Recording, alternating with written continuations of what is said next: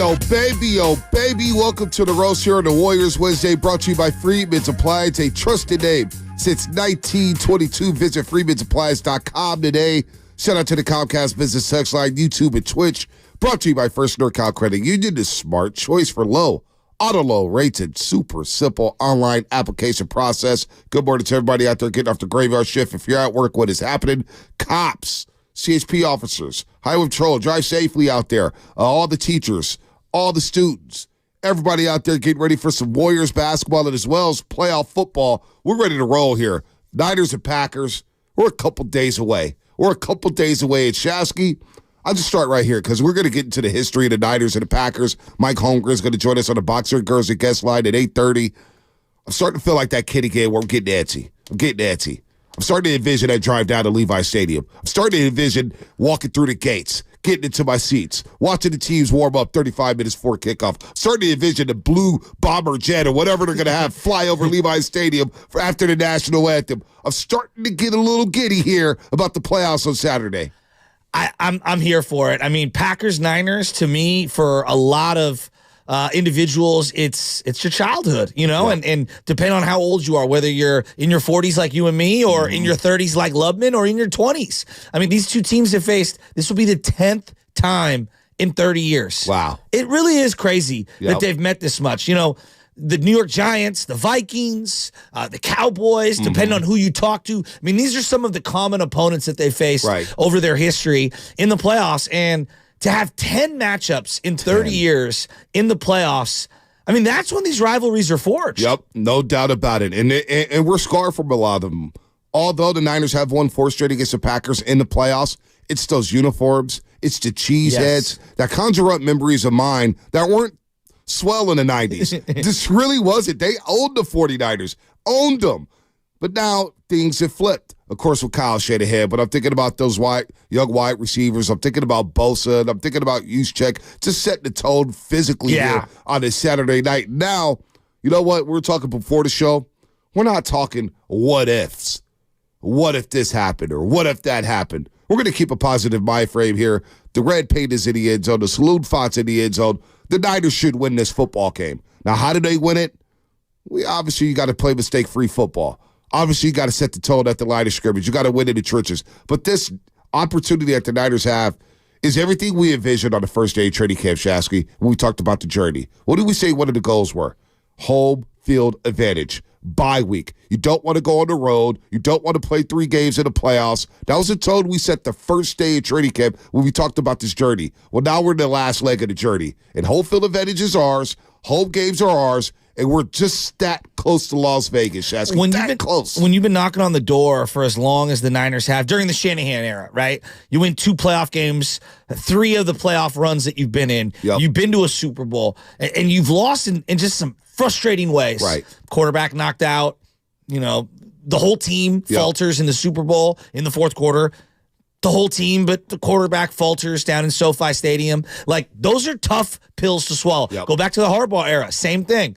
What's funny, though, is that as frustrated as we are with the Niners themselves, Packer fans hate our guts. I don't think you realize that they view the 49ers as one of the main reasons Aaron Rodgers doesn't have more than one Super Bowl.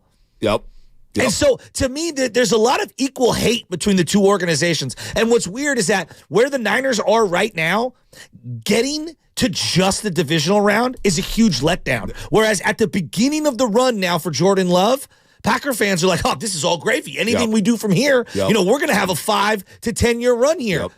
Niner fans are like, you have to advance past the NFC Championship game. Bare minimum for this year to be successful. And it's been wildly successful. I'm glad you brought that up because something I was thinking about was Shanahan and John Lynch. When they signed on to be the faces of the 49ers, the head coach of the 49ers and the GM of the 49ers, brick by brick is what they said. We're going to build this thing brick by brick. Forgot about that. And we don't even say it anymore. No. Because there's a lot of bricks here. You got a hell of a brick in Deebo Samuel. You got a great brick in Brock Purdy. You got George Kittle. But this was an expansion team. And the expectations when they got here was just, can we be relevant? Can we just play competitive football? Now we fast forward. They've been here since 2017. It's 2024 now, Shasky. And the expectation, it isn't just playoffs. It's how do we win the Lombardi? What they've done since they've been here to put us in this position to have all these stars, a plethora of superstars on this football team, 7 All-Pros. Hell, we were just looking for one Pro Bowler when they came to Santa Clara. We had no idea what was going to happen there, and they lose the 5 games by 3 points or less, 5 consecutive games, and then they make the trade for Jimmy Garoppolo, and the expectations have changed since then. But they continue to raise, and I know other fans are saying, "Man, Detroit, Tampa's on the other side. We're playing the Green Bay Packers and a young team, the youngest team in the playoffs in recent memory. We should be walking into the Super Bowl." But boy, it does feel like as the Packers window opens, as the Lions window is now open, Tampa Bay, we don't know what's going to happen here. On the other side, you got Houston, you got Baltimore, you got KC, you got Buffalo. Those windows are going to be open for a while. We don't know how long this window is going to be open for the 49ers, but it feels like if we could get this one, we could take care of business on Saturday, we take care of business next week, and we get to Las Vegas and finally get that one, it will validate everything that Shanahan and Lynch have built. Brick by brick. Well, and I think the recent playoff, disappointments for the 49ers fans has almost held us like hostage to enjoy this season to the fullest. Like, if I had given you this exact same season in 2019 with the loser years preceding it, we would have enjoyed this year more. It felt like during the year we had to pause our enjoyment or temper it because it's like, well, if you don't win the big one, none of this matters. You got to win the big one. It's all about winning the big one. Can they do it in the playoffs? I think we did a good job though this season. I think we did a good job. Roasters out there, all the roasters. It's a fun way to watch sports. Yeah, no. I think the roasters this season though, and I think we've done a good job at this as well because we haven't enjoyed. We've been hell-bent on getting that Lombardi. But every week we said, in the back of our minds, we know it's Super Bowl or bust. But damn, how about this offense? I know. Wow, look at George Kittle score 3 touchdowns against the Cowboys. Wow, look at Brock Purdy go perfect against the Arizona Cardinals. Wow, look at the perfect passer rating against the Tampa Bay Buccaneers. Wow, look at Brandon Ayuk. I think we did enjoy this one more so. And then now that we're here, we know what time it is. But don't you think if they can rattle off some wins here and get to the Super Bowl, at minimum, get to the Super Bowl, you'll be able to take a deep breath and all right, we got to where we needed to go. Yeah. Now I can just sink into it because there was a KD feel to what was going on. And what I mean by that is like that 2019 season where it was the pressure of if you fall short, it does, not that it strips all the joy, but it does. It makes it difficult for a fan. I think it does. I think it makes it difficult for the media covering the team because you understand, there are larger expectations. It's a great spot to be in. I'm not saying it's not a good spot to be in, but the organic joy of the first run of 2019 this year felt different. Now, I'm not saying that I didn't enjoy it. It just feels different. See, I actually enjoyed this year a lot because I had to take a step back personally. When we talked about the journey, at the Hilton Hotel in Santa Clara. I think we set the tone and said, look, we're going to enjoy every single week.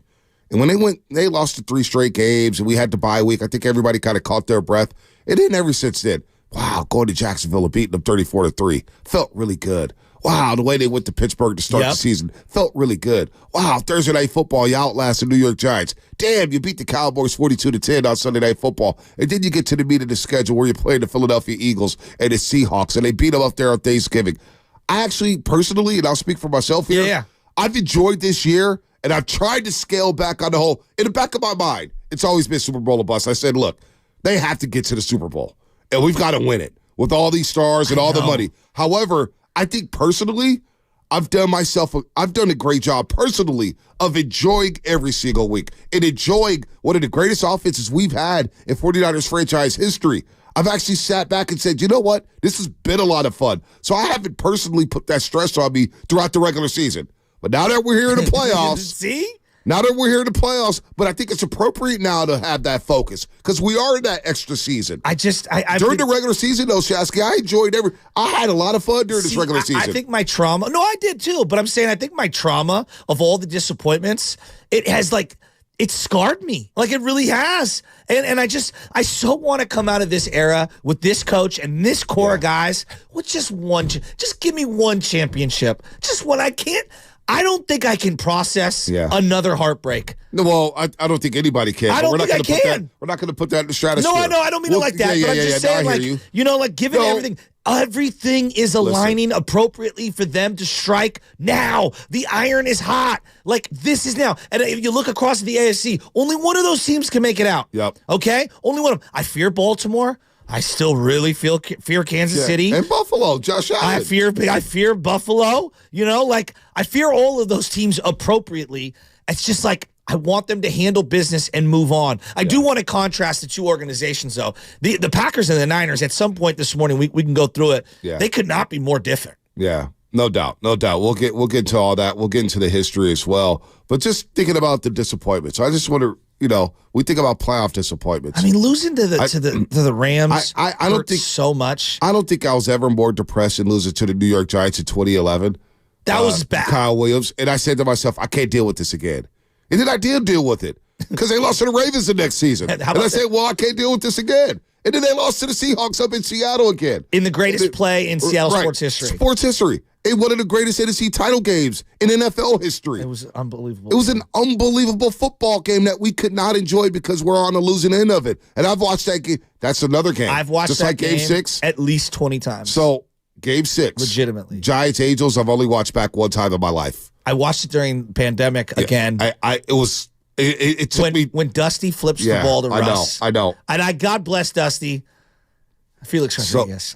So that was the only time I watched that game back. Really? I'll make an admission. The NFC title game between Seattle and the Niners, I haven't watched that entire game back yet. Really? That one cuts me deep. The fourth quarter alone, I've watched on YouTube, where the clock and all the issues with I've watched it over and over and over and over. I'm sorry, Shasky. Michael Bennett killed us. I can't stomach it. Cliff Averill. I can't stomach it. That was rock bottom, but you say we can't handle another heartbreak. Well, you know what? We did down at SoFi Stadium, where every Niner fan, you asked Rocco, we saw Miles in San Francisco afterwards. We did a video afterwards. We all hugged each other. I know. We were full out hugging each other, saying, we'll have another shot. And you know what? We did get another shot. We're in Philly last year. And the thud of that game, the finality of that way to lose, that way, it left a horrible taste in my mouth. But you know what, though? And I'm not even going to put it out there, but we know, come Monday morning, if the Niners somehow get upset by the Green Bay Packers, which I don't envision happening, but if they do get upset by the Green Bay Packers, it will be the biggest disappointment in Bay Area sports history, and I don't even think it's close. Wait. I think it trumps 2016, Game 7 between the Warriors and Cavaliers, because I understand where the Warriors are at that point. 73. Yeah, but I understand where the Warriors are at by Game 7. Iguodala couldn't play. And they lost to LeBron. They lost Andrew Bogut. Yeah. Stephen Curry was playing on one knee. Yeah. They were done. They were cooked. I talk to Festus Ezeli about it all the time, mentally where they're at. And hell, it was a tie game with 4 minutes left. I can live with that playing against LeBron James. I can live with that. Losing the Super Bowl to Kansas City, blowing that fourth quarter, SoFi Stadium, Game 6, Giants-Angels. 2002. 2002, losing to the Marlins, going wire to wire in the regular season. You know, this one right here, with all the stars that we have, if we were to somehow lay down to the Green Bay Packers, to me, it will be the biggest disappointment in Bay Area sports history. That's just me. Wow. That's me. I don't know if I'm ready to process that because you losing the World Series. Because this how highly I think of this football team. I know. We've got the best defensive line, right? Yes. This defensive line is the most expensive best defensive running back line. in the game. Best running back in the game. Maybe the best playmaker. Two of the best playmakers in the game with Debo and Christian McCaffrey. I got the best tight end in 49ers. Let's just say it right now. Yeah, George Kittle is the best tight end in 49ers franchise history. He's here now. I think you're right. Vernon Davis, I love Vernon Davis. I love Britt Jones. 54 touchdowns or something like George that. Kittle's the best tight end in 49ers pro football history, still playing in his prime. Brendan Ayuk, back-to-back 1,000-yard receivers. We finally have a duo. We broke down the duo at the Hilton Hotel, being the best duo in since the 90s. Well, they're here. We have that. I know. We got Jawan Jennings, who's nasty. You got Fred Warner, the best linebacker in the game. You have a 24-year-old quarterback who put up historic 49er passing numbers this year. He just broke 24 single-season passing record for yardage in franchise history. And I would argue, I know most will take Patrick Willis. I would say Fred Warner's on Patrick Willis's level. So that's why I don't know if he's better, but I think he's on his level. He's on that level. I do. I personally believe that. I'm with you. And I understand those that don't want to say that yet. Nope. I believe me, I get it. But Fred's an all-time player. No doubt. So I don't see the Niners losing on Saturday, and I'm starting to get psyched up for it. Tony, Jonathan, we're going to get to you on the other side. 888-957-9570. We also have something special happening in the 8 o'clock hour. Something special is happening as well as qualifying one of you lucky listeners for an autographed Christian McCaffrey jersey that I may just deliver to you. If you win it, I may deliver to you unless you live out of state, then I can't get it to you, but we'll work on that one. That's all coming up. Brought to you by Fremont Bank, full-service banking, no compromises. The road to Vegas is brought to you by West Credit Union, working for you today, tomorrow, together. Spring is free.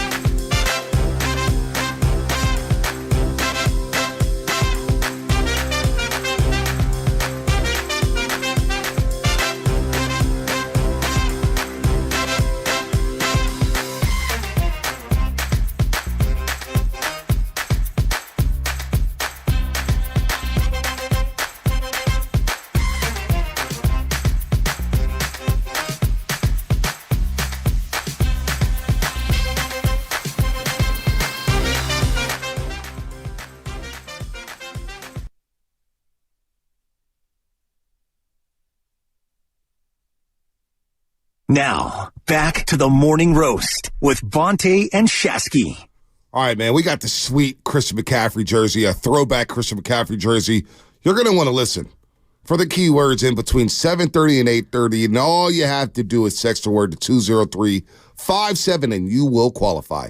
We'll be doing this all week long in between 7:30 and 8:30, and also listen in between 12:30 to 1:30. And you're going to hand deliver it? Maybe. Hold on. Let me get through the read. At Okay. 4:30 to 5:30, and you can win. Yes, you can qualify once each show, so you have 12 chances to win all week. I may hand deliver it. If it's within reason. If it's within reason, I will hand deliver the jersey. You can come with me if you want. Well, did you hear the story?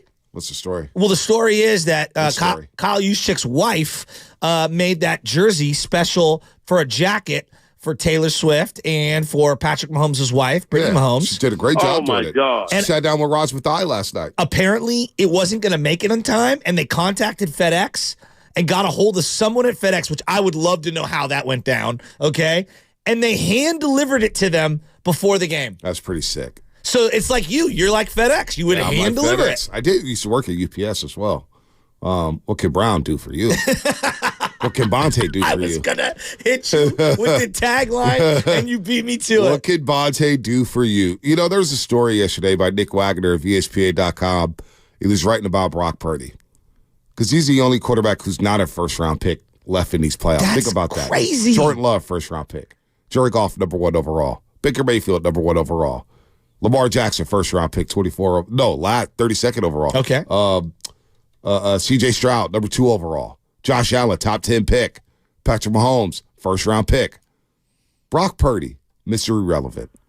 Now, there's a great story by Nick Wagner, and he's talking about Purdy, and you sent the clip yesterday, and I got to read the story. And this is what's insane. This is what makes Shanahan so insane. That's why we need Purdy just to ball out.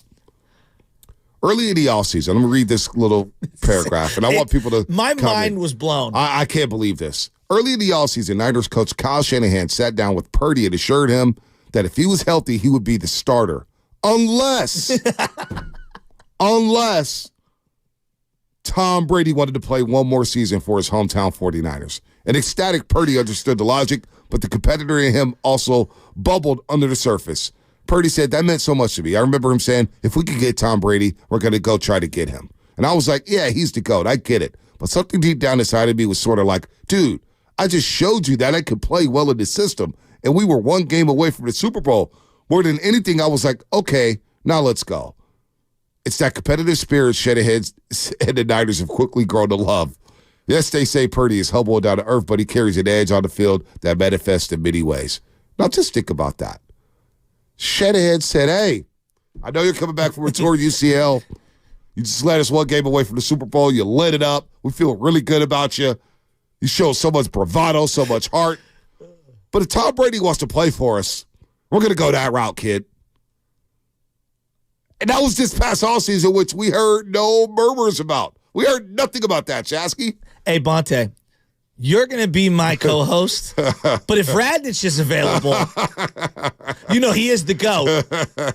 You might have to step aside. I understand, Chasky. I mean, I can't get over this. First off, you went back to the Tom Brady well when you should have went to the well day one, which they didn't, okay, which I wanted them to in the 2020 offseason during COVID and everything. Fine, whatever. Okay, you didn't go with him. And then you were going to go back to him when he looked even more washed and he was even more older. And the key was if he was going to give us a hometown discount. Right. At what point in his career lately has Tom taken a hometown discount? I know at New England at one point he did. That man's about his money. You see that deal he was going to sign with Fox? Yeah, I did. I just... Can you believe that they were going to go down to Brady well again? Okay, so... How do Niner fans feel about, like, that came out of nowhere? Out of nowhere. And it's like a throw-in. Right. It's a throw-in in the middle of the article, like, oh, by the way, Shanahan said they're going to try to go get Brady, which tells me a couple things that popped into my head about Shanahan. I can't believe that. Shanahan again. When Shannon Sharp said on First Take early this season, patience and the Shanahans don't go together. That I agree with now. So now... it is what it is, and I'm keeping it positive. I think Brock Purdy's going to play well this Saturday. I really do. Boy, Shanahan's always creeping to see who's next. He's always trying to upgrade, whether it's tight end, wide receiver, middle linebacker, or quarterback. But what about the whole fact of like, hey, the arm's up in the air. I don't know if he's even going to be healthy. Like, what's going? It tells me though, regarding Sam Darnold, Trey Lance, both of those guys were like not in the equation. Right. If he's going, it's Purdy or Brady. Right. To me, like, that whole narrative of all the talk that we had, leading up about Darnold and Trey or whatever, however you broke that down, they were never in the cards. No, they were done. He was done with Trey. Absolutely. He was done with Trey the minute Purdy lit it up against Seattle, and then they got into the playoffs. He was done with Trey. No doubt. We were fooled, but he was done with Trey. No doubt. And so there's that whole element, and there's like the whole, you're my guy, unless, something else. But that's also the nature of the NFL. Wouldn't you agree? It is, but the fact that he was like, yeah, I'm going to go look for Tom Brady after Purdy's sample size during that stretch was a lot better than Jimmy Garoppolo's sample size. And in fact, and look, and I was yelling this from the day they lost the Super Bowl. I was tired. I didn't care whether it was Brady, Stafford, Goff, Deshaun Watson. All I wanted was for Shanahan to get his guy. Yeah. Go get your guy. Well. And he didn't go get his guy, which is what made me frustrated about the whole Jimmy Garoppolo era because it was obvious that wasn't his guy. Yet he rolled with him for another 2 years. So it was like, Shanahan, what are you doing? Well, and now that it seems like he got his guy, let me go call Brady. Brady, you sure you're retiring? What? It's a unique situation. It's a unique situation. And he's a unique player who was available. I think it's one of those outliers, right? Like, right. I'm not going to lose my mind over Shanahan thinking about bringing in the greatest quarterback of all time to, because the guy might be out for one whole year and because this is a win now team. Look, right. I will be the first person to say it to the high heavens. I never thought Brock Purdy would have a season like he had this year. I never saw it in the card. You told me a year ago, a year and a half ago, even after the great run that he had, if you'd have asked me the minute after they beat the Dallas Cowboys, Purdy is going to break almost every single 49er passing record next year. I'd have been like, yeah, I don't know about that. I'm just being real. Yeah, I've watched a lot of 49er quarterbacks have nice little runs. Now, Purdy, his little run at the end of last year was better than all of them. Right. But I was cautioning myself from falling victim of prisoner of the moment. Right. Who could have foreseen this? Right. Nobody. Who could have? Nobody. And I am a sucker for Tom Brady. Have I not been, B? No, I think we all are. How could you not be? I think we all are. I told you, me growing up with the Pats, I remember you said, when they beat the Seahawks, that was when he won you over. I was just sitting there thinking, for the entire 2000s, you guys, Big Dog, so you ask anybody around me, I would not gamble against the Patriots. It was Pats or pass for me. That. Because Pats of Brady. It was. And the guy won me over the minute John Madden said, if I'm the Patriots when they won that first Super Bowl against the Rams, and John Madden goes, if I'm the Patriots, I just play for overtime. And Belichick went for it. And the kid didn't wilt. And the kid led him to a game-winning field goal. And I was like, wow, this guy, damn, that's ballsy. And then 2 years later, quietly, lights up the Carolina Panthers as he's in the duel with Jake Delhomme. But Brady lit it up. And you can't name a wide receiver on that team outside of Deion Branch. I'm like, all right, Brady's that guy. So I get it. I'm all for Brady. But after the Super Bowl, I said, you know what? Jimmy earned that equity, and it didn't look good in New England last year with Tom Brady. Mm-hmm. But obviously, he didn't have the weapons, and obviously, he proved us all wrong because he won a Super Bowl with Tampa Bay. Belichick was wrong. Right. Belichick's one of the greatest coaches of all time. He was in the building with Tom, and he was like, yeah, I'm moving on. Right. Right? Right. Absolutely. So, look, on some level, I can't fault the Niners or you or anyone who thought that Brady was done at that time. Right. I wanted him just because I wanted to see Brady come here, and I've always been a Brady fan. And it was probably more emotional based than it was film study based. I just wonder, how would that have sit with Niner fans if Brady actually did sign here and we didn't get to see Brock Purdy eclipse Jeff Garcia, Steve Young for the most passing yards of a season in 49ers franchise history? We would have been robbed of that. I'm almost, call me crazy, I'm actually glad it didn't happen. Bonte, I knew that the Purdy effect was completely off the charts. Maybe 2 months ago, I went to Target, and I saw just a 10-year-old girl walking around Target in a Purdy jersey. Then I hit the corner, go to get my water, and I seen a 4-year-old dude in a Purdy jersey. Yeah. And I said to myself, all right, this fan base loves Brock Purdy. Yeah, well, the Dan Orlovskis of the world, and I'm just using him as an example. The national pundits might want to say what he isn't, but what he is one of the most beloved athletes right now in Bay Area sports. Ed and I have been together over 7.5 years. She doesn't go crazy over athletes. She doesn't go crazy. I don't know why that needed to drop. I can't believe she lasted 7 years with me. But Purdy. Does she go like crazy over my opinions, maybe? Nah. Some of my jokes? She don't even, I don't know. She sometimes don't even listen. How I prop you up? Sometimes she don't even watch the pre- and post-game show. She don't even care. She's like, what it's a hater. Just work. It's just work. She's like, it's just work. We're doing our own thing. My wife doesn't listen to anything. Yeah, exactly, which is fine. But the way she went crazy for Purdy, early on, she goes, babe, I think we got our Tom Brady. I said, you're out of your mind. I can't believe she said that. I said, you're out of your... And I tell you the story where my mom was like, we got a quarterback. You talk about the Purdy effect. And then the lady at Big Mouth Burger sipping a lemonade saying, yeah, the quarterback's pretty good. I'm like, what is going on here? All right, I'm not falling for the banana in the tailpipe anymore. But here we are a year and a half later, and I feel pretty damn good about Purdy being a quarterback of the 49ers. But it's just wild that Nick Wagner just threw this in there, that Shanahan sat down with Purdy and assured him that if he was healthy, he would be the starter unless Tom Brady wanted to play one more season. Me and Bonte will be a successful duo unless Radich comes out of retirement and wants to work with me. Oh, man. Let's rock. By the way, I love how I'm replacing you in this particular hypothetical. Yeah, I know. I just get kicked to the curb. All right, don't miss the kickoff show this Sunday with Larry Krueger and Lorenzo Neal live 2 hours before the start of the game. Join us at Hilton Santa Clara Hotel. I don't even know what time I'm getting to this game. For delicious food, great drinks, and the best pregame show in the Bay Area. Presented by Habas Law. You've been wronged. Habas Law will fight to make it right. Call 1-800-INJURED or visit HabasLaw.com. What's coming up in the game brought to you by Fremont Bank, full-service banking, no compromises. When I say Packers-Niners, what do you think of, Roasters? What do you think of when I say Packers-Niners? Let's get into the history of this rivalry. That's all coming up here. 888-957-9570. More coming up on the Roast. All right, it's Willard And Dibs. for Safeway.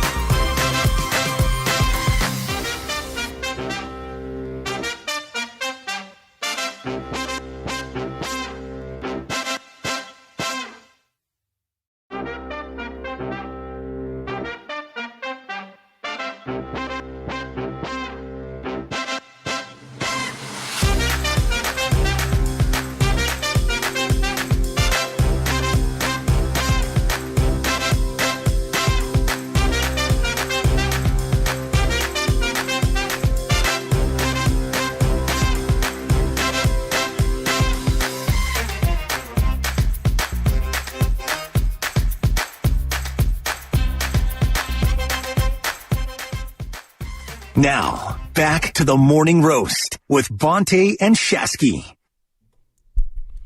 Segment sponsored by Golden State Lumber, serving the Bay Area for 3 generations. When you succeed, we succeed. Visit goldenstatelumber.com. Okay, we have something special happening at the 8 o'clock hour. Something special. And I wonder if you know.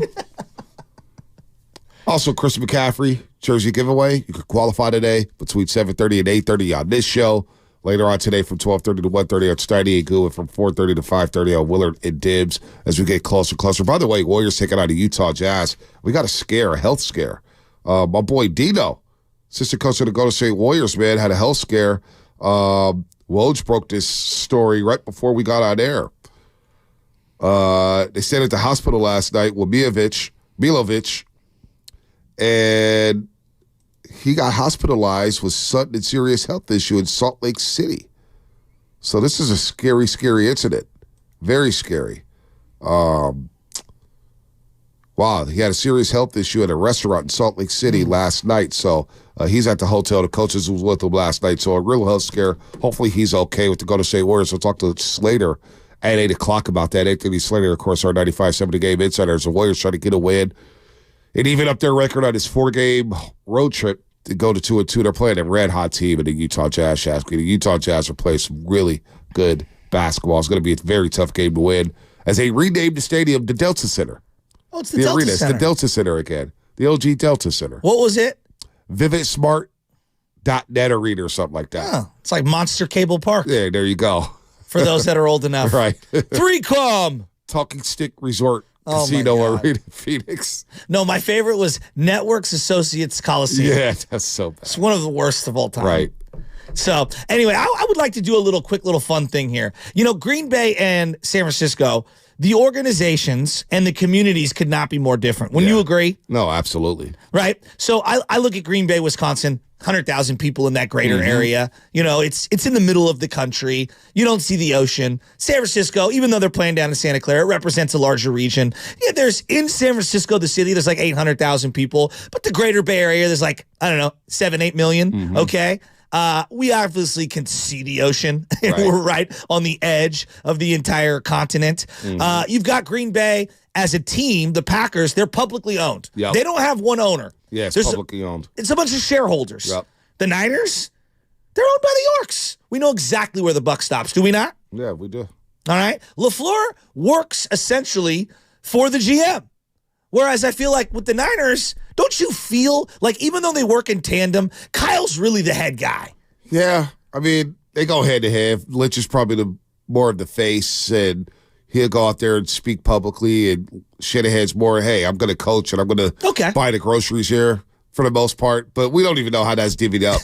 We don't know if it's Adam Peters. We don't know if it's John Lynch. Who knows? I don't know. But I feel like I interpret it as this is Shanahan's operation. Right? You know, the Niners have been looking for that singular quarterback to lead this team forever. The Packers are on now their third guy.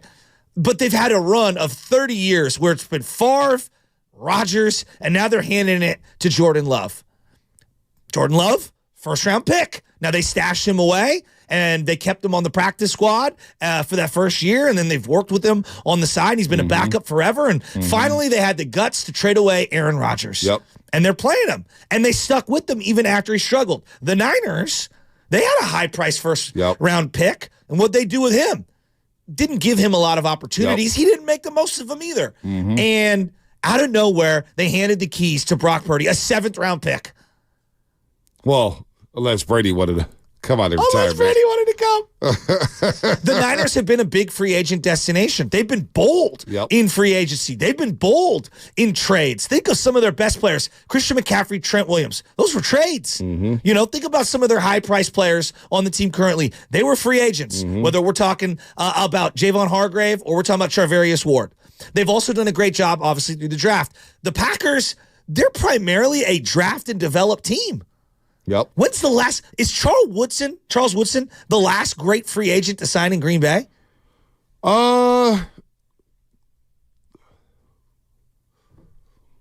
Think of how hard you're thinking right now. Well, yeah, because I don't follow the Packers like that. Like, we watch their football games, but a day-to-day transaction, Charles Woodson was a huge free agent. They got Reggie White back in the 90s. They were able to get players around him.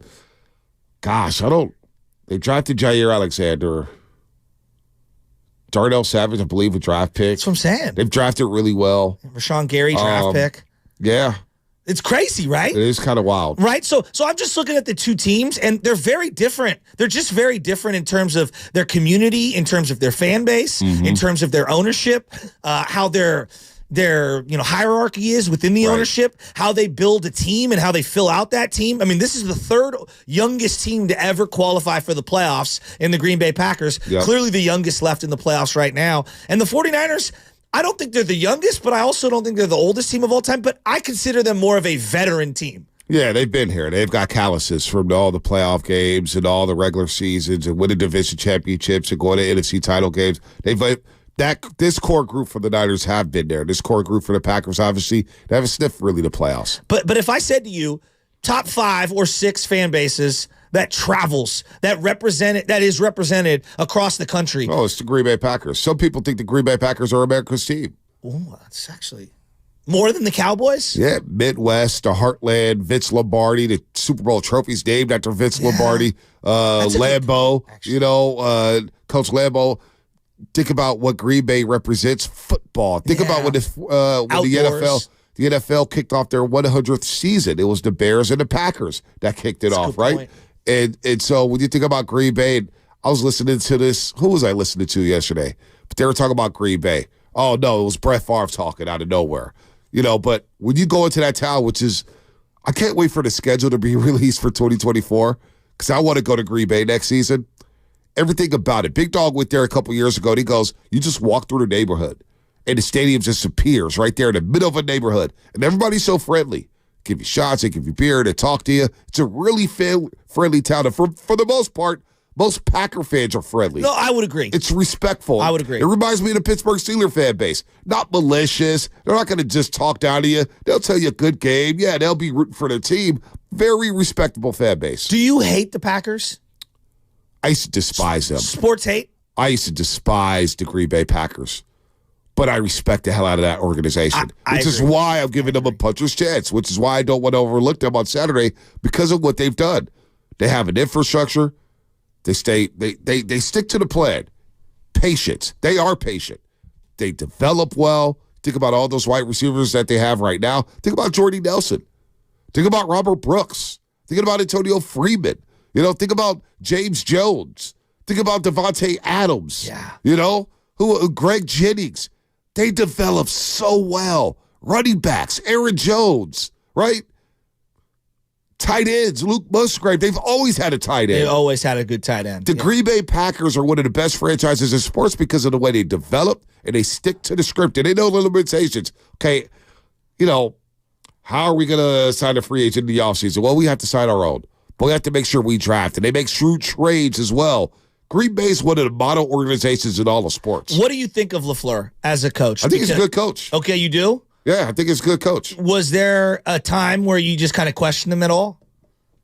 No, I was eager to see him without Aaron Rodgers. I think a lot of people were. How much of it was Aaron? How much of it was LaFleur? Yes. Before the season, we were talking about Green Bay, and I was just thinking, man, I think we're sleeping on them. Well, you were always high on Jordan Love right. when everyone else thought he sucked.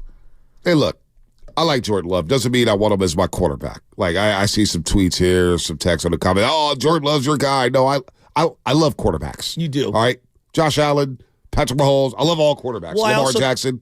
But Jordan Love, I thought, let's give him a patient. shot. Yes, because more patient. in today's society, we're not patient. At all. Think about Philadelphia. We listen to 94 WIP. We're waiting for Phil Mike to go on there. They already talk about firing Sirianni. He's got a playoffs in all 3 years as head coach. They're talking about getting rid of Jalen Hurts. Right. Jalen Hurts after a near MVP season and looking like the best player on the field in the Super Bowl. Think about all these quarterbacks that we want to flip-flop. Everybody was down on Josh Allen midway through the year. Oh, Josh Allen can never get it done. Now look at him. I know. He's hosting the whole playoff game against Patrick Mahomes Sunday night. Single-handedly just Carrying the Buffalo Bills. Yes, as an so organization. patience in sports, hell, yeah, you're right, Tyler. Trey Lance, we weren't patient with. We weren't patient. Shanahan, after seeing Brock Purdy light it up last season, told Brock Purdy as he's rehabbing, you're our starter unless Tom Brady wants to play for us. It really is incredible. Sean McVay, Jared Goff. We're seeing Jared Goff leading up to playoff wins and a Super Bowl appearance. We got to move off you, buddy. We're trading for Matt Stafford. It's crazy. Patience in sports. While Green Bay said, you know what? We're going to draft Jordan Love. Yes. When everybody said, oh, you got to draft a receiver for Aaron Rodgers, and Aaron Rodgers made a big stink about it. Remember? Really? That's what we're going to do? Draft Jordan Love? And they sat there. They were patient. Same thing with Brett Favre when they drafted Aaron Rodgers. When they draft Aaron Rodgers first round, you're going to sit and watch. When nobody likes to sit and watch. Think about how many rookies play on day one. The Packers are like a throwback. When we grew up, quarterback sat for at least 2 seasons. At least. What, like the Aaron Rodgers part, because this is the first time we've faced the Green Bay Packers since Favre where you haven't had the Aaron Rodgers, oh, you should have taken him component.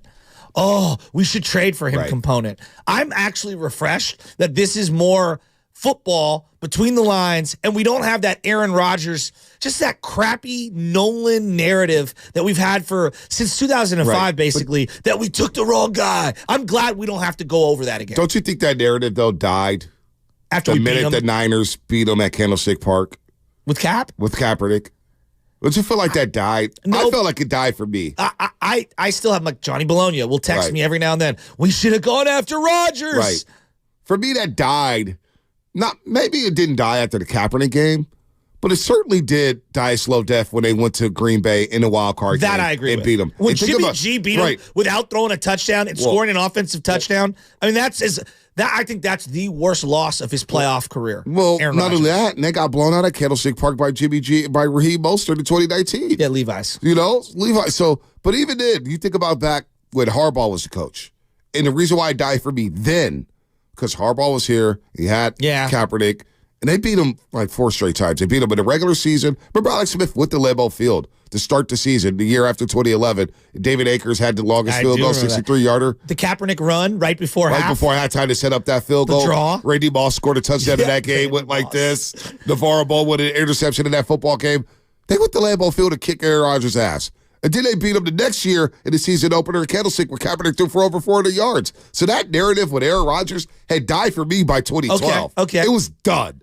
It was done. I was like, look, they got their Super Bowl. It was a bad pick. I think we could all move on. I agreed. I feel like every time I saw his face, and then that throw he made to Devontae at Levi's, like, oh my God, this guy's going to torment us forever. Yep. You know what I mean? The one that got away, as we always talk about. Sam, you're a little younger than us. You're 10 years younger than us, give or take. And I don't mean to put your age out there. Green Bay, where do they rank for you in terms of, like, were you around for the 90s when they smacked us up 4 years in a row? I mean, I was, a little tyke back then, so I don't have a huge memory of what those games were like. I mean, I think the first Packers-Niners game I really remember was, I think it was the 2002 playoffs when they lost, I think it was 25-15. That's like the first one. The underthrow from Garcia. But the big ones are the Kaepernick ones, and then the two most recent ones there. So basically the last 4 matchups are the ones that stick out the most for me, not the ones that earlier Niner fans had to trudge through in those 90s matchups. And then what about Aaron Rodgers for you? Like, is he the one that got, I mean, you're a big Cal fan, obviously. Like, aren't you happy that we don't have to deal with that this week? Oh, absolutely. I mean, you talk about kind of when that Rodgers narrative died. I definitely think it died a little bit after those Kaepernick games, but then it kind of popped up again when Kaepernick kind of faded away, and it's like, oh man, still would be nice to have Aaron Rodgers. But seeing what Aaron Rodgers has been like the last couple of years, though, has added another layer of it to the whole story. Like, there's a part of me, it's like, yeah, it would have been nice to see Rodgers in a Niner uniform. The last few years, like, you know what? Maybe we dodged a bullet there in the long run. Think about who Aaron Rodgers has become. Oh, totally agree. in a way, sure, he's got a Super Bowl, and it would have been great to have Aaron Rodgers. He's one of the best quarterbacks. At a time, he could claim that he was the guy. I mean, he threw a perfect. Some people consider him the greatest quarterback of all time. In terms of gifted. Just talent, arm strength, making all the throws, mobility, deep shots, out routes, back shoulder fades. Precision. You think about the back shoulder fade. It felt like he was the innovator. Yeah, I know. Well, I keep going back to, I still can't get over that throw he hit to Devontae at Levi's on that Monday night. It's one of the greatest throws I've ever seen. Sunday Night Football. Oh, it was a Sunday night, excuse me. Sunday Night Football. It's one of the greatest throws I've ever seen in my life. Fred Warner was in perfect position. It was the greatest throw I've ever seen. He's great, but think about what he is as a character. And I'm like, you know what? I'm okay with never having Aaron Rodgers in a 49er football uniform. Yeah, I am. I've been over it for so long. Yeah. I've been over it for a decade. Think about that's just me personally. I don't speak for everybody. Some people are different. Some people are still to this day, oh my gosh. But you know what? I've been over it for a decade. And so the Niners, because the Niners have had really good teams. Yes. And you know what? Since that moment, they've owned the Green Bay Packers. They really have. I mean, they really have. The Packer fans, so like my buddy Bill Schmidt, who's going to come on with us later this week, his heart has been broken, and they've had seasons like the Niners are having right now, where the Niners have come in and thumped them, and they thought they were having a magical season, and they had the Hall of Fame quarterback who was going to get to his second, Super Bowl and win it. Right. They've had their heart broken numerous times by inferior 49er teams. Yep.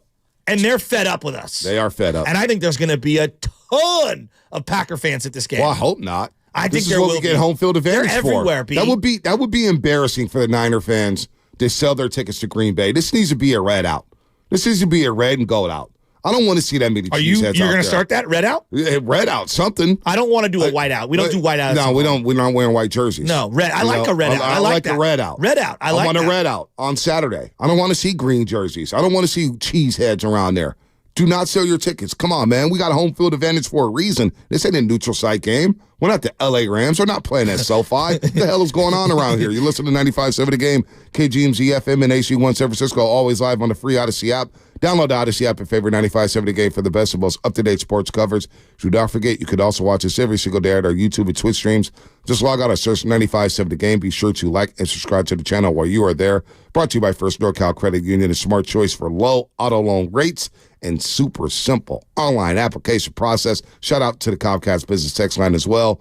This is a Warriors Wednesday. We'll get into the Warriors at some point today. Anthony Slater, our 95.7 The Game insider, will join us on the Boxer and Gerson guest line at 8 o'clock here on a Warriors Wednesday, brought to you by Freeman's Appliance, a trusted name since 1922. Visit freemansappliance.com today. Speaking of a Packer fan, let's go to Kit in Larkspur. Kit in Larkspur, our first call of the day from a Packer fan. Wow. What's up, Kit? Hey, I'm going to the game, and there's going to be a lot of Packer fans at the game because we're not wine-sipping, cracker-eating 49ers fans. Heavy rain at Levi's Stadium will be like a summer vacay for the Packers fans, so there's going to be a lot of green and gold going fly like a cheesehead, fly like a cheesehead. I'm going with a local bartender, so we'll warm up. I hope they sell brandy at Levi's Stadium. All right. Kit, what else you got? Because we do have brandy. What type of brandy do you want? We don't sell Jake. We got Hennessy. We got whatever you want. Brandy, you're a fine girl. So how's this game going to play out, Packer fan? Kit? We're going to take the ball, and we're going to go down and score, just like the last game. And the 49ers are cursed, just like all the analysts chose Dallas. The 49ers are cursed because none of the analysts are giving the Packers a chance. Kit, you never really trash talk before, huh? This is not too nice. Yeah, I can't take you serious. I kind of want to give him a hug. I can't take you serious. How long you lived in over there in the Bay Area? How long have you been here? 34 years, but once you wear the green and gold, I went to the first Super Bowl when I was going to college in 1967, and the ticket was $6, and unfortunately it was about 100 times that for this ticket, which the 49ers fans are selling because they can't take the cold weather like the Packers fans. Oh, Kit. Last I remember, when we faced in the playoffs, I believe we went into Lambeau in frozen conditions. Right. Had a lot of fans there. and beat you? It was a little rain during an NFC title game in 2019. There was. It was misty. We've been up there in cold weather games twice against Green Bay. Kaepernick, and then, of course, Jimmy Garoppolo. In recent memory. In recent memory. So, sure, Kit tried to talk some trash. He's too nice. That was like the most wholesome trash talk he's ever had on this show. I mean, we're going to take the ball and score, and you guys They've can't got to take have the Brandy rain. at Levi's, right? Yeah, of course they do. They've got everything at Levi's. My girl Danielle's just slinging alcohol out there. Danielle Britter. She's slinging shots of alcohol, tequila, and everything out there. What are you talking about? Brandy. What? Wine and cheese. I haven't seen anybody sip some wine at a Niner game in a very long time. I'm trying to think. I can't remember the last tailgate I went to where they were sipping wine. Yeah, it's out there. Truly? It's out there. They do it in other stadiums. I don't know. The 408 Empire, when I go to their tailgates and I walk through that, not a lot of wine. No. There's a lot of... There's a lot of everything. Damn, I'm high but off I don't know contact. if wine's necessarily on the menu. I'm not there either. Shout out the 408 Empire. Right. Our tailgates get down. They do. Good job, kid. I'm not mad at you. I'm not. All right, it's shit ahead. Here's shit ahead on the Green Bay Packers. They looked real good versus Dallas. I think they've looked, haven't got to watch much of them until these last 10 days, and obviously picked it up a lot more these last 2 days, but I think they're a very good defense. The numbers don't always tell the truth. They had a couple games that got some cheap yards, but they're good in the run, good in the pass. They can get to the quarterback. They're extremely sound. They're getting healthier. A ton of respect for Joe. Got to work with him my first couple of years of my career in Tampa. He's been involved in a number of different defenses and playing against him a few times with the Rams, and in Green Bay, his scheme just keeps getting sounder and better. Hey, Shannon, when did you start prepping for the Green Bay Packers? Started really focusing on them halfway through the second quarter, and they scored at the end of the second quarter, so I kind of did both at halftime, and then third quarter I was set on one team. Midway through the second quarter, he's like, yeah, Cowboys are cooked. Well, he said they're good against the run and they're good against the pass. They're not good against the run. And I don't, I'm not trying to like rip Shanahan. I'm just saying I think he doesn't want to obviously showcase what his particular game plan is, but they're 28th against the run this year in a division that I would say doesn't have the most excellent quarterback play. And if you just look at like when they played certain teams, like they played Minnesota after Kirk Cousins was already hurt for the year, and you're on your third, fourth quarterback. I mean, it's Nick Mullins starting against them, for crying out loud. Right. So I think the Niners will be able to run the ball in this game. At what point do they start to run the ball or dedicate themselves to the run? I think we can have a philosophical conversation on passing first to open up the run or vice versa. But I think we can run. And I actually, to me, it's Debo. It's obviously CMC.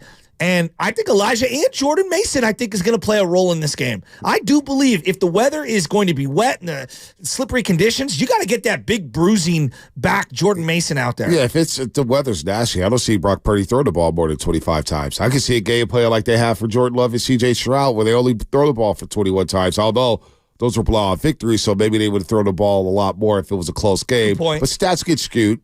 There's a lot of injuries. The Packers have been dealing with a lot of injuries all season long, and they got a good front seven. They looked good last week, but I don't respect the Cowboys' run game. All right, we're going to take the calls. At all. I am 100% with you. Your phone call's coming up. I see you guys lining up here. Stay patient. We're going to get to you on the other side. 888-957-9570. We'll start to dive into the history of this rivalry. It is a Warriors game day, however, as they are in Salt Lake City to take on the Utah Jazz. A Warriors game day brought to you by Xfinity, the Xfinity 10G network made for streaming live sports. And what's coming up on the game brought to you by O'Reilly Auto Parts. Your phone calls. The road to Vegas is brought to you by West Credit Union. Working for you today, tomorrow, together. Shop O'Reilly Auto Parts.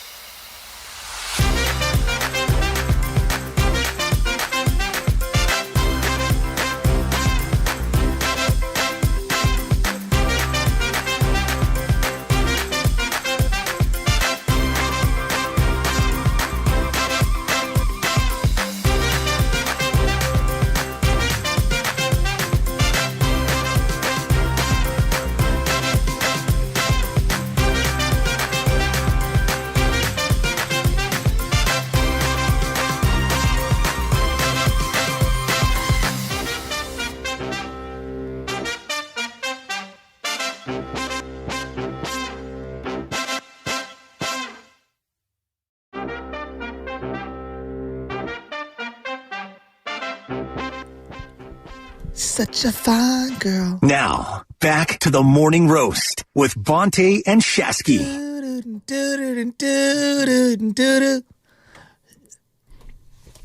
That's a nice tune right there. Bro, this song hits. So one night we're up the Russian River. I got my mom and my aunt in the back of the car with my wife. We're driving back from one of the concerts. They do these what are the bands called that do covers? Cover band, right, I guess. Mm-hmm. And so I put on one of my playlists, and this song came on, and they were all hammered in the back of the car. There's nothing like being the sober driver with a bunch of older women who are like hammered, okay? And they're in the back, and they are screaming this song. Brandy, you're a fine girl. Looking Glass. Not fun song. being sober for that. Need a little something. No, it's hilarious, bro. You're laughing your butt off. Because then if you're a little drunk, you're singing with them. Well, I'm singing with them regardless. I'm the guy that doesn't need the liquid courage to hit the dance floor or to sing. I'm not saying being intoxicated, but you can have a little pop here and there. Just be able to handle it behind the wheel. I hear you. Don't drink and drive, kids. Should I do a little brandy or cheese and wine? Cheese and wine. Cheese and wine. Let's go to cheese and wine. Do not drink and drive, especially in this day and age. Absolutely. By the way, if you want to win this sweet autographed throwback CMC jersey, I'll show you in just a second. Listen for the keywords. It starts in 11 minutes. From 7:30 to 8:30, all you have to do is text the word to 20357, and you will qualify. We'll be doing it all week long in between 7:30 and 8:30. Also listen between 12:30 to 1:30 with Stardy and Goo. And, of course, Willard and Dibs from 4:30 to 5:30. You could win. And, yes, you could qualify once each show, so you have 12 chances all week long to win this sweet throwback Christian McCaffrey autographed jersey. Just download the free Odyssey app and listen to 95.7 The Game wherever you go. Catch every Warriors game live on the app along with all the music in the Bay Area needs. Anthony Slater will join us at 8 o'clock to talk about the Golden State Warriors on the Boxer and Girls guest line. But let's go to Dave in Modesto. David in Modesto, what's happening, man? Hey, what's going on, guys? Good morning. You guys hear me? Good morning. Yeah, quick question, man. You guys think, I don't know, Kyle Shanahan, when we take this lead in this game, I don't want him to take his foot off the gas. I want him just to keep on racking up those points. And also, what do you guys think about Jed York just sitting back in his office now, letting the coaches do their thing? I think Jed York's done a phenomenal job.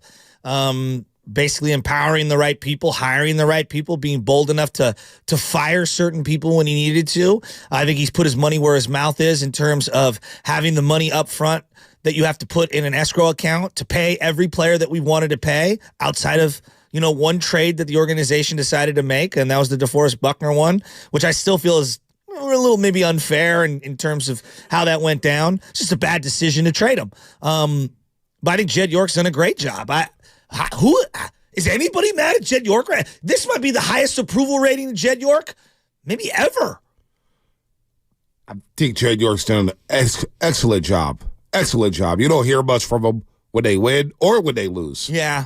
You don't hear from them. Pardon me. Jed York, look, he's taking over this franchise and he took his lumps early, right? He was guaranteeing things to Texan Adam Schefter. Hey, we're going to win the NFC West. And it's like, Jed, you can't do that. He hires Harbaugh to slam dunk hire. He gets credit for that. We know how that ended. And everybody was Team Jed, Team Jim, Tim Trent Baalke. Well, he washed his hands away from that. And he stepped out of the way. And I think one of the biggest spots, one of the biggest turning points for him was when he hired Kyle Shanahan. And there was a lot of leaks going on within this organization, outside of the organization. Mm-hmm. Everybody was hearing everything, right? Everybody couldn't keep their mouth shut down in Santa Clara, whether it was Parag or Jed, whoever it was. They hired Kyle Shanahan, and for 2 weeks, they went radio silent on the GM spot. And then, boom, John Lynch is your GM of the 49ers. And it was almost like a test for Jed. Hey, don't say anything. We're going to do something that shakes up the football world. I remember texting with a guy 20 minutes after Lynch was hired. It was like, Lynch will be better than Elway as a GM of the 49ers. Lynch will be better than Elway. Elway won a Super Bowl. He was pretty good. I think we underrated how good Elway was. And Lynch quietly is stacking up some great draft picks, some great football teams. And Jed gets credit for that. He gets credit for pay. Think about all the guaranteed money he's dished out. It's been like over $400 million. Debo's money, Kittle's money, Warner's money, Trent Williams' money. Ayuk's going to get paid. Bosa's money, obviously. They pay for Quan Alexander, right? They pay for Quan. Javon Hargrave, you pay for him. D Ford, the second-round pick, and the money that they gave D Ford. They spent a lot. Charvarius Ward, Jed York. Money hasn't been an issue for Jed. And they're bringing the Super Bowl back here to Santa Clara. We've got the World Cup back here in Santa Clara. They've got concerts booming down in Santa Clara. Jed York does deserve credit. Well, I think the area that you didn't bring up was the quarterback thing. When I look at some of the dysfunctional teams in the league right now, if I was just to say to you, the Carolina Panthers, what would you say?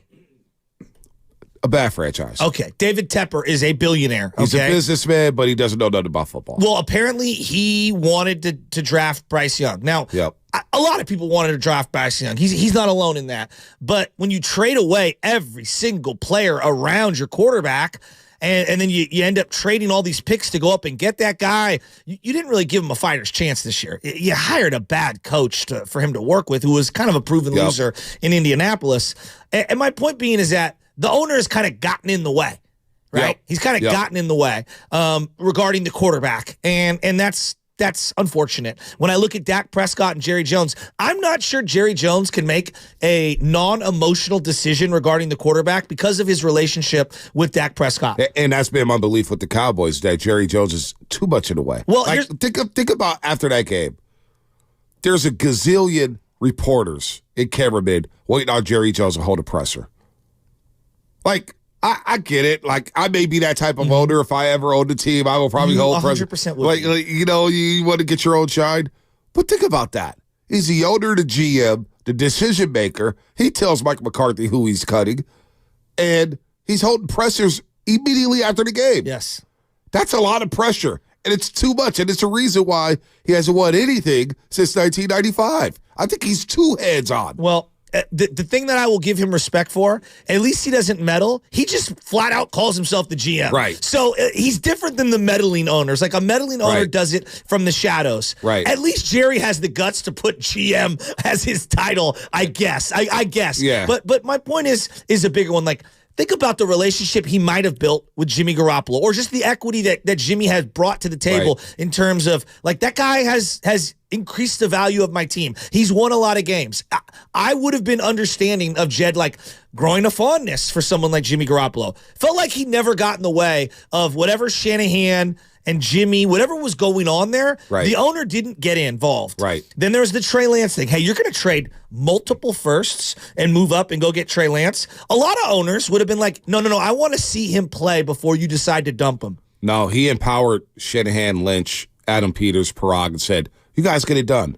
I trust you, and I back you 100%. Exactly. And then you flip the card and you get to Purdy.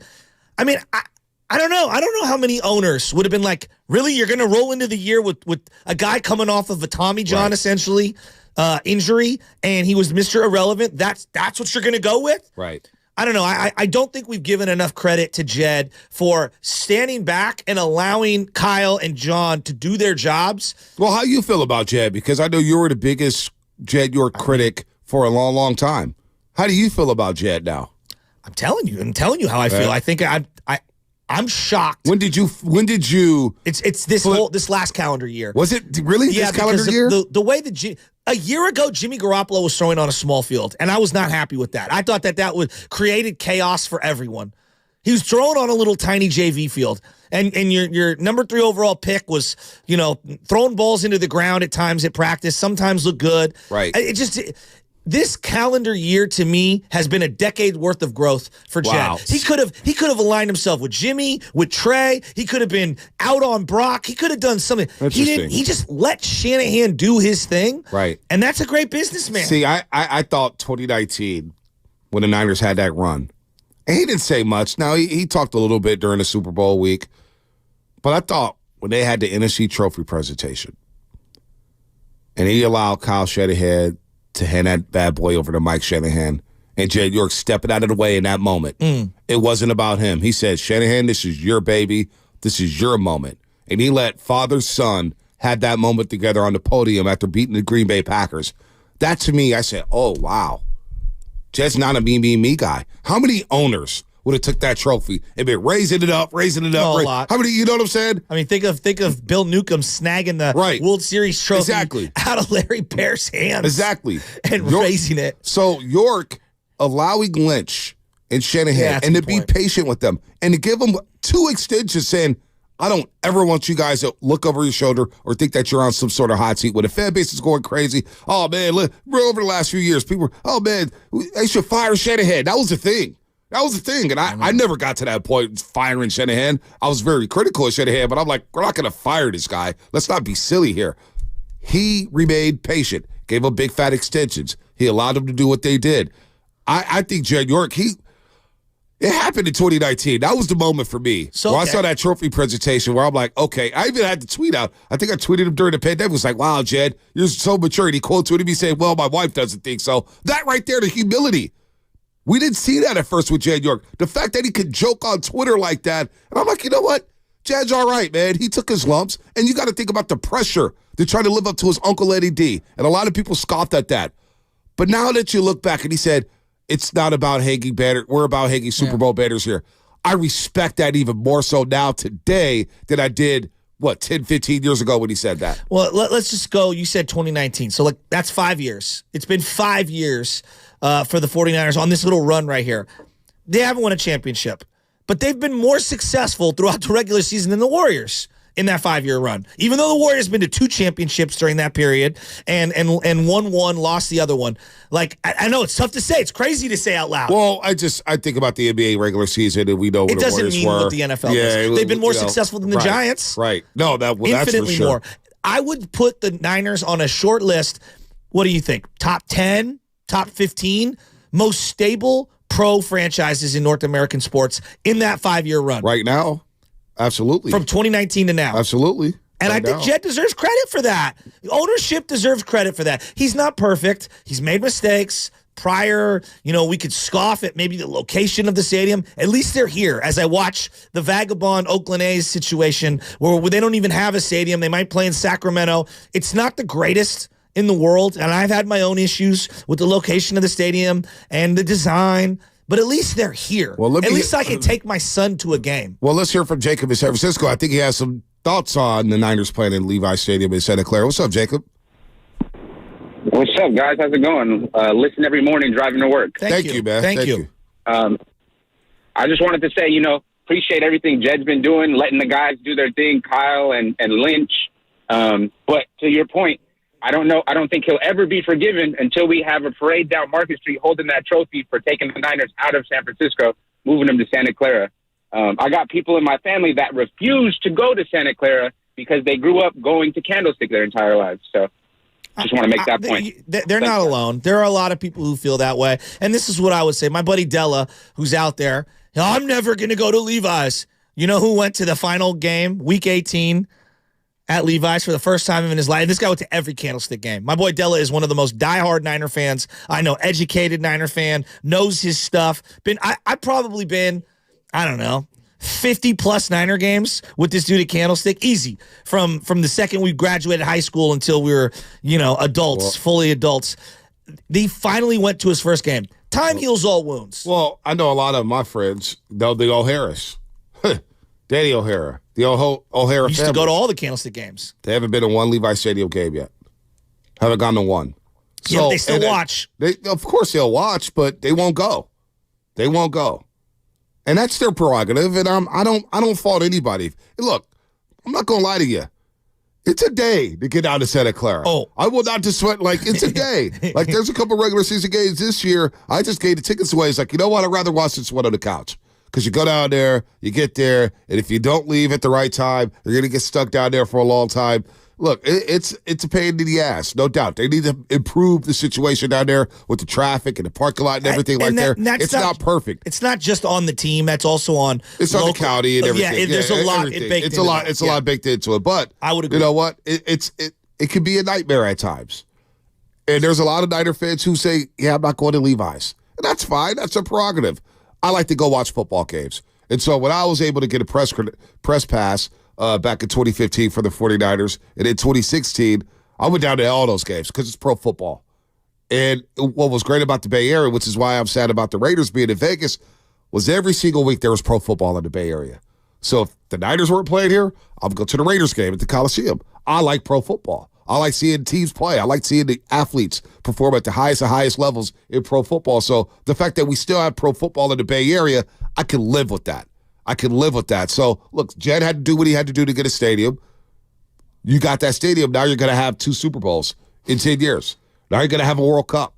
Now you have Beyonce coming out here. You had Taylor Swift doing 2 days of concerts. Well, and so it is what it is. But I think it's important that we stay, me, Mr. Businessman, but having that revenue is how you pay all those salaries. Yeah. Having that revenue is how you ditch 2 coaches and find the right one in Kyle Shanahan. Having that money gives you the capital on top of the national television contracts. But that's why they had to move. Exactly. That's why it's important to have revenue. Stadium. Kansas City wasn't producing anything. By the way, now it's time to qualify for the contest. Where is my keyword? Here it is, baby. We're going to do this up until 8:30. Text the keyword playoffs. Dude, he's doing a new playoffs. Commercial right now, and it's the same commercial they've been doing for 20 years. Hey, get your money, Jim Mora, Sr. Playoffs. Text playoffs to 20357. That's playoffs to 20357. Message and data rates do apply. You could win this Christian McCaffrey jersey. Playoffs. What a throwback. Wow, look at that thing. Hold it up high. Wow, that's incredible. How cool is that? So it's a red Niner jersey with the black shadows. It's like the 94 throwback. It's got a CMC picture on the left side where he's running, toting the rock. On the right side, it looks like he's catching a pass from Brock Purdy, who's in the background. What a sweet. I mean, that thing it's matted. It's what do they call it when you put it in there? It's come on. When you get a jersey, then it's stuck into a picture frame. What do they call that? Just put it in a frame. Framed? Framed. Yeah, there you go. It's a framed jersey. Well, I mean, I got stuff that I would like to frame that I have not framed. You don't have stuff like that? No, I got a box of stuff. Encased. Some people say encased. There you go. I didn't know where you're going. Larry, San Francisco, what's happening? You're on a roast. Larry, what's up, baby? What's up, Larry? I just want to. Yeah, hello. Can you hear me? We got you now. Okay, I just want to comment about the fans that's calling about Candlestick and Santa Clara. I was one of those fans also because, they closed down Candlestick. And like I said, I've been a fan of the Niners since 1968, somewhere, and I was 11 years old. Wow. But I want to say this about that new stadium. When I was one of the people who said, I'll never go, right? But I finally went to a Dallas and 49er preseason game. I think it was like the second or third year of the stadium. That's a beautiful stadium. And I'm telling you right now, they could never build that stadium where Candlestick sits. That place is used, but man, when they first get there and see that stadium, they're gonna be impressed, and that's all I want to say. And go Niners! As far as that Green Bay Packer fan calling in first, Green Bay sucks. I like that. Just save that drop. Green Bay sucks. Green Bay sucks. The history of the game. We'll get to that. Mike Holmgren is going to join us on the Boxer Girls and Guest Line at 8:30. We'll get to the history of the last 10 years, or excuse me, the 10 matchups between the Niners and the Packers. I remember every single one of them, how those games went down, how they lost, how they won. It's a lot of history here. I think we should cherish this one. Packers and Niners. And this is going to be a tough game. I wonder if the rust is a factor. Here's Shanahan on whether or not rust will be a factor for the 49ers. I mean, it's not in my mind really much at all because he hasn't been on a bye week. We pushed the heck out of Brock. Meetings, practice. I mean, we knew Sam was playing that whole game, and Brock was still splitting reps with him. So Brock got a good weekend. We just didn't want to put him out there in the first half of that game. So he did miss the first half versus the Rams, but he got that whole weekend. And he came back. He's been here. He's worked on his days off. We got 2 bigger practices last week than we do in a normal week. So, and Brock went out with the guys on Monday, did a bunch of stuff with them, and now we're going to get 2 practices in again. So, in terms of time off, he did have 2 quarters off to what we could have done with them, but we definitely think that was worth it, and I don't worry about that affecting Brock at all for Saturday. That was on Brock. Brock right there. It, can I respond to that real quick? Guys, no matter what. We clinched the... Sorry, let me just respond to that. I was thinking about this regarding the rest and rust and all that stuff. Week 1, preseason, they hadn't played, and he hadn't played for a long time in terms of live games. How'd they look? Looked pretty good against Pittsburgh. I'm talking about the preseason game. They went right down the field. I don't even. Yeah, okay. Okay, he hadn't played in forever, okay? He hadn't played in forever, in a live game. Week 1 against Pittsburgh. How'd they look after not playing the week prior? Because you have a bye week in between the third preseason game. Pretty damn good. Yeah, okay. How about coming out of the bye week against Jacksonville? Pretty good. All right, so I'm really not worried about Brock Purdy taking a couple of weeks off because in this year alone, this calendar year alone for the football season, he has proven that he can take a week off of game bullets and just based off practice, come back in and be rhythmic and lead this team down the field.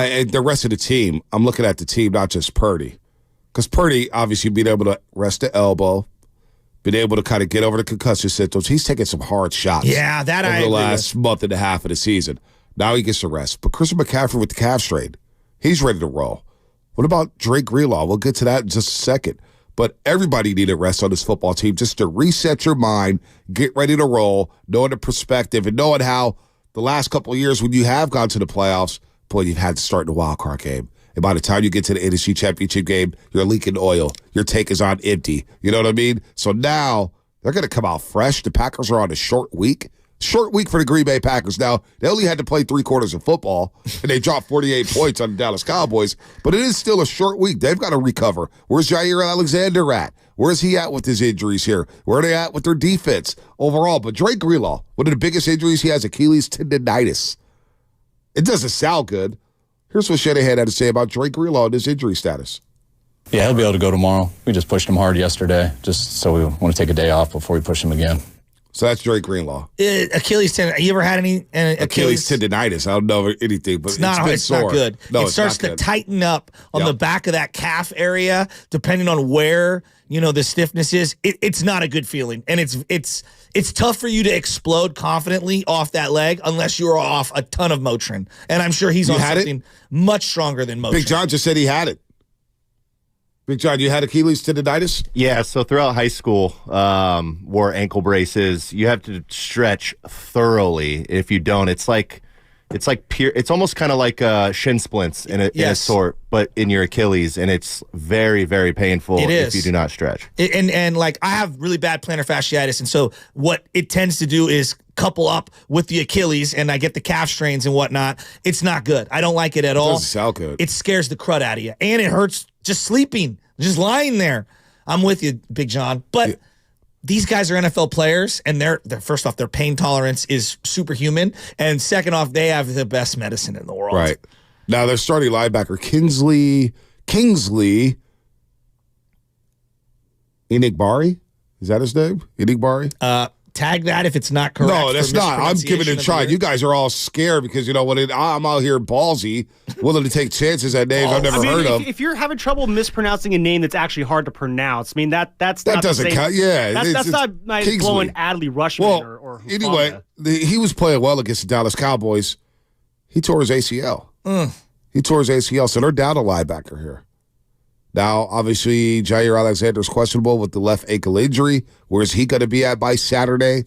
I would love to test him. Although Jair Alexander's a bad, bad boy. I don't want to test him too much. He's the wild card for me on their defense. When I look at them, he's really good. Turnovers, to me, are the only way the 49ers are going to look, deficient on offense. I just can't see a team holding them down. Even in games where they've lost, they've moved the ball. Think the Cincinnati game. Okay, they got pretty pummeled. I nailed it. Enigbari. Yeah. Oh, good. There you go. Congratulations. Yeah, put that in the best pronunciation of the year. Spelling bee Bonte. Even in games where they've lost big, they have moved the ball. It's the turnovers that have killed them. The red zone turnover by Brock Purdy against Cincinnati, the red zone turnover to start the Baltimore game. They've moved the ball. It's turnovers.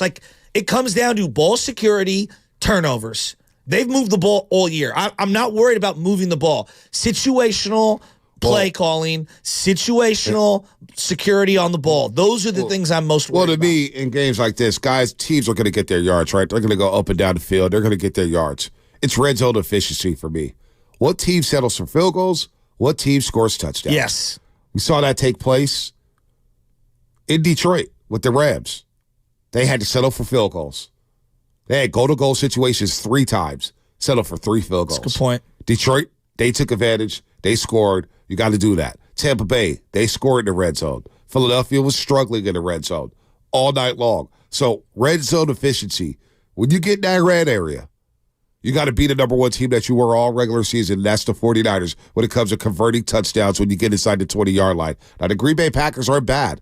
And when you have a running game, you have a quarterback who's mobile, you got these quick, fast wide receivers, you can do all the jet sweep stuff and the quick, the pick plays and all that. Who's going to take advantage of the red area and score touchdowns? That, to me, could go a long way. Not to mention the special teams, of course, but taking advantage of red zone opportunities in playoff games. The difference between 3 and 7 is massive in these single elimination games. It's 100%. I mean, think back to the beginning of that Cowboy game. How different is it if they don't get a touchdown on that first drive? Right. It's a totally different game. Totally different. For the Packers. So, yeah, there's no doubt about it. I'm absolutely, hyper-focused on that. And the 49ers, in terms of scheme, when you had this many weeks off, you should be able to come out, and I would expect a 6, 7, 8-play drive marching right down the field, scoring 7. Yeah, you got to get it. I would love that. They've been one of the most proficient first drive, either to start the game or to start the half in the league. Yeah, we talked about that all season long. Nazim, the first 5 games was like, wow, look at the Niners. When they finally did score in the opening possession. It was shocking. Right, it was shocking. Let's go to Adam in the city. Adam, what's happening? You're on the roast. Hey, good morning, guys. Thanks for having me on. I think the one thing that hasn't been talked about a lot, obviously you're going to have the worry about the rust and everything like that, but I think what hasn't been spoken about, at least unless I missed it, is just the team, if it in specific, Brock Purdy's preparation for football. All we ever hear about is how prepared Brock is, how much he spends in the film room, all that. So I do expect us to come out looking clean. And it's going to be a really good football game. I mean, obviously, LaFleur's got a little bit of a chip for having lost to us the last couple of years in dramatic fashion. One of them a beatdown, one of them, an incredible game. But I think with the way that the Niners are going to prep for this weekend, I think we're going to win.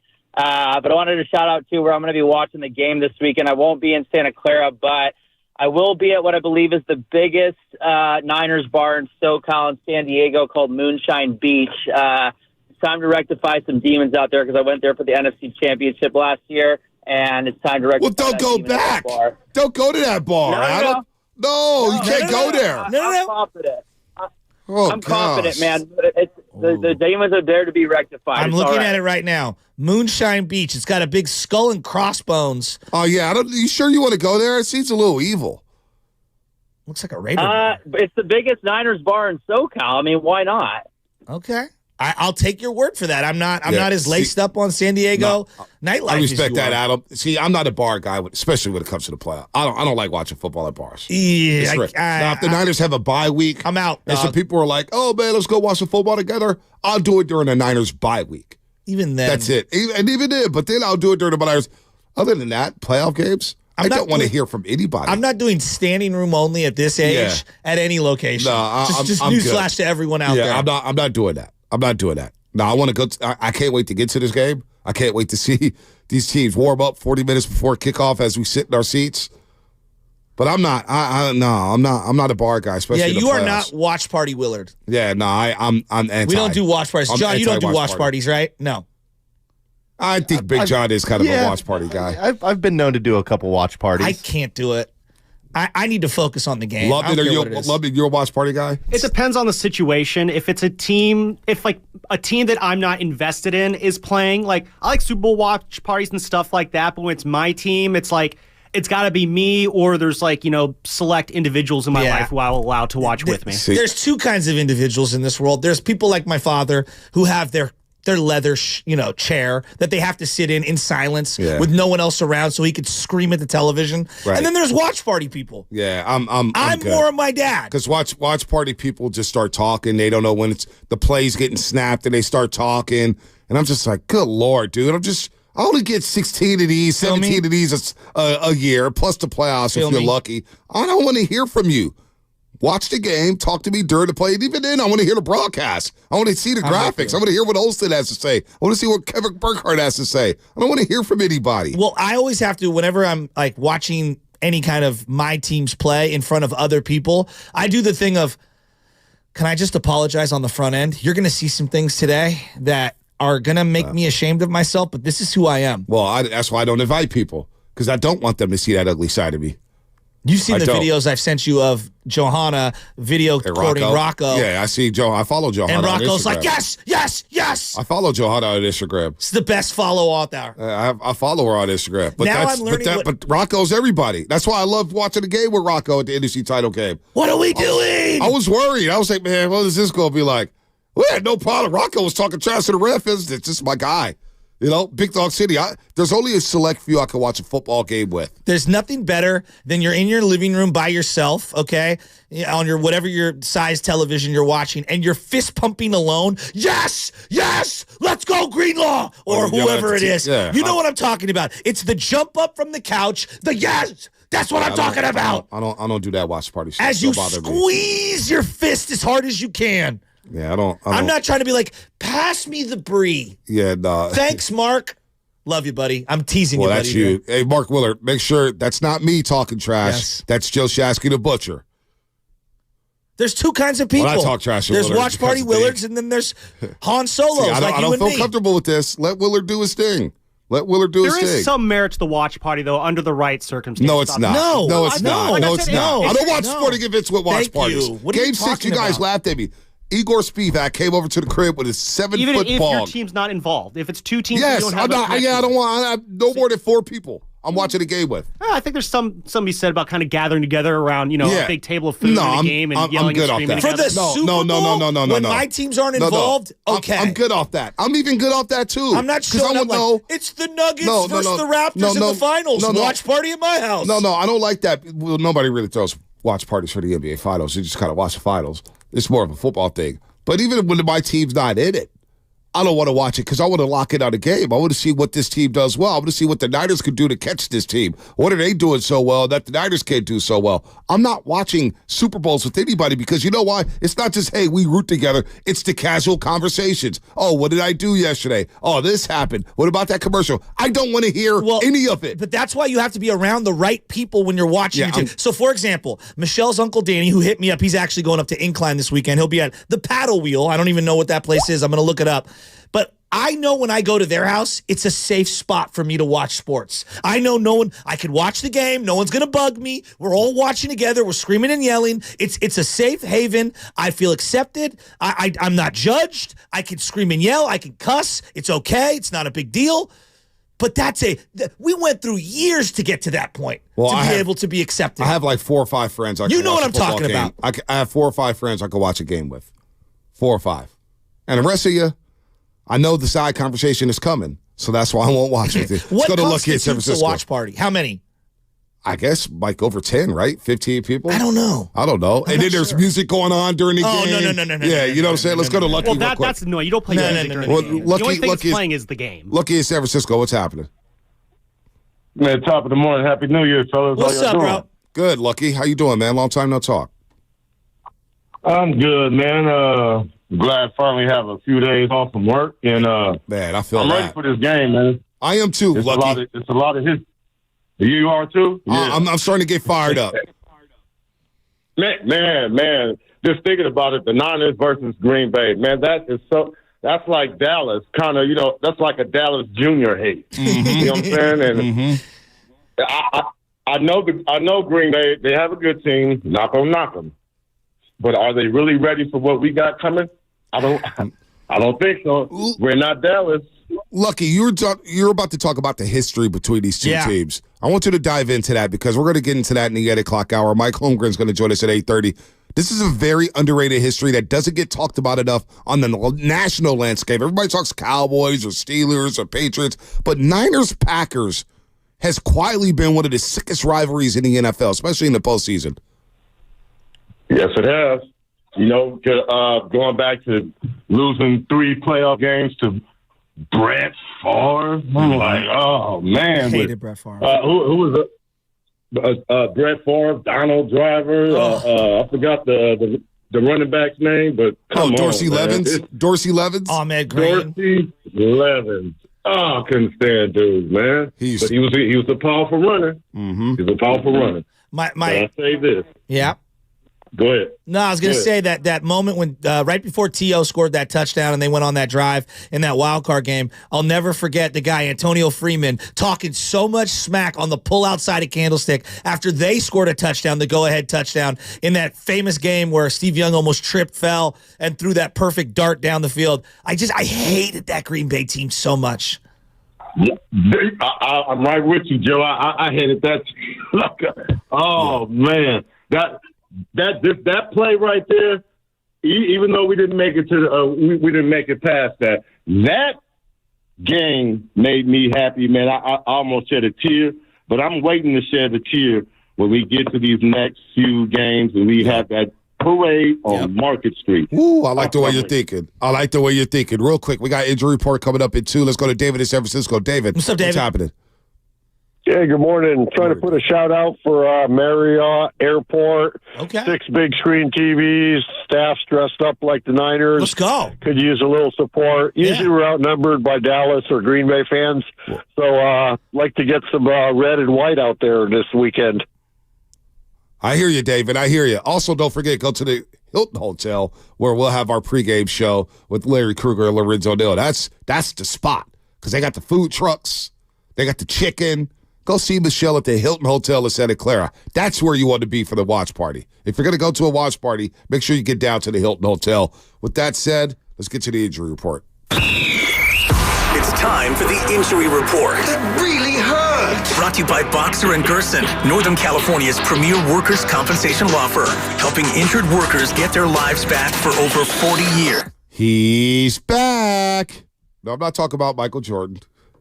I'm not talking about Draymond Green. I'm talking about Christian McCaffrey. He's back in practice, baby. Head coach Kyle Shanahan said yesterday that CMC will be a full participant in practice this week and will be ready to roll for the Niners playoff opener this Saturday against the Green Bay Packers. McCaffrey set out the 49ers Week 18 loss to the LA Rams with the calf injury, though the injury was never considered all that serious.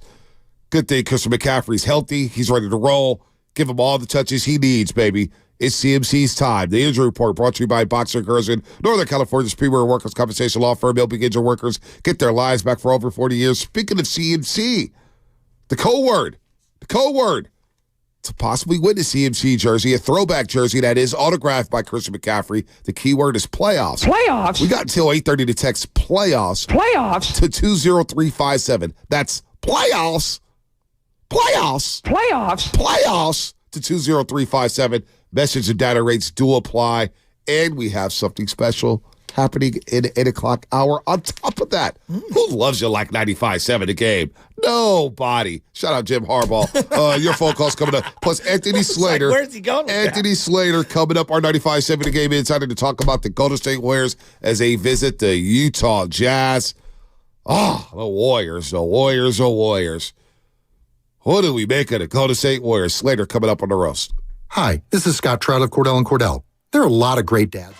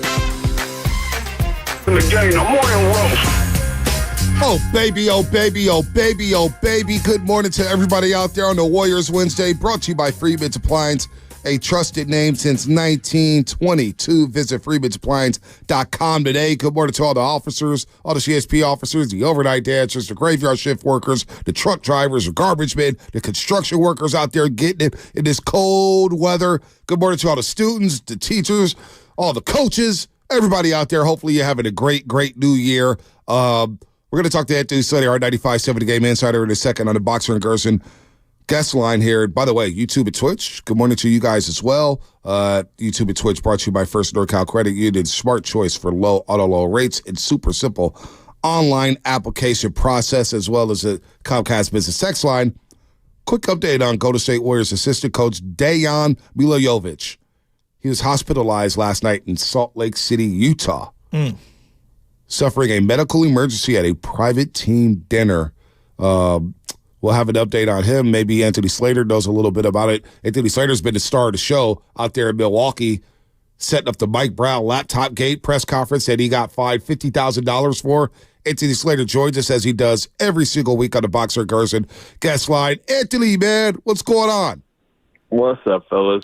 How you doing, man? How you doing this morning? I'm cold, man. It's been a cold trip. Really cold trip. I haven't been in weather that's like above 22 degrees in about a week. Oh my gosh! So it's like Outcast. Yeah.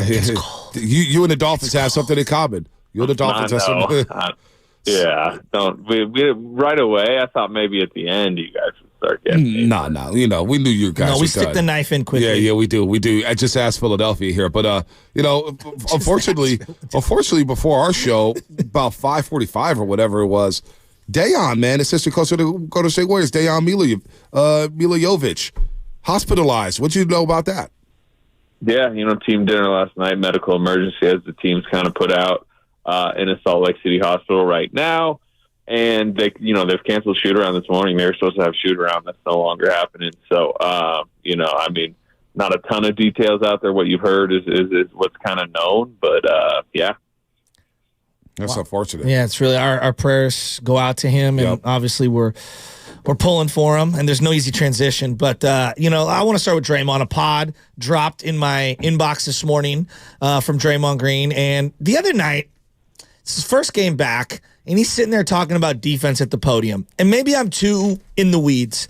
I found it to be kind of like, really, dude? You've been out for like 1,000 games this year, and you have the audacity to come back after one night where you looked okay and talk about other people's effort on defense. I don't know. It smacked as disingenuous. Am I the only one that feels that way? Yeah, I do think he has tried to like curb it a few times. You've probably heard, even I think maybe in the podcast, but definitely at the podium with like, he'll be going down the road of kind of criticizing others and be like, and let's start with me being suspended like over half the season to this point. Like, he'll at least mention that fact. But also, I just think what's happening is like he's coming back to now an 18-22 team that is 25th in the league in defense, that was 29th in the league in defense while he was gone, and it's just like, I got to fix this, and I got to fix this as quick as possible. And part of his way of fixing it is publicly calling people out, and I can understand why that rubs people the wrong way, but his belief is like it needs to get solved, and this is part of solving it. I don't know that that's necessarily the case. I think it's personnel problems right now, especially with Gary Payton out and Andrew Wiggins having the season he's having. But it's what he's always tried to do: fix stuff not only through actions but words. And it may fall on deaf ears, but he's trying. He's trying, and it may not be good enough with this basketball team right now after what we saw in Memphis on MLK Day. And I read your latest piece in The Athletic. Of course, Anthony Slater, our Warriors insider for The Athletic here at 95.7 The Game. You chronicled the offense in that one. It was very interesting, and you had some breakdowns of the film, as you always do. and it was atrocious. Now, defensively, I'm thinking to myself, man, they're overhelping, wide open threes. Memphis, worst team in the league when it comes to three-point percentage. They make 20, which is the most the Warriors have given up in a game this season, ironically, especially after those blowout losses to the Raptors and the Pelicans. But damn, offensively, the young Memphis Grizzlies just befuddled the Warriors. And again, the problem was careless turnovers, Anthony. Yeah, and it starts at the top, right? And Steph had 5, dribbled off his leg out of bounds, got his pocket picked by Jacob Gilyard at one point, was kind of like bobbling passes. And, turnovers hadn't been that big an issue lately. I think, they had been like, a top 6 team in the league and like fewest turnovers over the last, half month or so. But popped up at the wrong time. And honestly, you were talking to coaches post-game, especially after they like rewatched film. And they're like, they didn't think the defense was that bad in that game. A lot of the defensive issues were, you're scrambling in transition because their point guard just, pick your pocket and it's a 4-on-3 going the other way. Like a lot of times defensive breakdowns can happen if you put yourself in compromising situations. And I thought they did. And there's a lot of ways to I think criticize, how the offense looked. I thought there was a lot, too much Dario Saric, right? He's like mid-post ISO and against David Roddy and trying various things. So, wasn't great, but again, I do think the defense is a big picture issue. I just thought the offense was really bad the other day. Are they going to make a trade? Like, I feel like that's what it's coming down to. Like, the Warrior fans just want to know, like, are they making a trade or not? And I might argue it might be more depressing if they don't swing any deal. I think people will be furious. Yeah, it's being explored. I'll say that. I'm curious where this Pascal Siakam situation ends up. Obviously, our Shams and Sam Amick reported that Indiana seems to be getting closer, and the Pacers do seem like a more natural landing spot for a team that's like set to view Siakam as a core piece of their young core moving forward. But I know they've at least they've sniffed around in that market for sure, and they'll look at other stuff. But I think we're at the point where we can maybe take a step back and be like, what is the best? I agree. I think everyone kind of agrees that some kind of shakeup is needed. But is the best strategy to like obsessively try to make this team as good as possible this season, regardless of their future assets, or is it kind of a reset, not a rebuild? You're going to have Steph Curry next season. You're going to want to compete, but I think the next 3 seasons becomes a bigger priority than like the next couple months, just because I don't know that you can save the next couple months. Yeah, I'm kind of with you, Anthony. When you look at the team and talk about their defensive woes, what are they, like second to last or last? The last 17 games when it comes to defensive rating, they're giving up points. And I don't know if there's a trade out there that could get them over the hump. Right now, they're out of the box, which means they're not even in the play-in situation right now. Utah has leapfrogged them, and we'll get to them in just a second because they're probably the hottest team in the NBA. So I don't know what a trade could do. Can it catapult them to the top 6? I highly doubt it, Anthony. Well, I think like Siakam is a good example of what we're talking about, where he's an expiring contract, and he has made it pretty clear. They were down the road with the Kings on maybe a trade going there, but like he's not ready to re-sign and commit. Like he kind of wants to test free agency, and this is a time where if you are a Pascal Siakam, you go into free agency. There's not that many other free agents out there. There's probably a payday coming for him, so it'd be really expensive to potentially keep him around and risky that whatever you give up, you may end up 4 months from now having nothing for it if he goes elsewhere. So, like, is that the right move considering the risk? Especially because if he ain't turning you into a title contender, and we can sit here and debate if you guys think Pascal Siakam would turn them into a title contender, then it might impact your future negatively if you go make a rush trade like that. I just don't think any Warrior fan thinks that they could solve this year. I think almost all of us believe that like this has got to be a 2-year window outside of this year, like the next 2 years, and giving yourself the most flexibility for whatever that means, whatever that requires. Now, in a Pascal Siakam trade, don't you retain his bird rights? Yeah, I mean, you have the ability to like give him the max, which he's going to desire. Do you think that's good business? Yeah, I don't know if I'm paying Siakam max money, Anthony. He's 29 years old. I'd have a hard time giving him a max deal. That's just me personally. I think he's a nice player. He's fine, but 29% from 3, I don't know, man. The other thing here is like, one person's money impacts the other person's money now in this Warriors world because they're not wanting to get into the second apron next season. And a lot of the decisions that are being made right now or will be made in the next month have to do with the future financials. Chris Paul is valuable to them because he's an expiring $30 million per year. Andrew Wiggins' contract, if you talk about maybe repositioning yourself, I mean, we may just be talking about, is it wise to just try to get off Andrew Wiggins' contract? Maybe not for much coming back, but just for like expiring deals, so you just have more flexibility. What does Klay Thompson's number become next year? Is Klay Thompson around next season? Right. Some of those questions. And if you bring a Siakam in, like that is a huge chunk of money that you're, basically thinking you're going to commit to, which, like I said, probably means there's other people around that may not be here. Anthony Slater here on the Morning Ross on 95.7 The Game. As we talk Dubs, they take on the Utah Jazz today in Salt Lake City. Shams Charania, your partner over there at the Athletic, basically reported that everybody's on the block with the exception of Steph and Curry. That also means Klay Thompson, Draymond Green, which would mean to break up the core. Where are we at with Klay Thompson? We sure Klay Thompson would even want to re-sign with this team right now, Anthony? Yeah, I mean, I think Klay Thompson holds like a deep appreciation for what they've built, over the last decade. And I think if Klay Thompson could script out his career in an ideal way, it would be like be with the Warriors forever, right? Be next to Steph Curry, until he retires. And we'll see, what will the financials be? Right. Not only what are the Warriors potentially, willing to give him, but what's the market potentially willing to give him? What are you hearing on his market, Klay Thompson? Yeah. We'll see.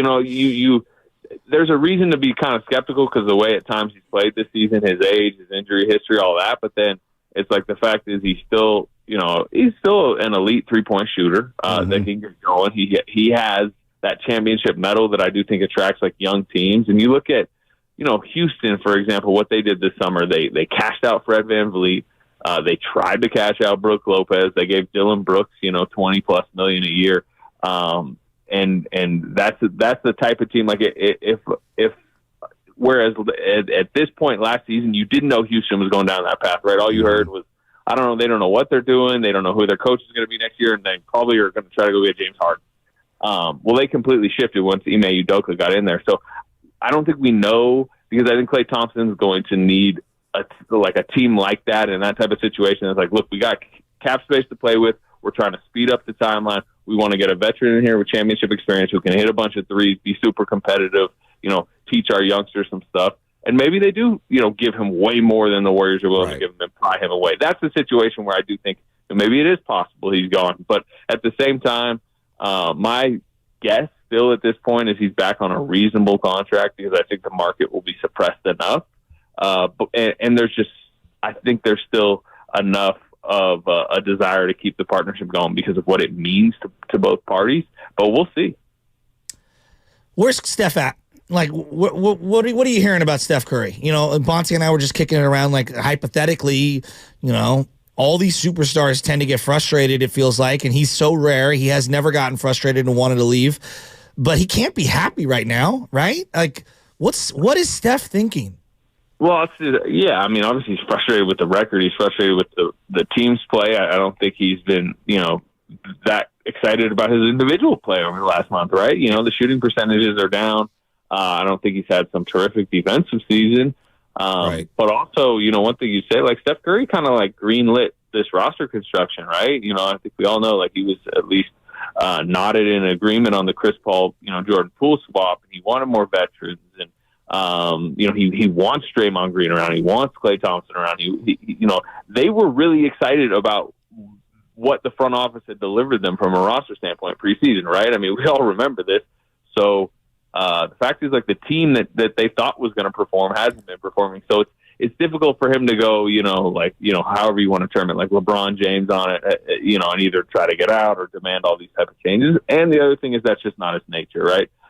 He kind of views himself in the Derek Jeter realm, the Tim Duncan realm, the Dirk Nowitzki realm. I don't in any way expect him to suddenly just, try to move himself out of town. Now, I do think there's a desire to, like, he kind of hinted at it at the podium, but stuff has to change somewhat.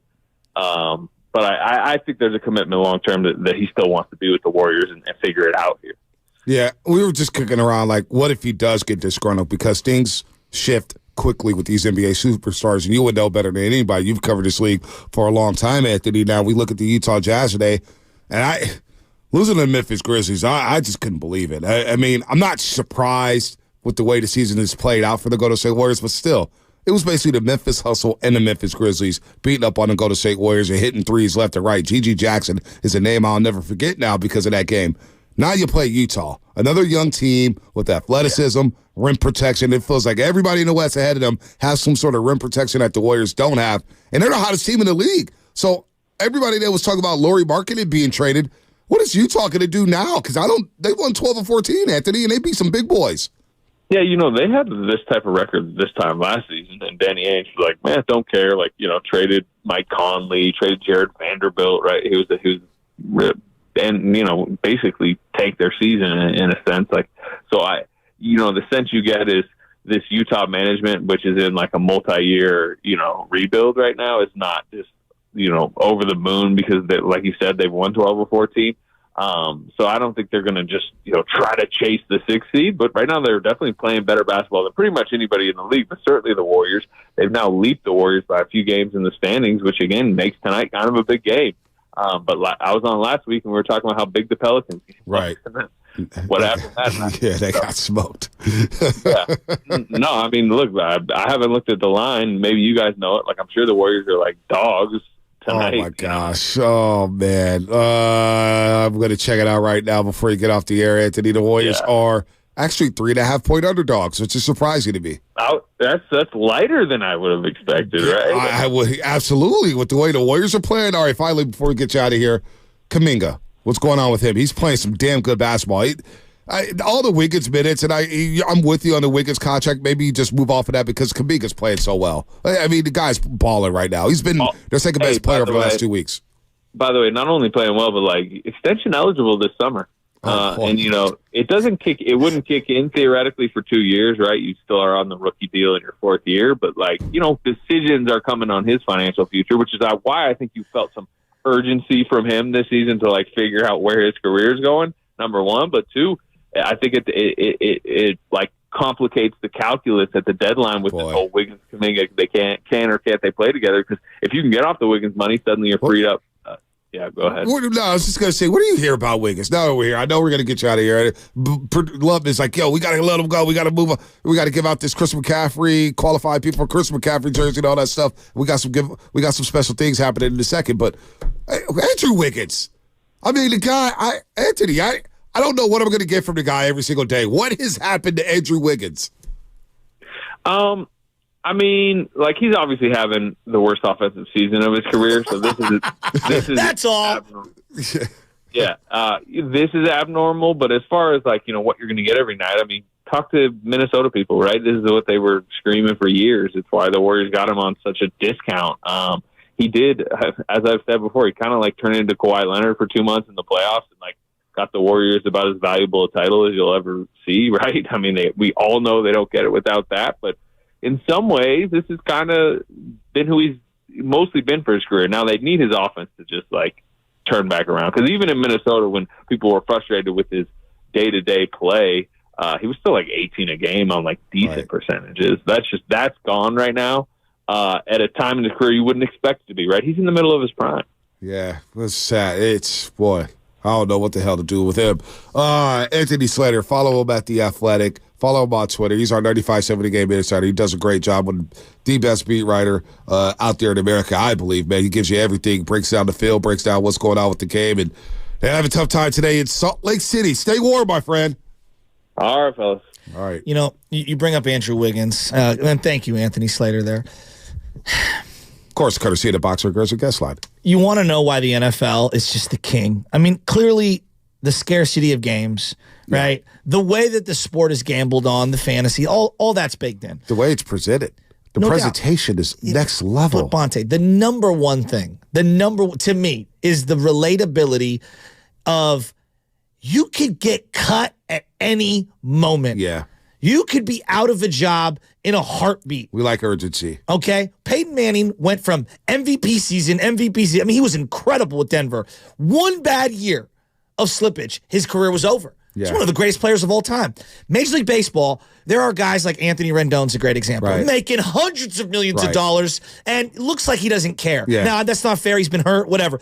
Wiggins, same thing, making hundreds of millions of dollars in his career, and there's just no sense of urgency. Right. None. Barry Zito was here with the Giants, and Barry has admitted this. Like, he just didn't care for a long time. Rooted against his old teammates. Right? And he has since, found God, and he's looked within, and there's a lot of reasons that he thinks spiritually why he was in the place that he was. And I'm not trying to get inside everyone's dome, but the one aspect that the NFL will always have, for the most part, over the NBA and Major League Baseball, outside of just the games themselves and how many games there are, the inventory, if you will, is just like the guaranteed, non-guaranteed stuff. It really does give them a huge baked-in advantage. Well, I think the NFL is never looking back.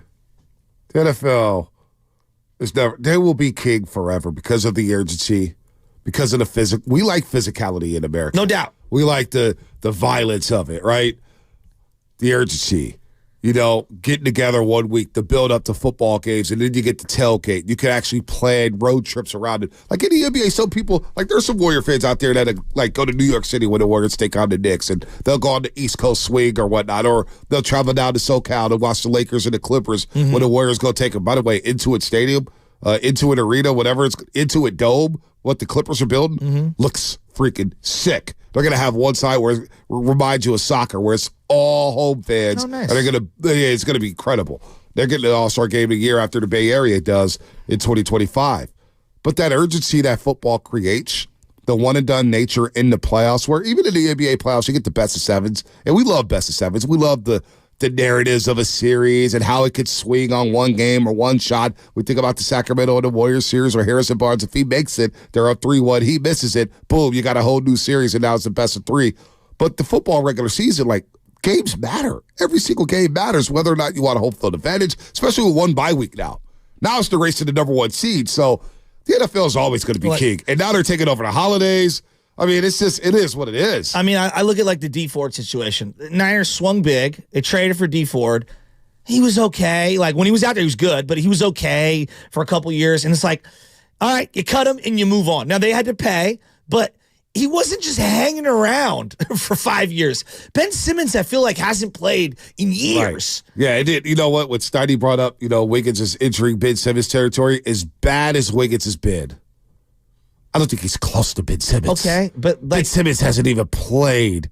Ben Simmons has been known more for dating a Kardashian than he has been a basketball player. Yeah, but if that was the NFL, Ben Simmons would have been cut. Oh, he would have been gone. Even if there was money that they had to eat, so you he would think have the been NBA gone. needs to walk away from guaranteed contracts? I don't know. It's their structure. It's how they're based. I just think it baked in. Because a lot of people think the NFL, not to cut you off, Shasky, is that the guaranteed contracts in the NFL is cutthroat. Oh, like it is. I mean, I don't deny it, but for the consumer, it's amazing. Like that's why the Deshaun Watson deal for Cleveland is so crushing, because they're paying them all this guaranteed money that they can't get out of. I mean, think about just Trey Lance and Jimmy Garoppolo. Because of the structures of the guarantees and because of football, the ability to wiggle out it every year, like.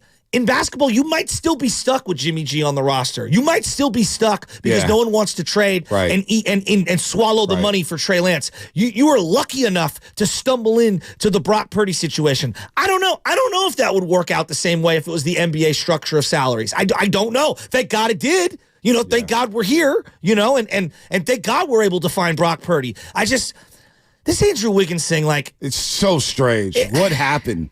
What happened? What happened to Andrew Wiggins? And don't give me this, he was always like this in Minnesota. Anthony just told you. Not this bad. Not this bad. It wasn't this bad. He was inconsistent, but it wasn't 11 points a game inconsistent. There are a variety of metrics that measure who are the most impactful and least impactful players on the court. By every metric, two guys in the bottom 10 on all of these numbers, Jordan Poole and Andrew Wiggins. And if you would have flipped back to the year they won the championship, both of those guys were in the upper echelon of impact. And they signed the deals when we said, wow, they got Andrew Wiggins on the bargain. It's crazy. Team-friendly deal. Now it's like, how do we move off of this money? Especially because he has that player option at the end of his deal. Steve Kerr mentioned to Willard or Dibbs that he's more worried about the offense and the defense. Kerr also said that Wiggins has been much better in the last month. It's been better than the way he started, but it's not good enough. It's not good enough, and the Warriors are slumping right now. 4 games under 500. They'll take on the Utah Jazz today in Salt Lake City. Don't forget Warriors pre- and post-game live. We'll begin on NBC Sports Bay Area at 5 p.m. We'll also have our pregame show here on 95.7 The Game. I'm not sure if it's Evan Giddings or Mark Grandy today. At 6 p.m., it will tip off at the Delta Center. I know we're going to get right back into the 49ers. We got a big guest that's going to come up. Like, for 10 years, it felt like the Saints were $100 million over the cap, and then they signed Derek Carr to like $40 million guaranteed in the offseason, like that. The Rams, oh my God, they're in salary cap hell. They got to eat this and that. Boom, they make the playoffs. In the NBA, it's like, the Warriors are screwed unless they move all their money around so that 3 years from now they can have their picks back. How about that? The Kuminga extension is coming up. They have to figure out what to do with Kuminga. I don't even want to. They have to figure that out. Me? Paying the guy's been good for a couple months. Last chance here to text playoffs to 20357. The reason why you're texting playoffs to 20357 is because you can qualify for a autograph throwback Christian McCaffrey jersey that is framed. It is really cool. Message data rates do apply. 20357. Text your keyword playoffs. You have 2.5 more minutes to do that. Plus, on the other side, we're going to do something special for the fans. We're going to do something special for you guys because nobody loves you like 95.7 does. And we're going to hook you up. That's coming up right before Mike Holmgren. That's coming up. Brought to you by Fremont Bank. Full service banking, no compromises. Playoffs? Working for you today, tomorrow, together. For too long, I've waited.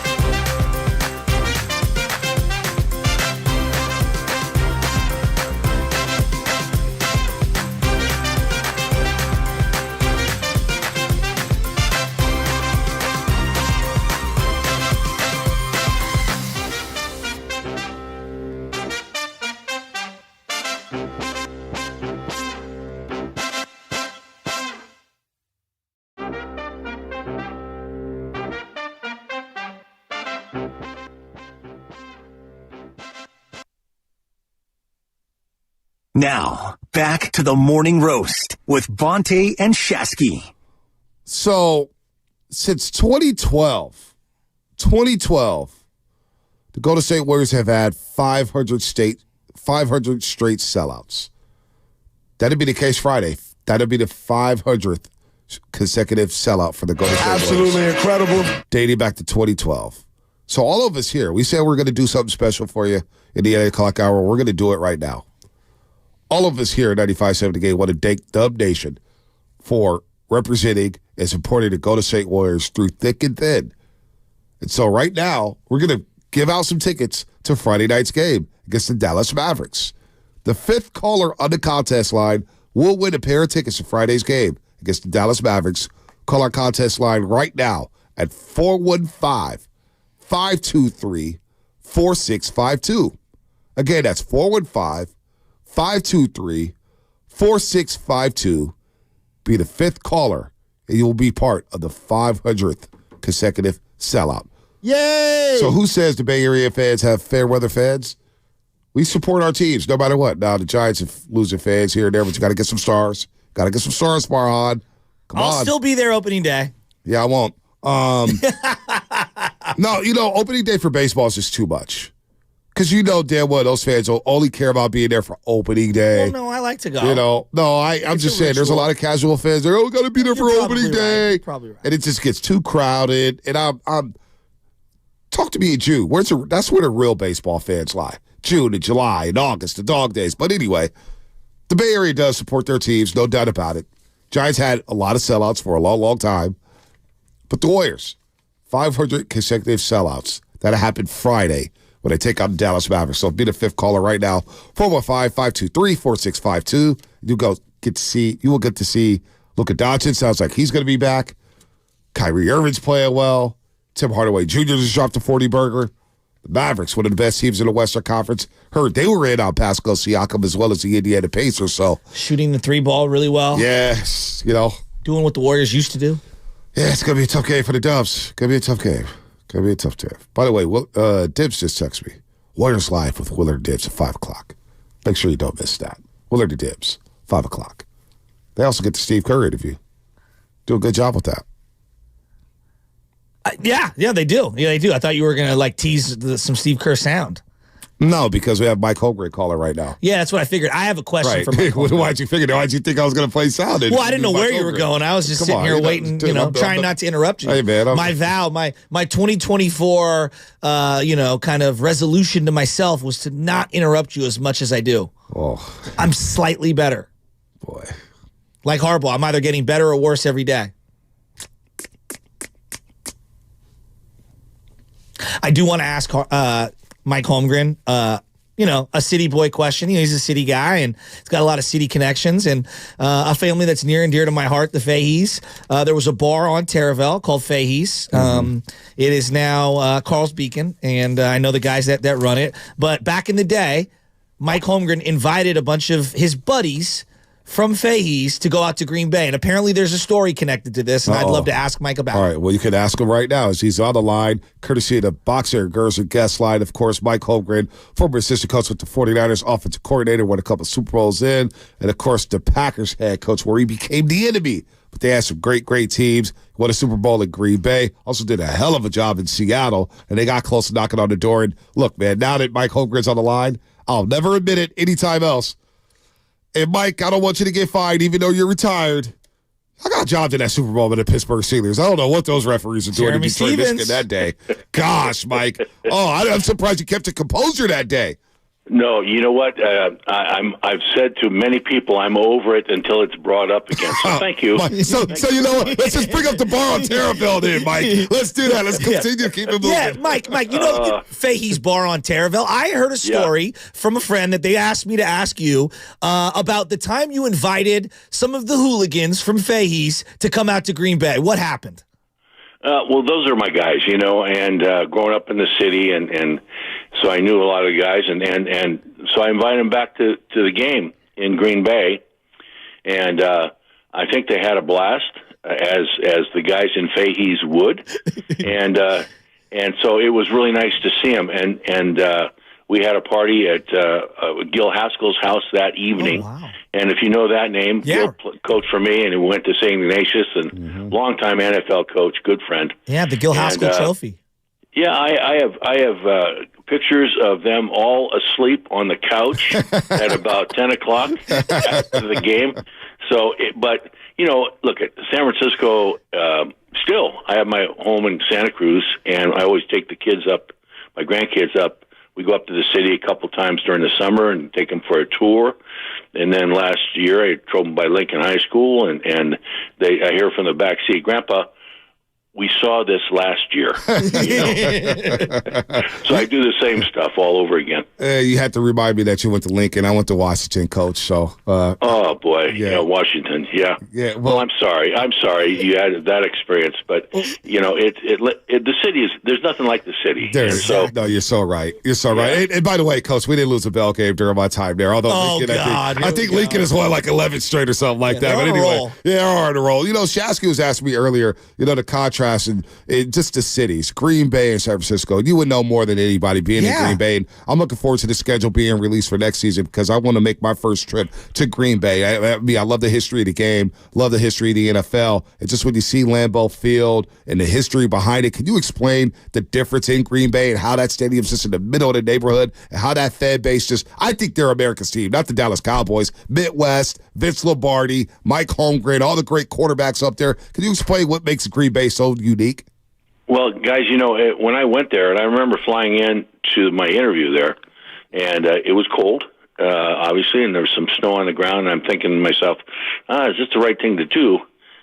Because it's a very unique place. You could never do that again in today's NFL, where the city actually owns the football team. And I mean, I have certificates of ownership. I have for all my kids and grandkids. Wow. I bought shares in that too. But you get in there, and my home. I lived a few blocks from the stadium, and I could jog to work and things like that. And but the people, you go there if you're visiting. This is what impressed me, among other things. If you're a visiting team rooter, like say you guys came in and had San Francisco jerseys on and sat in the stadium, they'd tease you a little bit, but they love football and they respect the opponent, and it was just a different place that way. But people ask me, did the pressure of the NFL, does it get to you and all that kind of stuff? And I said the games didn't. In Green Bay, what was hard was I felt responsible almost for the mood of the entire state because it's the Packers. It's important to everybody in Wisconsin. And when we lose, which fortunately we didn't happen too much when I was there, but when we lose Monday, it was really everyone was in the tank. I mean, it was just so you had to kind of bring them out of it again. But I love those folks, and it was a great time for my family and me.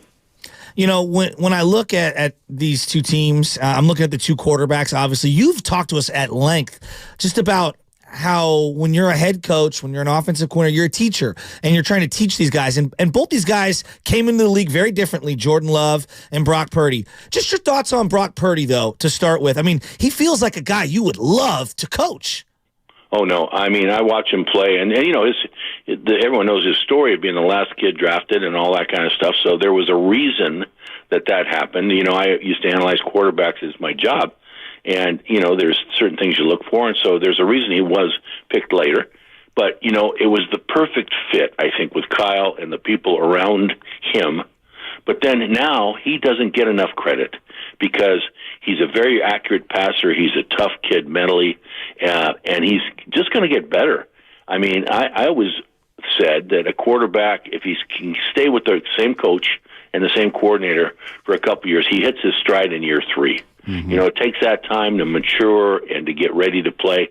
Well, Kyle, and the connection there between coach and quarterback and the rest of the guys on the team, it's happened sooner for them. But, I love the young man, and, his record speaks for itself. They don't lose games. Yep. No, you're so right. Mike Holmgren, Super Bowl winning head coach, Super Bowl winning offensive coordinator. Of course, we love him. He's a city guy, former coach of the Packers, Seahawks, and of course was with the 49ers with Bill Walsh and all those great teams in the 80s. He's here on the Morning Roast on the Boxer and Gerson guest line. Now look at the other side here.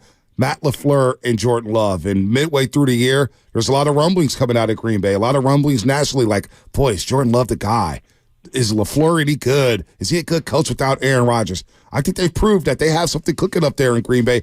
Discuss the job LaFleur has done to get Jordan Love up to speed, especially within the season. They're rolling right now. Yeah, no, you couldn't have said it any better. And listen, I think I was one of the guys that also thought that about midseason. I'm going, because I hadn't, to be honest, I haven't seen Jordan Love play a lot, but you're wondering. You follow Aaron Rodgers, you follow Favre, and that tradition in Green Bay for so many years. Now, can they do it again? And it appears as though they did do the right thing. This young man, particularly last week, my goodness, against a good Dallas team it just blew my mind what happened in that game. And so, yeah, give credit to LaFleur, give credit to their Packers and just how they do things. The challenge, I think, of course, they went into Dallas. I think the 49ers can feel good that they don't have to go into Green Bay and play. Right. I think that was always a tough thing to do. But no, I think it's the connection between LaFleur and the quarterback appears to be working. Some of the throws he made he's really athletic. Yep. He's really athletic, and he's just what you want that way in a quarterback. Yeah, throwing off the back foot. Some of those throws was like, wow, this guy's got it all here. But, when we talk about patience, Coach, I don't know if it was always like this in the NFL, but it seems like in today's day and age, like Nick Sirianni, the Eagles just lost, and he's led them to 3 straight playoff appearances in his first 3 seasons as head coach. And all you hear is like, boy, he may be on a hot seat. The Eagles are going to have to decide. Is there too much pressure on head coaches to win the Super Bowl this time around? Was it like that? Because it took you 6 years to win one in Green Bay, but you guys were knocking on the door. But I never heard rumblings about you being on a hot seat, you being fired. You guys obviously ended up winning a Super Bowl. Shanahan's in the 7th season. They haven't won a Super Bowl yet, but they've been knocking on the door. But it's to say, today's sporting society, are we just too impatient now with quarterbacks and head coaches? You know what, guys, it's funny. Kathy and I get up every morning, we have coffee, a little devotional, and then just go about our day. And the other morning we were talking about, and I said, you know what, I know I'm old, but it seems different now for the very reasons you just said. I'm worried about all these coaches and some very good coaches, and they're on the hot seat and this and that. It just seems like it is different. It seems different to me. Owners have less patience. Now, the thing in Green Bay, you don't have an owner, so it's a little different. And in San Francisco, the ownership there is really solid. Jed and those guys, they understand what they have there, and John Lynch, and they understand those guys. But a lot of places don't, I think. And then a lot of places have a very successful, obviously a very wealthy owner who has made his money in another business, comes in, buys the team. And then I'm not sure it's a different business. It is a different business. It's very much a people business. And sometimes they don't have the patience. I think it's different now. I agree with you. I'm looking at this 49er team, and they've been a juggernaut all year. And it feels like they're as healthy as they've been, and they've got home field advantage, and everything's set up. And Bonte started off the show like, man, if they find a way to lose this game this weekend, it would be one of the biggest disappointments in like 40 years. And we've been talking a lot about this game over the last couple years. 88, the playoffs against the Vikings. You're a part of that 1987 season, January 88. You're a part of that team. Wade Wilson and Anthony Carter going absolutely berserk against the 49ers.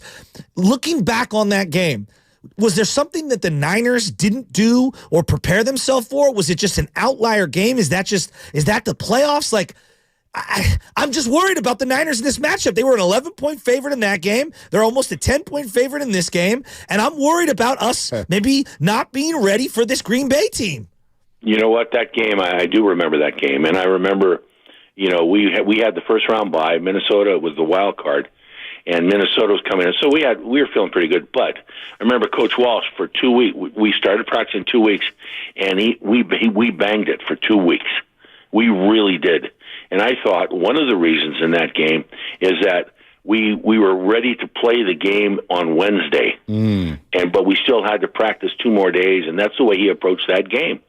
So, I mean, that's one thing. The other thing is Minnesota.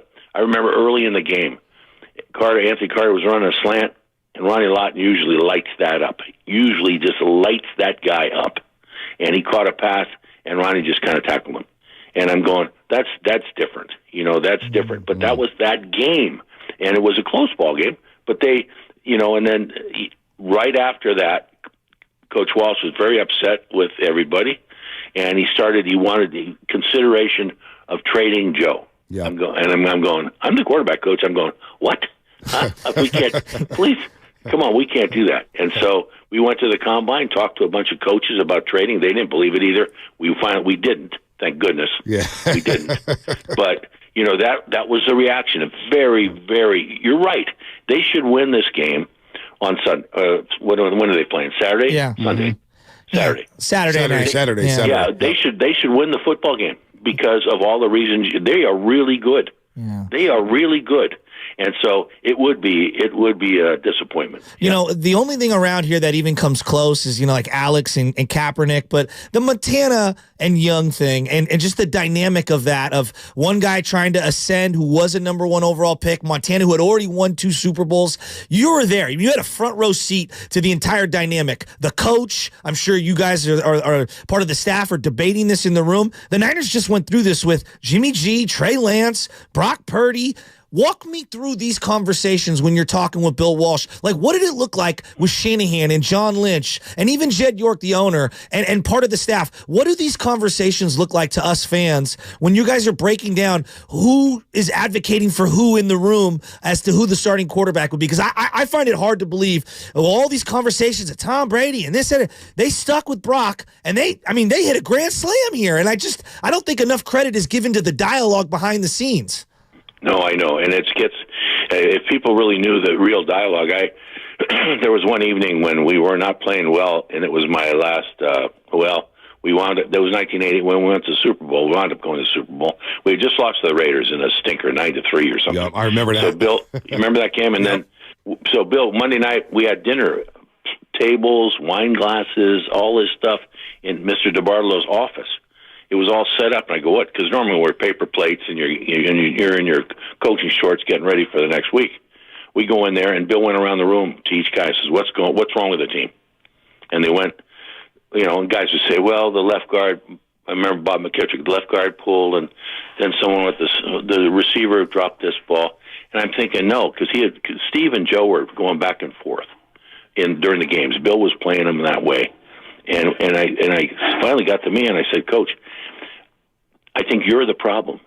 And the room stopped. And the coaches looked at me, and I said, they listen to me, but they hear you. So I think pick one, and then we'll go. And he slammed down on the table, and he walked out of the room. And I'm going, and all the coaches, they start throwing rolls at me. They're yelling at me. They're swearing at me. What are you doing? Are you out of your mind? And so then he comes back and he goes, Mike's right. Yep. We're going to go with Joe. Yep. But he goes, Mike, you know what happens if this doesn't work? I'm going, gee whiz, I got little kids. Right. I go, what's going to happen here? But we wound up we beat Washington in a big game. Yep, Monday Night Football, yeah. Yeah. And then the next morning, Coach Walsh gave me the game ball. And that's the one football thing I have in my cabin in Santa Cruz on the mantle. Yeah. So it's just sometimes you have to be honest and hope it works out for you. So I want to know, because Don Majkowski, a lot of people forget the Magic Man. And he was up and coming in Green Bay. And I remember he came to Candlestick Park with the Green Bay Packers, and they beat the Niners like 21-17. I'm not sure if you were in Green Bay yet. I'm not. Maybe you're still the OC with the 49ers. My memory is a little foggy there. But Don Majkowski, the Magic Man, he was supposed to be the guy. When Brett Favre took it kind of, Brock Purdy, the way he took the reins last season, does it kind of remind you of the way Brett Favre took the reins out there in Green Bay when you're coaching? Yeah, a little bit. A little bit. Now, when I got in there, I was not. I was still in San Francisco. When I got in there, Don had hurt his shoulder the year before. Yep. And so when I got in there, and he was the quarterback. He was the starting quarterback. But then Ron Wolf said, I got a chance to get Brett Favre. What do you think? And I said, I'm not sure, because I ran his workout in college. and he's I don't know if he can fit into the offense I want to run, and be disciplined enough. You come from Montana and you go to Favre. I mean, it's different. So I go, but then Ron does the thing. We trade number one to get Brett, and then so he's on the roster. Don, we almost beat Minnesota in the first game, which would have been a huge upset. Don comes and throws a bunch of interceptions early in the second game against Tampa. I remember this stuff. So I started Favre in the second half. Mikowski was upset. Wow. Third game, I said, okay, Don, you're coming back in. You're starting. And then he gets hurt. Don got hurt in the third game against Cincinnati. Favre went in. We win it in the last 30 seconds. And the rest is history. And then Brett played for the next 16 years. Wow. So, but that was what happened there. Don got hurt. But eventually, you spend a number one draft pick on a quarterback. You're telling your fans, you're telling everybody that's your guy. And at one point, it's going to happen. And it happened rather quickly for us in Green Bay. Coach, you've been around the game for so long. Your brain and your eyes have seen so many things. So I want to ask you about two players on the Niners. And obviously Reggie White, Roger Craig were guys that you were with for a long time, and you saw them up close and personal. I'm not comparing the guys currently to those two legends, but when I watch Christian McCaffrey, I go, man, there's not a hole in this guy's game. Just like he can do everything, and we underrate every aspect of it. And the other guy is Nick Bosa. To be one of the legends like a Reggie White, you got to do it in the playoffs. Break down those two players from a coach's perspective. Well, I'll start with Christian. I was out there. I visited down there when Dwight Clark had a Dwight Clark fundraiser recently, and Brent Jones asked me to come in.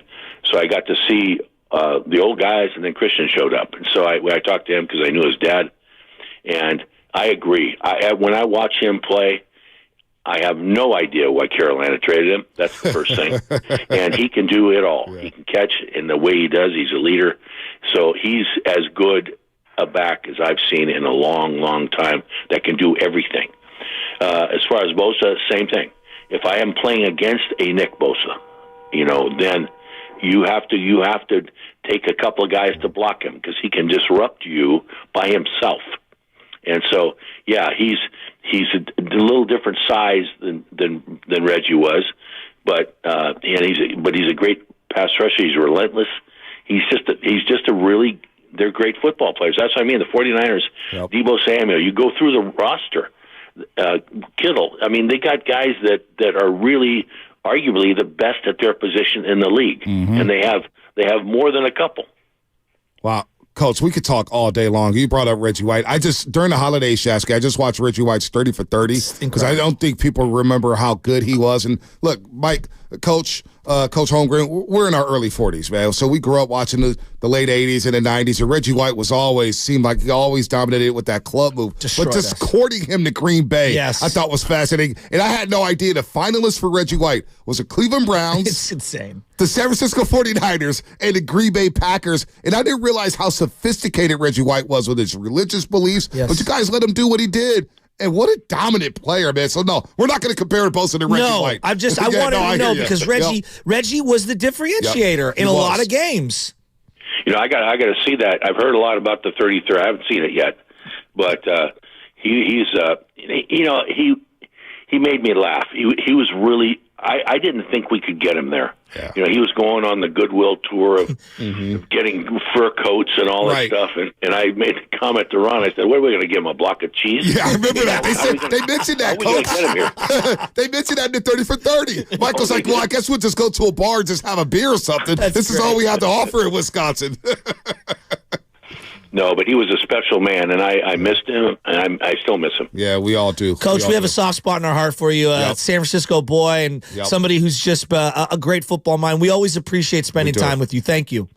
Hey, thanks for your time, guys. I appreciate it. Anytime, Coach. Coach Holmgren here on the Morning Roast on 95.7 The Game, Lincoln High School. Coach at Oak Grove. Coached at Sacred Heart for a second, was a teacher up there at Sacred Heart Cathedral, longtime offensive coordinator with the 49ers. I heard that story. They always bring up that story. Well, Wass is like, what the hell are you doing? Mike's like, you got to pick a quarterback, dude. I mean, you got to pick a quarterback. How gutsy is that to do that to the great Bill Walsh? It's in all the Bill Walsh books. It's incredible. It's in all the Bill Walsh books. No, and I did know that Reggie White was religious. I didn't know that he was deeply that religious. You got to remember when Reggie White played, we were in our teens, and there was no social media. Well, the only thing I remember from Reggie White was after the games, right, he would take all the players from both teams. And they would pray a lot. So that was something I did kind of always They go into it in depth. Yes. And how deeply and when he started and what he did after his career in terms of religious beliefs. So Chicago, Jason in Chicago, man, don't be a smart ass today. But you know what I would say? You're always doing that. And the reason why I bring that name up is, Nick Bosa, he's going to have a lot of regular season accolades. Right. What makes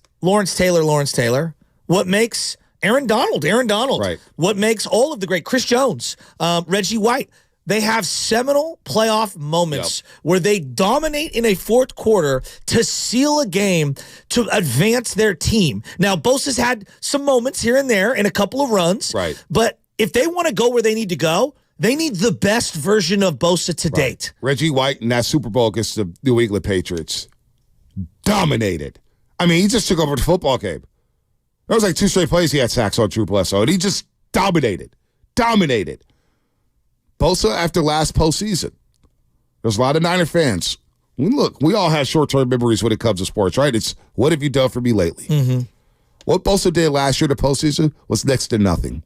Lane Johnson owned him. Whether or not you want to say he jumped early, he owned him. It was bad. Tyron Smith, Dallas Cowboys, actually put Bosa on his ass in that football game. I had never seen that before. No. I didn't see it. So you know what? Bosa had, and we said this every day so far this week. It all starts up front with this defensive line. You want to make Jordan Love uncomfortable? You want to make him look like a player who's played in his first ever postseason? You want to make sure these young wide receivers don't get crazy and get down the field and start making plays happen. Because another guy that we haven't talked about, and I'm a little concerned with, Jair Brown. Oh, strong safety. I'm glad you're actually bringing this up. Jair Brown has missed a lot of tackles in open field. Bad angles, missed tackles has led to big-time plays. Look at every football game. Yeah. Look at Jair Brown. I'm a little concerned about him in this football game, and I'm concerned about him moving forward against these teams that are lined up to play the 49ers if they were to advance.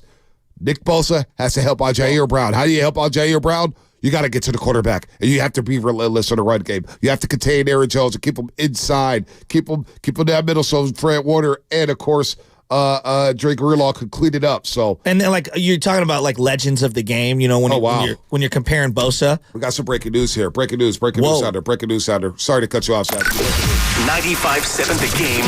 Breaking news. Man, Adrian Wojnarowski, ESPN sources with the serious medical situation surrounding assistant coach Dejan Milojevic.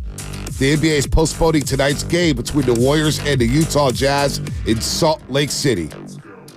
Again, Dejan Milojevic had a private dinner yesterday. Salt Lake City had a serious health issue, a health scare. He's been hospitalized.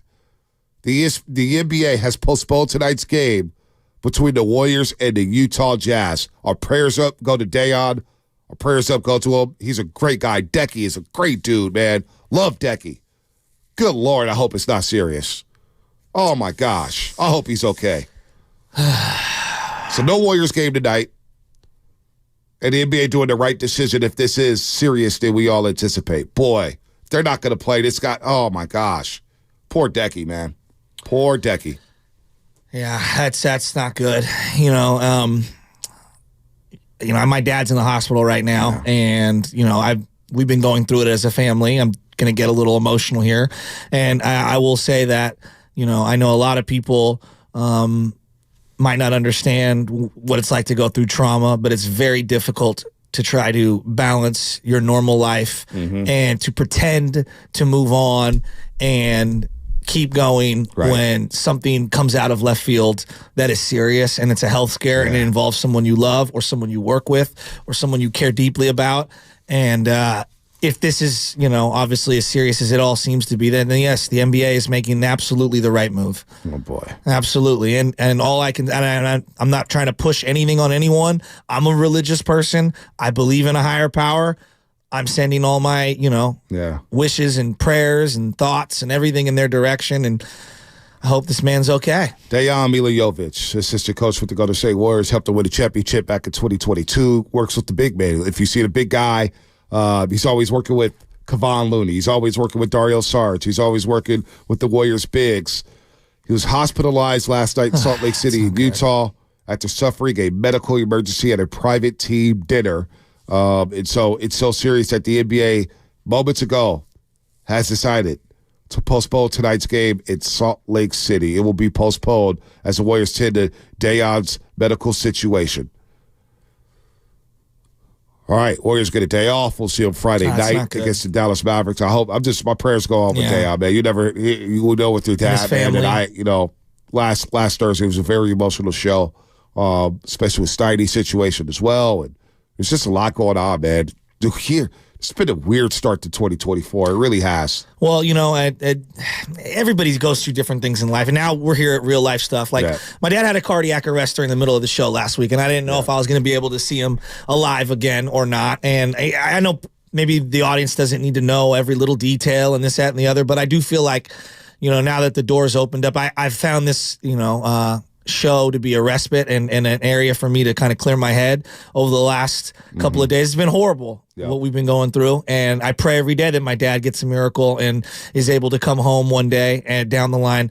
But you don't realize how many people are affected by things like this. I mean, I listened to what you were saying about my dad. It was so beautiful. I got so many text messages from people who are dear family friends, casual friends, people who have never met me before. The amount of people that have reached out has just been absolutely unbelievable. But all of the different fabrics of our lives and my mother and a family and everything, it's all on pause. Everything's on pause. And it's so hard because the world keeps churning and churning and moving and going forward, and all these things keep happening. And it's so incredibly difficult to try to balance everything. And when, quite honestly, you just want to curl up in a ball and cry. Yep. And I'm man enough to admit it. And it's really difficult. And what my poor mother's been going through, and that's why I instantly think about this man's family. What my poor mother has gone through has been so unfair. And I'm probably going to cry right now, but it's freaking hard. And what I would say, and you said this last week, just freaking cherish the moments you have with people, because you never know what tomorrow brings. And I know you said, like, Joe, you do so many things. And I was thinking about this, like, man, this life is so short, and these teams and all the sports, and yes, we get great enjoyment, and it's a great distraction from all of the real crap that we have in our real lives, like real crap out there. People can't afford bills, you can't afford health care, you can't afford child care, you don't know where your next meal's come from, whatever the real world problems that you have, sports and all this stuff, it's a great, distraction. It unifies everybody. It unifies everybody, and it does. Absolutely. It does. Sorry, I'm rambling. No, it helps help you distract you from the real world issues. We all go through our issues every day, and the Warriors right now are going through their issues. They're on assistant coach. It's terrible. Decky's in the hospital right now. It's terrible. So I hope, and Decky, if you see Decky's always got a smile on his face. Always got a smile on his face, and it's not good right now for Decky.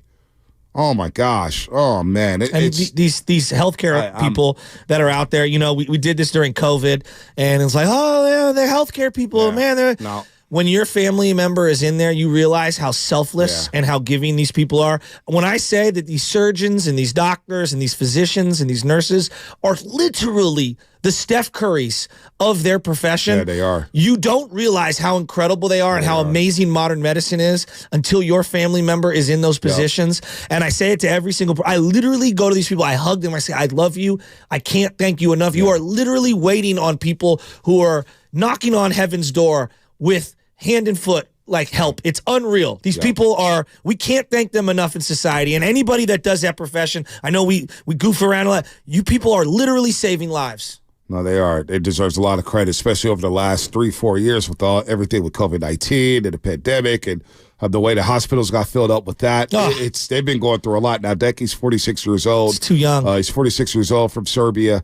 So hopefully his family's on deck. Hopefully his family knows what's going on. But the game tonight is postponed between the Warriors and the Utah Jazz, as Dayon Miljovic is in the hospital. He got hospitalized last night after a private dinner in Salt Lake City, Utah. So the game tonight between the Warriors and the Utah Jazz has been postponed. Let's go to John in Richmond. John, but before we get to John, you are listening to 95.7 The Game, KGMZ FM at AC1 San Francisco. Always live on the free Odyssey app. Download the Odyssey app and favorite 95.7 The Game for the best and most up-to-date sports coverage. Don't forget, you can also watch us every single day on our YouTube and Twitch streams. Just log on and search 95.7 The Game. Be sure to like and subscribe to the channel while you are there. Brought to you by First NorCal Credit Union, the smart choice for low auto loan rates and super simple online application process. Also, it is a Warriors Wednesday brought to you by Freeman's Appliance, a trusted name since 1922. Visit freemansappliance.com today. John and Richmond, what's happening, man? You're on the roast.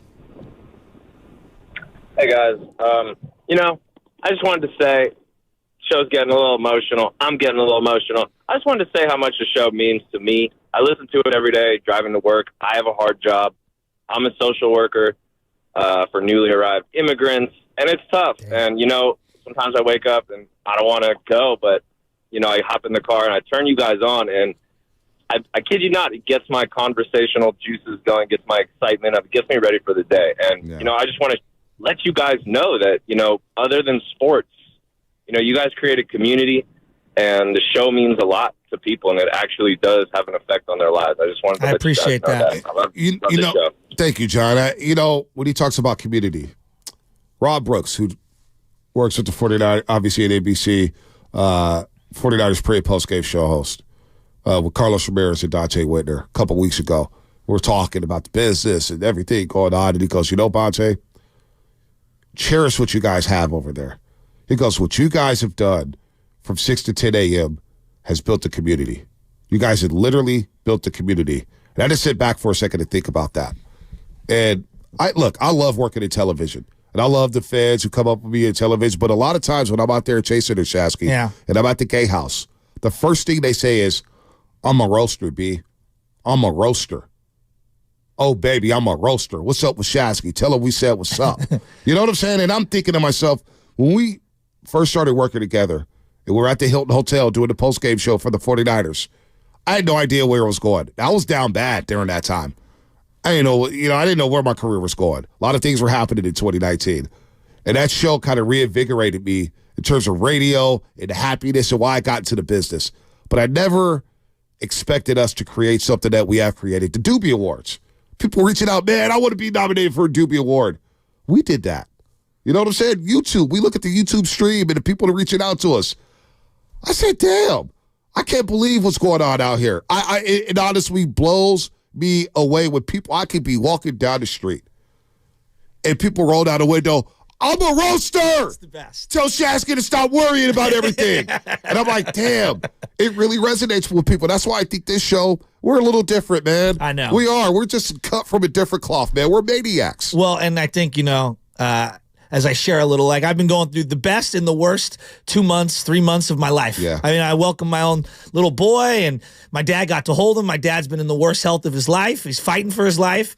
And I'll share a little story here. You talking about community and running into people. B, I'm holding my son. It's 4 a.m. I'm in the NICU. I'm holding my son. I'm like crying. I'm like going crazy. This woman who's a sweetheart, I forget her name. Yeah. This nurse comes over and goes, are you Joe Shasky? And my wife looks over like, you've got to be kidding me. I'm wearing a mask because we're in a hospital. She's like, I listen every single day. I'm so happy for you guys. Is this your first? That's incredible. And we can't avoid it. And it's beautiful. It's a story I'm going to tell my son one day. And like, I'm sitting here and I'm thinking about, I am getting emotional thinking about my dad, because this show are extensions of conversations that I've had with my dad since I was a little boy. Yeah. And that's all I've ever wanted to do, is to bring real conversations that you and me would have off air, that me and my boys would have off air, and bring it to air. There's nothing worse than, hi, I'm Joe Shasky from 95.7 The Game, and here's broadcaster voice. Let's talk about sports. No, we talk in the tone and the cadences of how we would talk outside. Yeah. Screaming and yelling. Yep. Every day that door opens at 9:12. Or whatever, 9:54. Who comes in here? Guru and Steiny. And what are we doing? We're talking to them. In the same way we would talk on air. All day long. Because that's who we are. And that's what I am so appreciative of. And our audience, thank God for you guys, because we wouldn't have a show. I love you guys. It's all the time, man. It really is humbling. It is humbling to wake up. And there's times where I'm like, God dang, alarm clock's going off at 4:30. Oh, trust me. Last night, I'm like, man, I'm watching the Suns come back against the Kings. I'm watching the Clippers. I'm watching the Sopranos. And I'm like, oh, I got to get up early. But then I realize, you know what? I'm a lucky guy. I get to work with Joe Shasky, the Butcher. The energy's there. So I don't have to worry about cups of coffee and going crazy over coffee because Joe Shasky's bringing the energy, right? And then your dad, when I think about your dad, and I said this last week, one of the best days of my life, the best day of my life is Baby Chaz coming out and sharing that moment with Anna and watching football games with Baby Chaz in my arm, thinking to myself, how could any parent not want to be involved in their kid's life every single day? I will never forget that moment. And actually talking to you from the hospital room, watching Zach Wilson struggle against Coastal Carolina. We're both on the phone while Baby Chaz is in my arm, and I'm sitting there saying, we don't want Zach Wilson. I'm off that train. But it was one of the greatest days. But then when I think about one of the greatest days of my life, and it didn't end well, but it was a 2021 NFC Championship game. And your father, and I know we got to go to damn break, but I'm going to finish right now, Lubman, and I don't give a damn. Your father was with us down there in L.A. It's one of the greatest the Mafia's breakfast, and the way he hung with us. And that photo in front of SoFi Stadium with Worldwide Hef and Mondo and the random guy from Fresno. But it's one of the best days of my life. And we got to share that with you, Rocco, and your father. So we're going to break. It's one of the best days of my life, too. Yep. I love my dad, and I miss him, and I can't wait for him, hopefully, to get out of this surgery today and be good. And I thank you for sharing that. I love you, bro. And I love you, too. And our prayers go up to Dejan Milojevic. Because right now he's hospitalized, and from what I'm hearing is he's fighting for his life. The Warriors-Jazz game has been postponed due to some health scares for Dejan Milojevic. Damn. It is scary. All right, we'll come back. Brought to you by Fremont Bank, full-service banking, no compromises. Happy Hump Day, people. Happy Hump Day. The road to Vegas is brought to you by West Credit Union. Working for you, today, tomorrow, together. I tried to quit smoking cigarettes.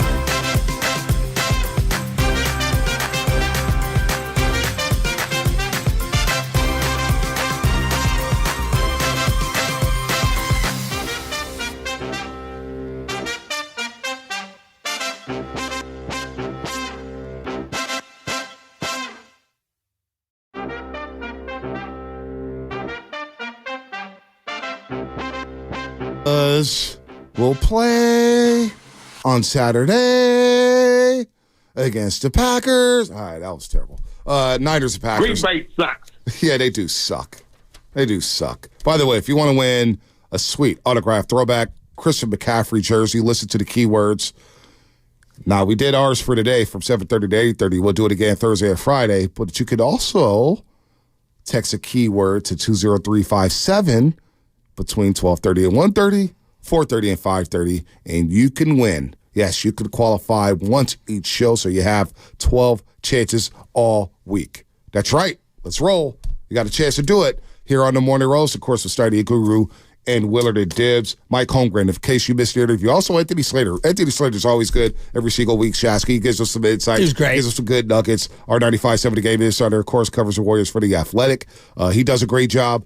So you can find that interview on the Odyssey app. Download the Odyssey app right now. You can rewind it. Go to 957thegame.com. And also Mike Holmgren. I'm getting a bunch of messages about Mike Holmgren. Me too. We could have talked to him for an hour. And we've been doing it every single year with Mike Holmgren and those stories about the 80s. I remember that Raiders game, 9-3. And we know all the backstories of the 49ers in the 80s and the 90s, of course. But Green Bay and the Niners, this is huge. So what I like to do, Shaskin, to lighten up the mood, we'll take some calls. 888-957-9570, but I want us to get through the history of the Packers and the Niners. Let's hear it. And you know, I want to start with you. When the Niners played the Packers in 95 and Mike Holmgren came back to Candlestick Park, remember we sat down with Antonio Freeman for about 30 minutes at the Hilton Hotel. It was fascinating to hear his point of view going into that week, and he said, we got to do it for Mike. We got to do it for Mike. Because you know deep down inside, Mike probably wanted that Niners job, and it went to see for another city native. 100%. What I think of, two images stick in my head. The first one of Adam Walker fumbling early in that game. The second one is of Jerry Rice disgruntled as hell catching a meaningless pass late in that game, ripping off the face mask. Right. That's the images in my head. Wow. What about you? The first image I have is a slow motion replay of Green Bay punching the ball out of Adam Walker's hand. He had a big cast on his hand. He was a fullback for the Niners, blocking for Derek Lavelle. And that was the first year without Ricky Waters, and boy, did they miss Ricky Waters. And Green Bay returning that fumble for a touchdown, thinking to myself, this shouldn't be happening. No. We're on a collision course and facing Dallas Cowboys for the fourth straight year in the NFC title game. How is this happening right now? Unbelievable. And then the next year, all I think about is Desmond Howard. The first, series looking so bad. They look so bad right away. Did they go 3 and out? 3 and out because Steve Young had the flak jacket. Yeah, I know that part. And then he came out of that game. He couldn't last. Elvis Gerback came in and replaced him. He actually cut it to 7 in that game. It was like 21-14. The field was so muddy. So bad. So muddy. And yeah, that's my image from that game. Yep. And then the next year at home, I don't remember that game that well, but I know we got snuffed out. It was the 27-13 or something, 27-10. Yeah, we got snuffed out in that game. They dominated us. And then obviously my number one, one of my favorite moments of all time is the wild card game where T.O. caught that ball. T.O. was always my guy. Steve Young was always my guy. And seeing that moment happen was incredible. 3-man rush, and Young stumbles on the way back and fires up the middle. Pass is caught by Owens. Owens made the catch. Oh, this is amazing. Madden, Summerall, true story. Watch that game through 3-4 Waller Street. The late, great Lorraine William Tyndall, my grandmother, passed away in 2000. She never watched. The only game she would watch is the Rose Bowl game. That's why the Rose Bowl game means so much to me. Okay. Because she was like, that's the only game. I love the parade and all that stuff. So that's why when I think of the Rose Bowl, I'm like, I think of my grandma all the time in that field and everything. But that game, she's doing her puzzles, and I'm watching the game in the kitchen. She got a little 8-inch screen TV so I can watch my sports. And I had a tear coming down my eye earlier on that drive because I said, we can't beat the Packers. I know. They owned us. And when Steve Young completed that, one of the first times ever, I got up, ran into her room, and kissed her on the cheek. I was so excited after that play. I'm convinced if he doesn't trip, that whole play plays out completely different. They probably pick it off, right? They almost hesi just for a second because of the trip.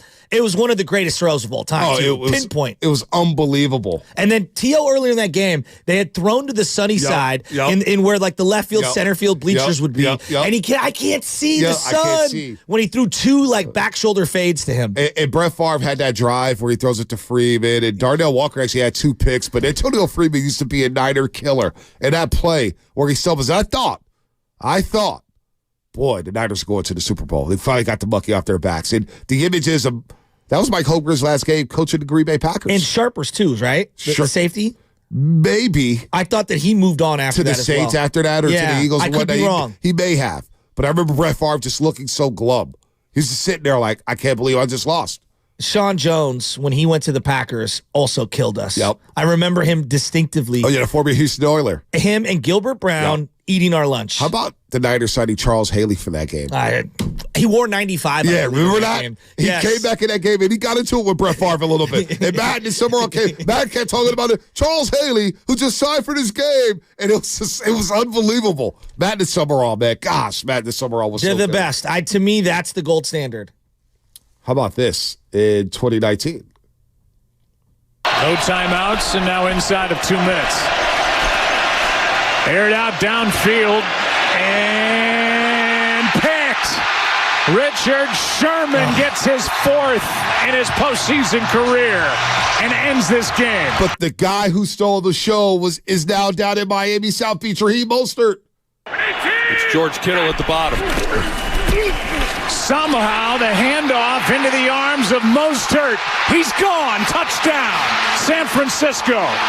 There's something about speed backs that I adore. Yeah. You know I adore those guys. Right. And I loved Raheem Mostert so much, but I realized very quickly he can't be your lead dog. No, he can't. He can't. But he's a great changer. He was dynamic that day. He was amazing. He was dynamic that day with 3 touchdowns, over 200 yards rushing, and the Niners rolling in 2019 NFC title game. Remember us popping champagne? Oh, yeah. But you know what? That day, because Ian Williams had joined us earlier that day.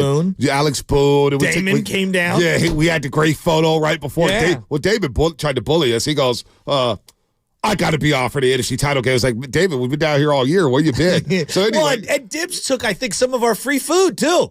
Was he there that day? I thought that it was him and somebody else came in and snagged some of our free food. Well, I ate great in the press box. I ate great afterwards. Because we were part of champagne. I was a scrub at that point in the lineup. Yeah, we both were scrubs. Running with the twos. We both were scrubs, which is why we were both doing weekend radio. I may be the only guy who was part of a weekday show who was doing weekend radio, but go figure. Started from the bottom, now we're here. Thanks, Drake. Now we're here. Now, love it. I want you to find something out because we're getting a lot of texts on the Comcast Business text line, a lot of comments on YouTube about the Green Bay media saying we need to hurt Brock Purdy. I don't know what's going on with that. Why would they say that? Yeah, I hope that's not going on there. I hope the Green Bay media isn't doing that. They're usually classy. We'll have some media members from Green Bay on tomorrow and Friday. But the 2021 game in Green Bay, divisional round playoff game, Green Bay had a bye week, Shasky. Now, Jaquiski Tartt saving that touchdown before halftime after Jimmy threw one of his patented oh-no throws before halftime. He got it picked off. Maybe the greatest day in special teams history, in 49ers history. How about the blocked field goal before halftime? Good snap, good hold, and the kick is blocked. Special teams. Joe Buck and Troy Aikman, I love how they're on all these calls. And then, of course, the block punt in the fourth quarter. And that's 5 sacks for this defense in each of the last 3 games, and it's blocked! Up into the air and spinning inside the 10, picked up and a touchdown!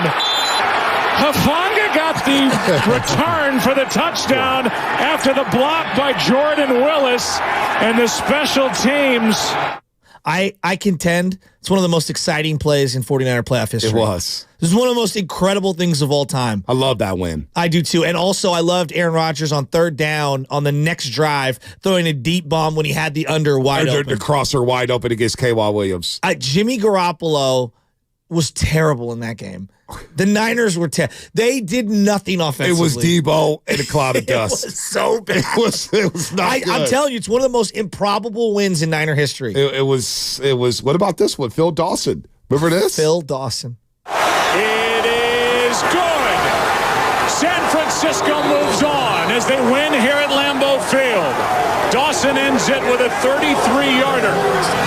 And the final 23-20 San Francisco. So I watched that with a 94-year-old Gene McGreevy, my wife's grandfather, and we remember sitting in his living room right there on 17th near St. Cecilia's and watching that entire game with him, and he was so fired up that the Niners were playing in the cold weather. Right. Oh, this is what football's all about. It is. Oh, this is great. And Harbaugh came out with 18 pairs of 18 khakis. layers. And then he went on the post game. He kept talking about Michael Crabtree's vice hands. Right. He has Vice the grip greatest, greatest hands in the history of the NFL. I remember there would be videos of Crabtree at practice catching passes, and you see Harbaugh looking in the back, bent over. Harbaugh, man. I can't get enough of Harbaugh. He banged Kaepernick before the game and like helmet slapped him, and Kaepernick had no sleeves on with all the linemen, and I was like, this is unbelievable. I do like how Aikman and Buck, back when they were on Fox, were on all those calls. Niners are getting the big-time games. Now we're going to get Olsen and Burkhardt this Saturday night at Levi Stadium. But the history between the Niners and Cowboys, and there's a lot more. We obviously played the losing clips, like Antonio Freeman. I think that's where Ron Woodson decided, you know what, I can't play corner in this league anymore. Yeah, I have to move to safety. Yeah. Because Antonio Freeman embarrassed him in the 1997 NFC title game. Well, that's the thing that kind of scares me for this weekend is secondary play did destroy the 49ers in terms of their lack of secondary play against Green Bay in particular. And they didn't have the greatest wide receivers. Right. But Brett Favre definitely exploited them at every single turn. I mean, how many times did they go back into the well to try to get safeties and corners in the draft, and none of them were hitting? None of them were hitting. And that's where Jair Brown, we don't talk a lot about safeties and Tashawn Gibson, of course. These Green Bay wide receivers with Reed and Wicks and Christian Watson, they've got a lot of speed. And we saw Luke Musgrave. He can run some good routes for the Green Bay Packers. Jair Brown and Gibson. Watch those guys, especially Jair Brown, who's a rookie playing in his first postseason game. If he goes for some play fakes, some play action passes, and his wide receiver or a safety gets behind him, and you have to tackle well. One thing we saw with the Eagles on Monday Night Football, they did not tackle well at all. The Dallas Cowboys, they didn't tackle well. Even the Cleveland Browns against the Texans didn't tackle well. No. You got to be able to wrap up and make sure these 6-yard routes, these 6-yard pass plays, are 6-yard pass plays and not 60-yard pass plays. All right, now I have to ask you a random, goofy question. Okay. Foghorn. At the beginning of the game and then at halftime, they usually have different people from 49er lore who get to pull the foghorn and let's go team. If you could pick one 49er from the Green Bay Packer Niner playoff games, one person, who is it, to represent the Niners in the pregame? Oh. Because I know who I'm taking. Who are you taking? I think it should be Colin Kaepernick. He won the final game at Candlestick, and he won that huge game on the road. I would love to see Colin Kaepernick. How would he be received coming back to Levi Stadium? I think everyone Stadium? would give him a standing O. That's very interesting. Why wouldn't he? I would give him a standing ovation. He was a great Niner. I know it ended poorly, and everyone's got their stupid opinions on kneeling How is and that not relationship kneeling. now? But just come on. How's the relationship I would now? love to see the 49ers let him back on that field and have him be the guy to pull the foghorn. How's the relationship between the Niners and Kaepernick? That would very interesting. I don't know if it's going to happen. It's a great pull. It's a great pull. When I think of the Niners' dominance, he's a large part of it since flipping the script on the Green Bay matchup. No doubt about it. I was thinking Navarro Bowman had some big time interceptions against Aaron Rodgers. That's a good call. We don't remember him for having big time moments against the Green Bay Packers, but I look at Navarro Bowman, Patrick Willis, tone setters. I need tone setters this week. Okay. Now Kaepernick is a hell of a call. I like it a lot. Threw for over 400 on opening day. He did own Green Bay. He owned them. He owned them. And ironically, he grew up in Wisconsin. I know. Half his life. He was a Packer fan. His life. Yep. I don't know. It's a great choice. That's a great choice. You like that one, huh? I love that one. I think enough time has passed for everybody. Why wouldn't you give the guy standing O? They've already done Jim Harbaugh. There may be some situations with the NFL and the lawsuit or whatnot. I don't know what's going on with Kaepernick. That's a great, great call. Frank Gore, some people are saying Frank Gore's a good one. Frank Gore, he's usually there a lot already. Yeah, he's part of the front. He's an advisor now. I just think that would give that area a pop. Last time the Packers beat the Niners, and we'll get to the calls in just a second, 888-957-9570. You talked about that throw from Aaron Rodgers to Devontae. Let's hear it. They send 4. 7 back. Rodgers fires over the middle. Caught Adams. And Adams will try to get out of bounds. He's at the 49-yard.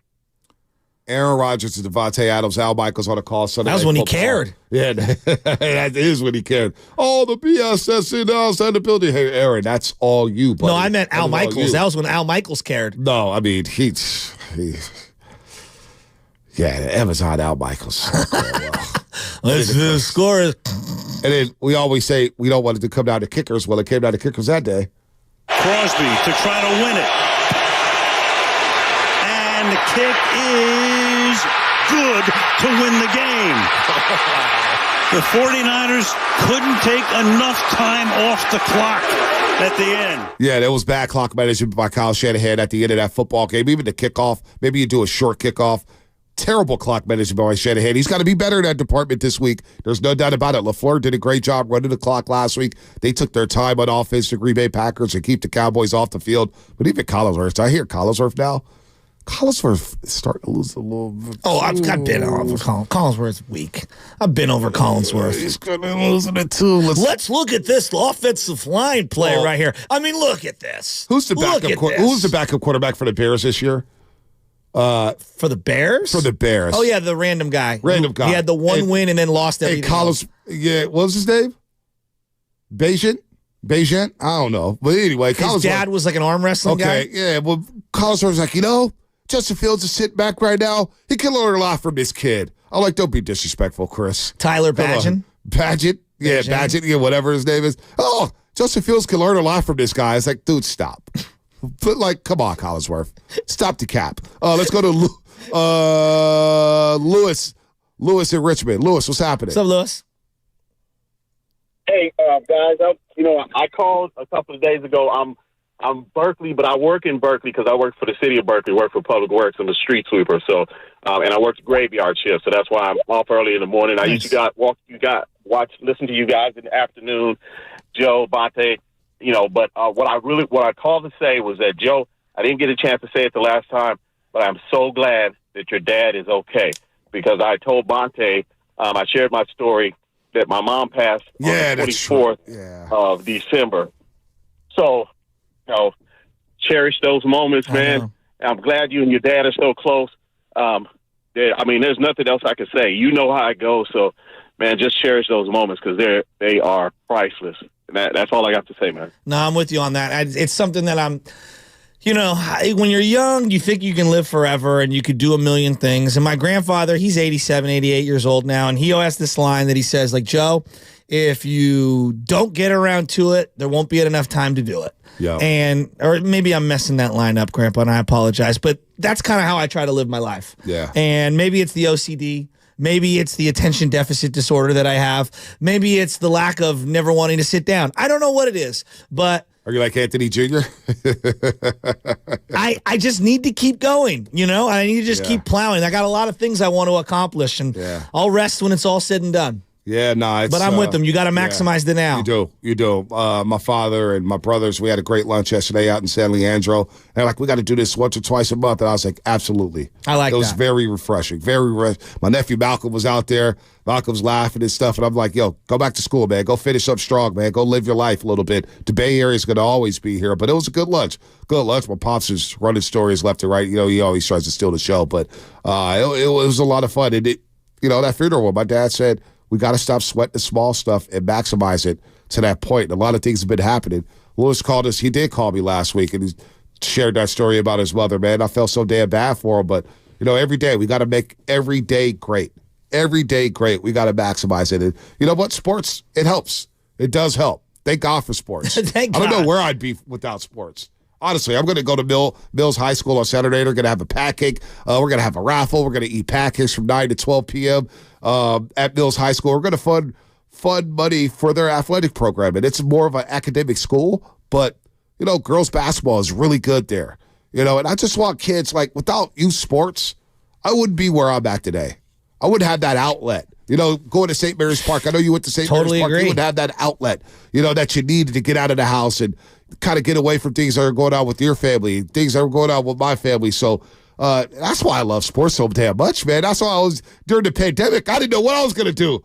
The one thing I truly, truly love Like, I can't go a day without. You're going to take that away from me for 5 months? It was horrible. It was Let's call miserable. it what it is. It was horrible. We needed the last dance. Horrible. Horrible. Absolutely horrible. How many old games I watched and went crazy over? Well, and the old games are great to rewatch, but quite frankly, there's nothing like the exhilaration of live sports. You have no idea what's going to happen. Yep. I watched the 92 game. The Niners smacked up the New York Giants 44-3.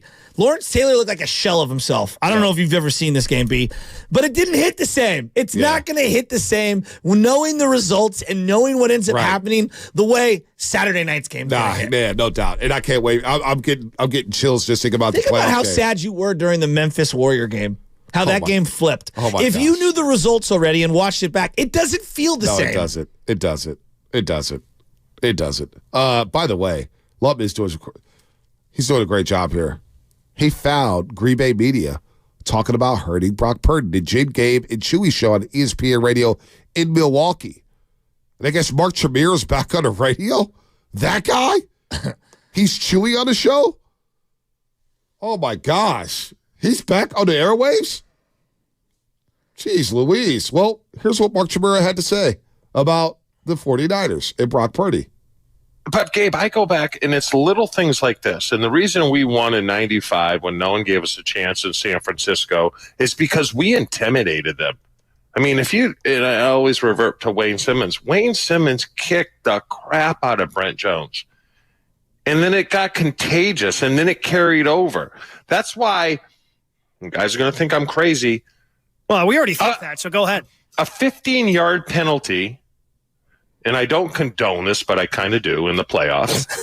A 15-yard penalty for a late hit on Brock Purdy is not a bad thing as long as it's worth it. I'm just saying, this is the mindset you go into when it's battle, and it's kind of like the reverse of hockey. What don't they do in hockey in the playoffs, Joshy? Shave their beards? That and one other thing. They don't fight. They don't fight. They don't fight. Right? This is kind of like sometimes a 15-yard penalty is worth it early in the game if you knock the living crap out of the guy.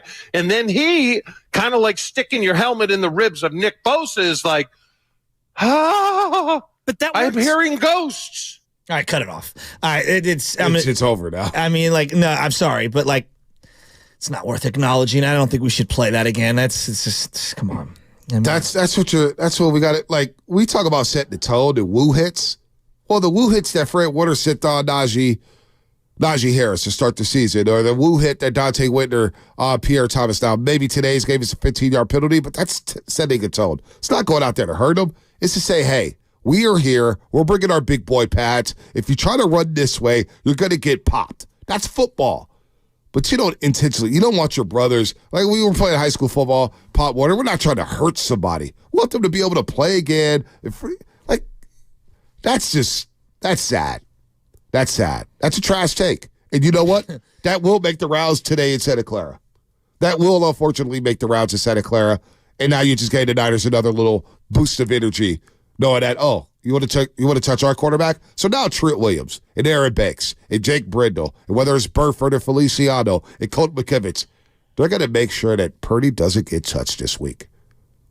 I dare you to try to pop our quarterback. What is it with former Green Bay Packers, saying and doing crazy things? Who's another one? Well, Brett Favre and Aaron Rodgers. Oh, well, Brett Favre is wild. I mean, Brett Favre's a criminal. Brett Favre is, guess what? I mean, he was stealing from the state. Well, guess what? Embezzling. Jason Whitlock doesn't care. He had him on his show the other day. That's another guy. But we haven't had a chance. We haven't had a chance to speak about this. Stephen A. Smith is clearly leaving ESPN to start his own thing, right? You think so? Did you hear the way he was coming at Jason Whitlock? Well, he said he told the ESPN execs that I'm going to do this. Well, he should be allowed to do what he did because they allow Pat McAfee to do what he does. All right. I am going to throw this out there, and it could age poorly. I predict in 6 months, McAfee and Stephen A. Smith will be off ESPN. I could see that happening. 6 months, huh? After the basketball season? I don't know. I don't think it's going to end well for either one of them with ESPN. I feel like Stephen A. Smith thinks he's bigger than the ESPN brand, and he's going to try to spiral into politics and things like that. I could kind of see it going. I hope he doesn't do that. That is oh, man, gosh. Whatever. What was that? That was the little sound that Mark Chmura made at the end of that really dumb Brock Purdy take. That was just really bad. That was really, really bad. Charles in South City. Charles, what's happening? Morning, guys. Good to hear from you guys. How you guys doing this morning? Good, man. Good. How are you? Good.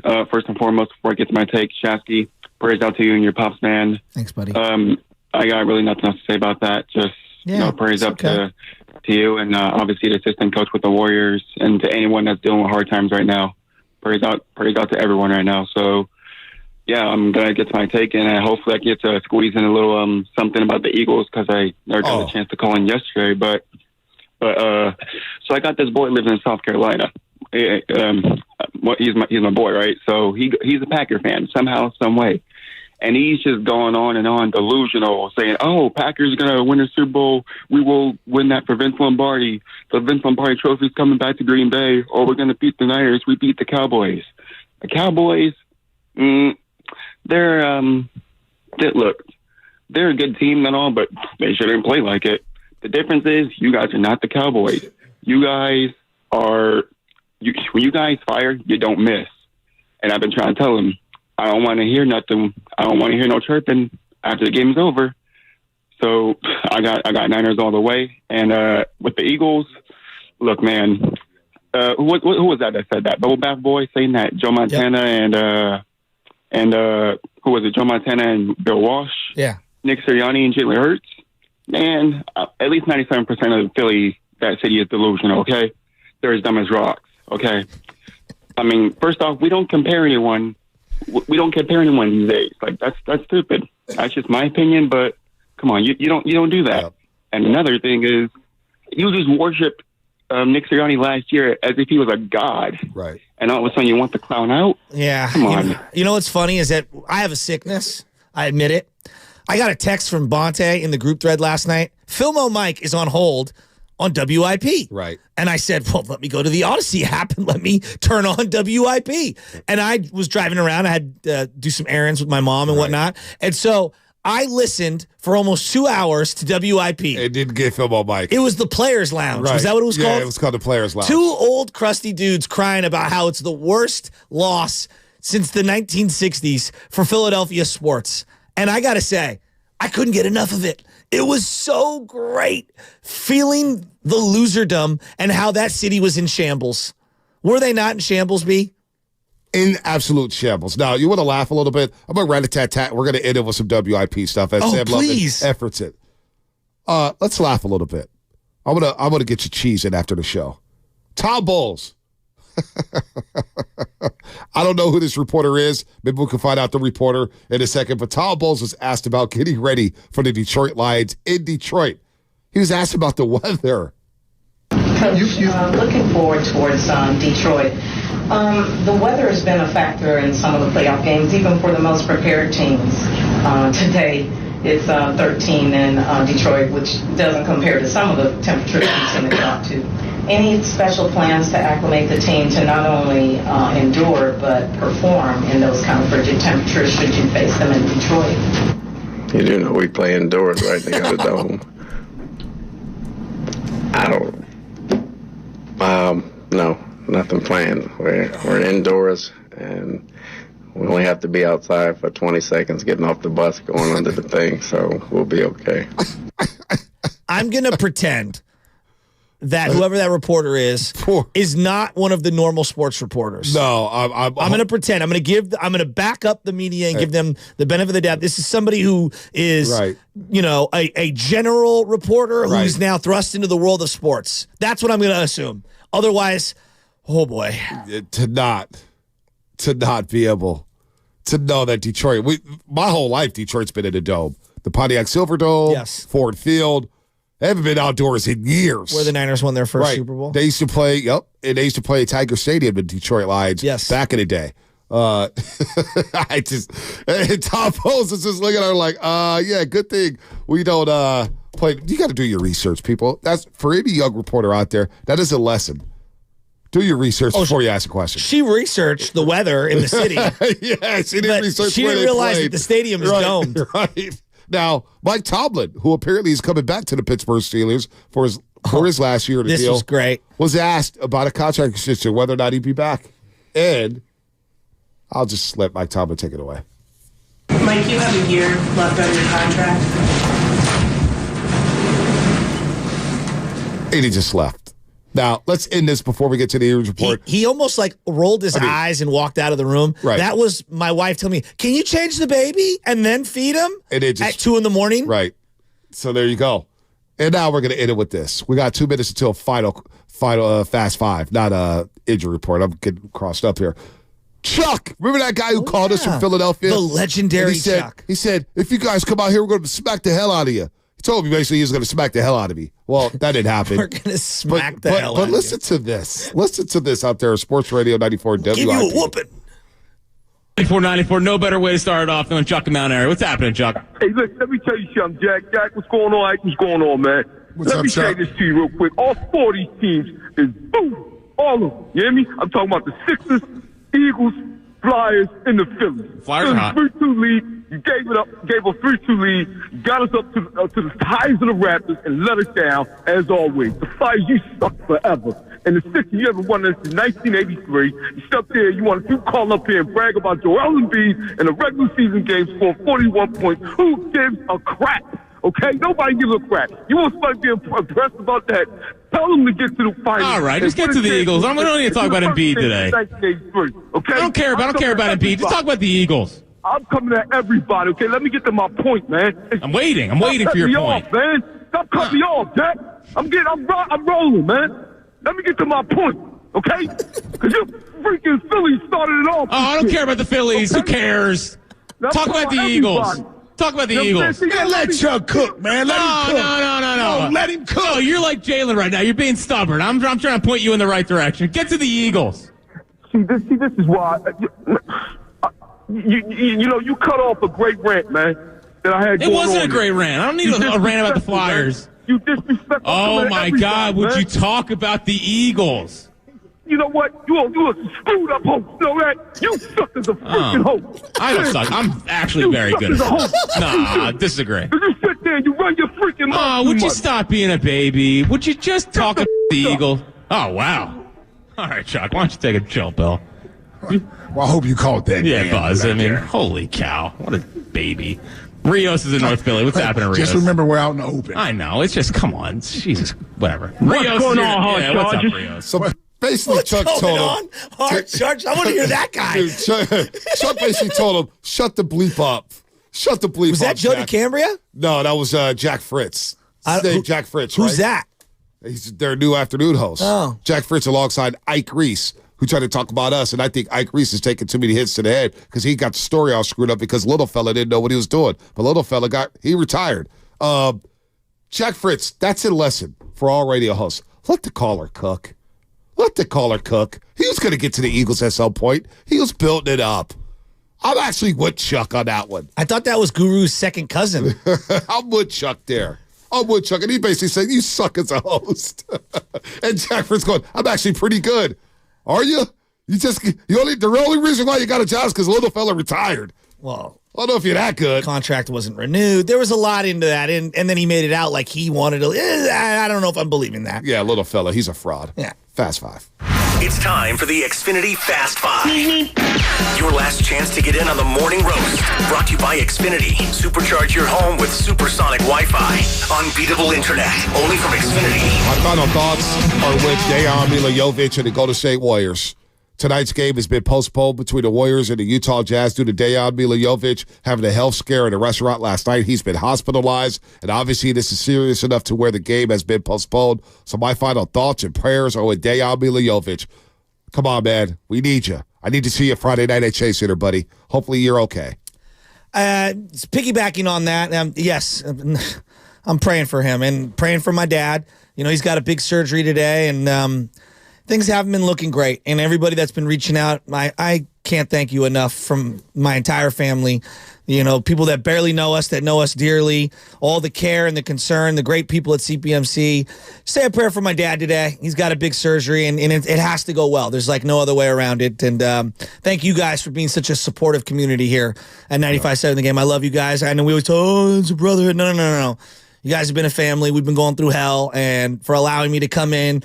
Times I'm distracted, I'm ready to cry. Other times I'm ready to laugh, and I need it. And it's been very therapeutic. And to hear from everybody here, we love you, and my dad loves you, and I can't thank you guys enough.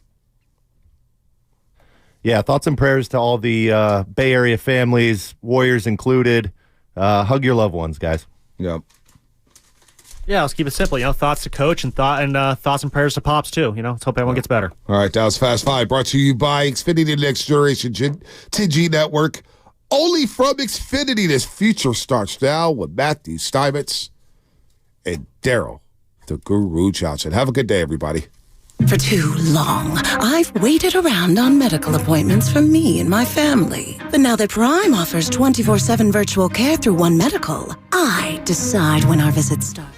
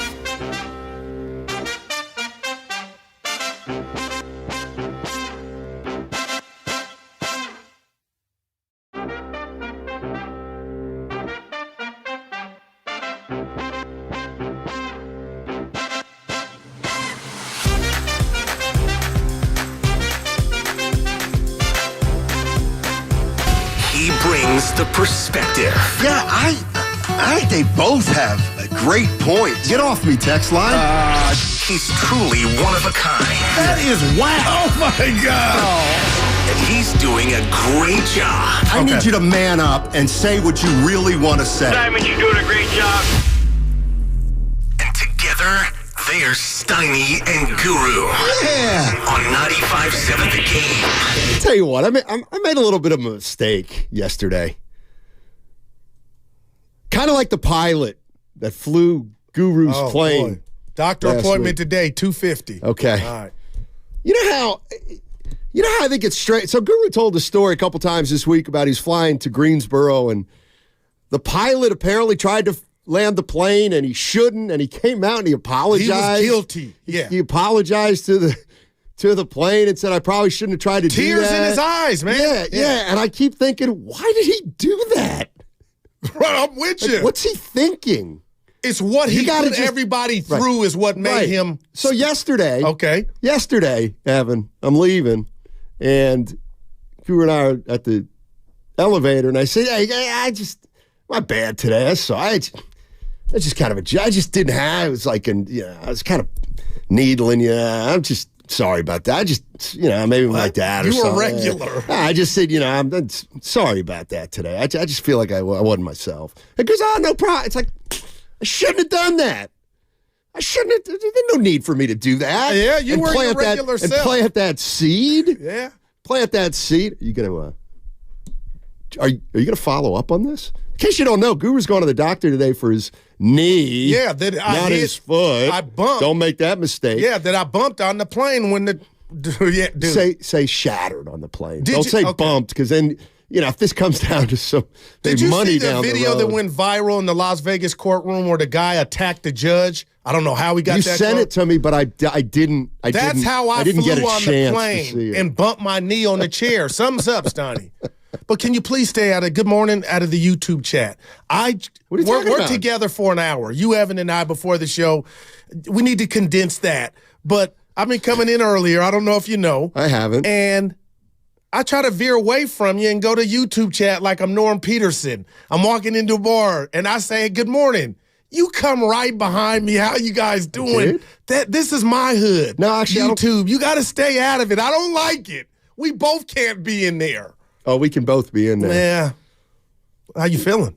I'm good, man. I'm good. I feel thoughts and prayers out to the Golden State Warriors. No game. Let's hope he's okay. Miljovic, serious medical emergency yesterday.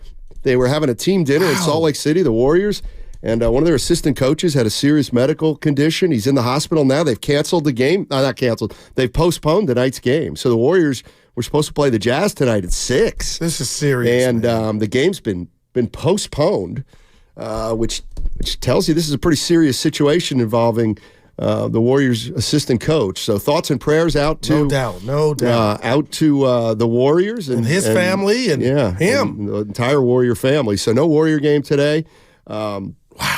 We'll probably talk some basketball at some point, but front and center is the San Francisco 49ers. Chris Rose is going to join us him. at 10:30 to talk some NFL. And are you a little unsettled by the way the show has, by the way the boss set something up today? No. Because you always get to him before I get here. Well, it's not that I get to him before you. It's that I'm here earlier than you, and so the boss oftentimes will come talk to me. Is that okay? Yeah. Do you want me not to talk to him before you get here? I'm always ready to go. Okay. Yeah, that's for you. Okay. Yeah, if you don't know it. Anyway, so the boss comes in today, and we threw around this question, and I said, it's a pretty good one. It's a pretty good question. I like it. Because I don't know what it is. And I know. And so we were going to tell you, and he goes, hey, don't tell Goo. Just hit him with it on the air. Yeah. And of course, Goo's one of these guys that now he's getting all panicked. Yeah, he's worried about he's worried about improv. Oh, please. He likes to be. That's my middle name. I was like, don't tell me, hush. Yeah, I told you, it's not that big a deal. Chris Rose joining us at 10:30, though. Get us started on some football. Host of NFL Network, John Boy Media. You can also check out the Chris Rose podcast. Okay, here it is. Good. All right, I'm ready. He's got heading into the playoffs. heading into the playoffs, who's got more pressure on him? Brock Purdy or Kyle Shanahan? I called the boss in here. Don't even play the music. I'm mad that you guys thought this was provocative. Play it. It's not even close. Oh. It's Kyle Shanahan. And Bonte left out of here after the show. We got a little show going after the show, before the show. And he said if they were to slip up and lose this week to Green Bay, 9.5, it's down to 9.5, the spread, this would be monumental. He couldn't think of anything comparable. And we thought about the 3-1 blown lead the Warriors had against the Cavs in 16. But my gosh, Brock Purdy's already 2-1 in the playoffs. So he showed us he could answer the bell. This is about what we talked about, and the closer Saturday gets, people, this is about Kyle punching his ticket. When will it happen? He could have had one in 19. He's been to 2 NFC championship games, and he has some stuff, I won't call it blood, on his hands about why they didn't close or get to, another Super Bowl. So, Steiny, this is not even remotely close. It's Kyle Shanahan, and there's 2 scoreboards. If this somehow is a close game, is Kyle going to pucker up and get lemon booty in regard to the play calling? Because we saw that happen, and I'm not comparing him to McCarthy, but McCarthy, Darth Vader was on the Cowboys sideline because they were such favorites. And they, choke again, Lord Vader. So I want to see if that can get to Kyle somehow. I don't expect it to, but as far as pressure, Steiny, you can't talk me out of this one. This whole playoffs is about Kyle, not getting to the Super Bowl, but winning it, bud. You got everything at your disposal. Well, it's Kyle. Oh, wow. I mean, I'm sorry, it's Purdy. Oh, my God. Shoot. I blew that. Yeah, you did. Yeah, no, Purdy's got more pressure. Please on explain. him. I will. Shout out Roxy. I will. But, before I do explain, this topic is such a vintage for you and me because, you answered like you answered, and I thought it was a passionate answer. To me, the pressure's on Purdy. But why? I'll tell you why. Whether you like it or not, and I can't stand, or rather, you guys can't stand when I say this, but it's a fact. Kyle Shanahan's now in his 7th year as the San Francisco 49er coach. He is going. If Kyle Shanahan wants to be here, he's going to be here for another 7, 8, 9, 10 years. He just is. He's widely known as one of the best coaches in football. He's got a long-term contract. If the 49ers go out and they get beat by the Green Bay Packers on Saturday, Kyle Shanahan's going to be the coach next year. Now, whether or not Brock Purdy's the quarterback next year or long-term, that's more in doubt. See, Kyle Shanahan's been here. He's got one thing left to do, win it. But he's got plenty of time to win it. He just does. He's a young coach. He's not going anywhere. Brock Purdy, on the other hand, is in his 2nd year. All systems go. He looks great. But, and I said this to Nahegan, I said, Matt, are you telling me if for whatever reason Brock Purdy were to struggle in the playoffs, let's say he struggles against Green Bay or he struggles against Detroit, they lose, I said, what are you saying? That there'll be questions about Purdy going into next year? And he's like, yeah, there will be. And I'm like, wow, you think? He's like, absolutely. So the more I think about it, the more I think Purdy's got to deliver because his timeline is shorter than Kyle Shanahan's. Wow. I just think it is. I'm not. I get I'm sorry. I get he's young, and I'm not saying if he loses a game, you write him off. Of course, I'm not saying that at all. I'm just saying I kind of expect Kyle to knock on the door year after year after year, and eventually he's going to break through. You want it to be this year. If it's not, maybe next year. But Purdy's got to prove to me over a quicker period of time that he can be the Super Bowl or he can be the franchise quarterback. That we're not just talking about this year, we're talking about, look, this guy's going to get it done for the next 6, 8 years. Okay. See, that's why I think he's got pressure. No, and the dynamic, you made some stellar points. I don't agree with all of them, but Steiny, let's be honest. Put the rat on the table early, brought to you by Atco. The dynamic of the show is I'm more micro, you're macro. You're more the executive, I'm more the fan. You're right. I'm not saying Kyle's job is in danger if they were to slip up. He's got that. My point is the confidence that fans have in Kyle, the second season, which is the playoffs. So somehow, let's just say there's a scenario to where Brock Purdy's okay or pretty damn good, and there's a blunder or a decision to go for it on fourth down or not to go for it, or the defense just looks crappy. My thing is the pressure is Kyle's got all the accolades from afar. He's got the contract situation to where it's all Kyle, rightfully so, but I'm talking about from a fan perspective. The only way the Niners could lose to Green Bay and maybe their next opponent, Detroit or Tampa Bay, if there's a coaching blunder, the question is, okay, man, now we're talking about since 2019, a 10-point lead, and I'm going to bring it up, against Kansas City in the Super Bowl. Imagine if Kyle would have punched his ticket thin, the confidence you have in Kyle in the playoffs. I think that would take a major hit. And unless you're telling me Brock Purdy wets the bed and has a bad game, which could happen, Steiny, I'm going to sit here and tell you, okay, now you're telling me Sam Darnold's a better option. I'm just telling you guys, I think Brock Purdy, already 2 playoff wins under his belt. The one that he lost, he got took out early. I just think he's got enough. Kyle Shanahan signed a contract extension through 2028, no doubt. But I believe. I'm going off of confidence that you would have in Kyle in the playoffs. Who cares? He's got fans. That's fine, but he has total job security. Complete and utter what you're saying job Brock security. Doesn't have. Well, if I'm sitting on a 5-year contract, I'm not feeling as much pressure as you think. I'm just not. And here's the thing. Why wouldn't Purdy be the quarterback next year, Steiny? 916 on the Comcast Business Test. Like you think there's a bad game? No, okay. I was talking to Matt Nahigian, my boss. Yeah.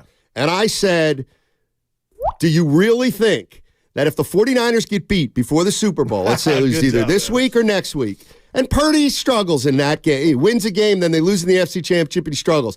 I said to Nahigian, you really think Purdy would come into next season with a lot of questions about whether he could get it done? And Nahigian said, absolutely. And that's when I said, that's when I started to think about it. Yeah. Brock Purdy's timetable to deliver, you could make a case, is he's on a shorter leash than Kyle Shanahan, because Shanahan's not going anywhere, and Purdy, it looks like Purdy's not going anywhere. It's like here's the other thing. I know it's apples to oranges, but not really.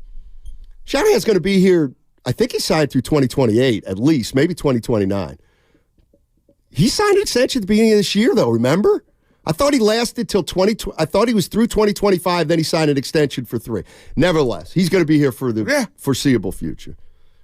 By the way, did you see that through 27? Boy. And who would you rather have right now in the NFL outside of maybe John Harbaugh? Exactly.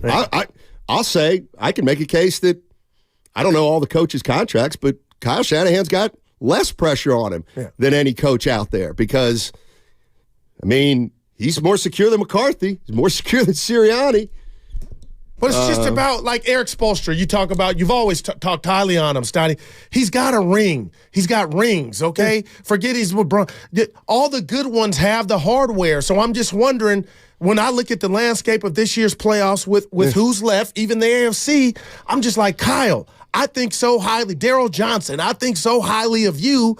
I do wonder, because I criticize you and critique you, because I feel like you've gotten in your own way when you didn't throw the flag last year. That's neither here nor there. Maybe Purdy doesn't get hit if they overturn it. But it's just like, when are you going to get it? Now, I get what your premise is. Gooch, he's here, and I'm not saying he shouldn't, but it's like... No pressure on Shanahan. He's got the best, one of the best teams, I believe, and the best opportunity to get it done this year. And if he doesn't... And if he doesn't, he'll have just as good of an opportunity next year.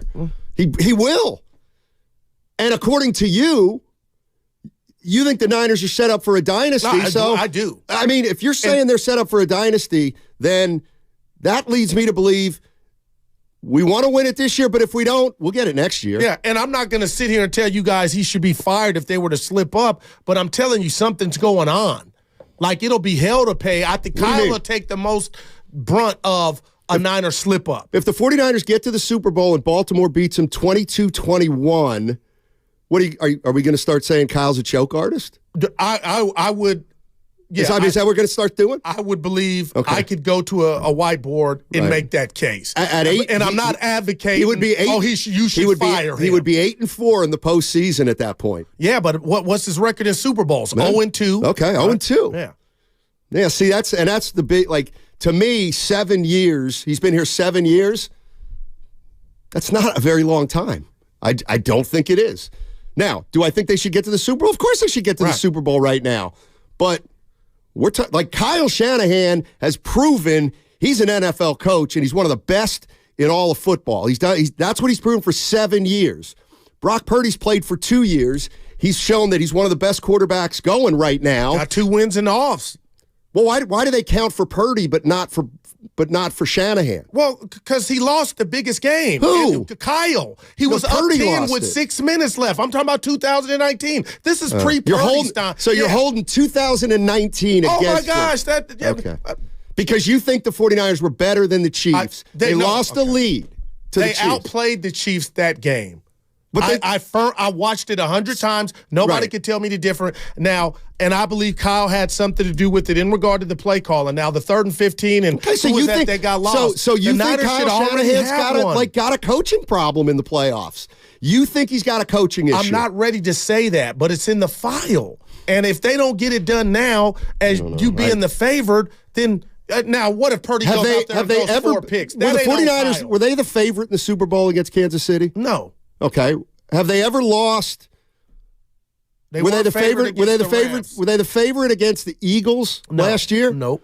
Okay, so he really hasn't lost a game that he should have won yet. Well, when you're according up 10 to Vegas, in the 4th quarter, right? But they weren't favored to win that. Okay, I don't Patrick care about Mahomes that. put on that game's more about Patrick Mahomes in my mind. Vegas, and I'm going what happened on that Sunday, and they were up 10 on the Rams in the 4th quarter. That's why I take Patrick Mahomes. So forget the bet. Oh. That's why I take Patrick Mahomes over any other quarterback. Like, it was a Patrick Mahomes moment. Why? Like, I don't think it was necessarily a Kyle Shanahan lost it moment. It was Patrick Mahomes. That's greatness.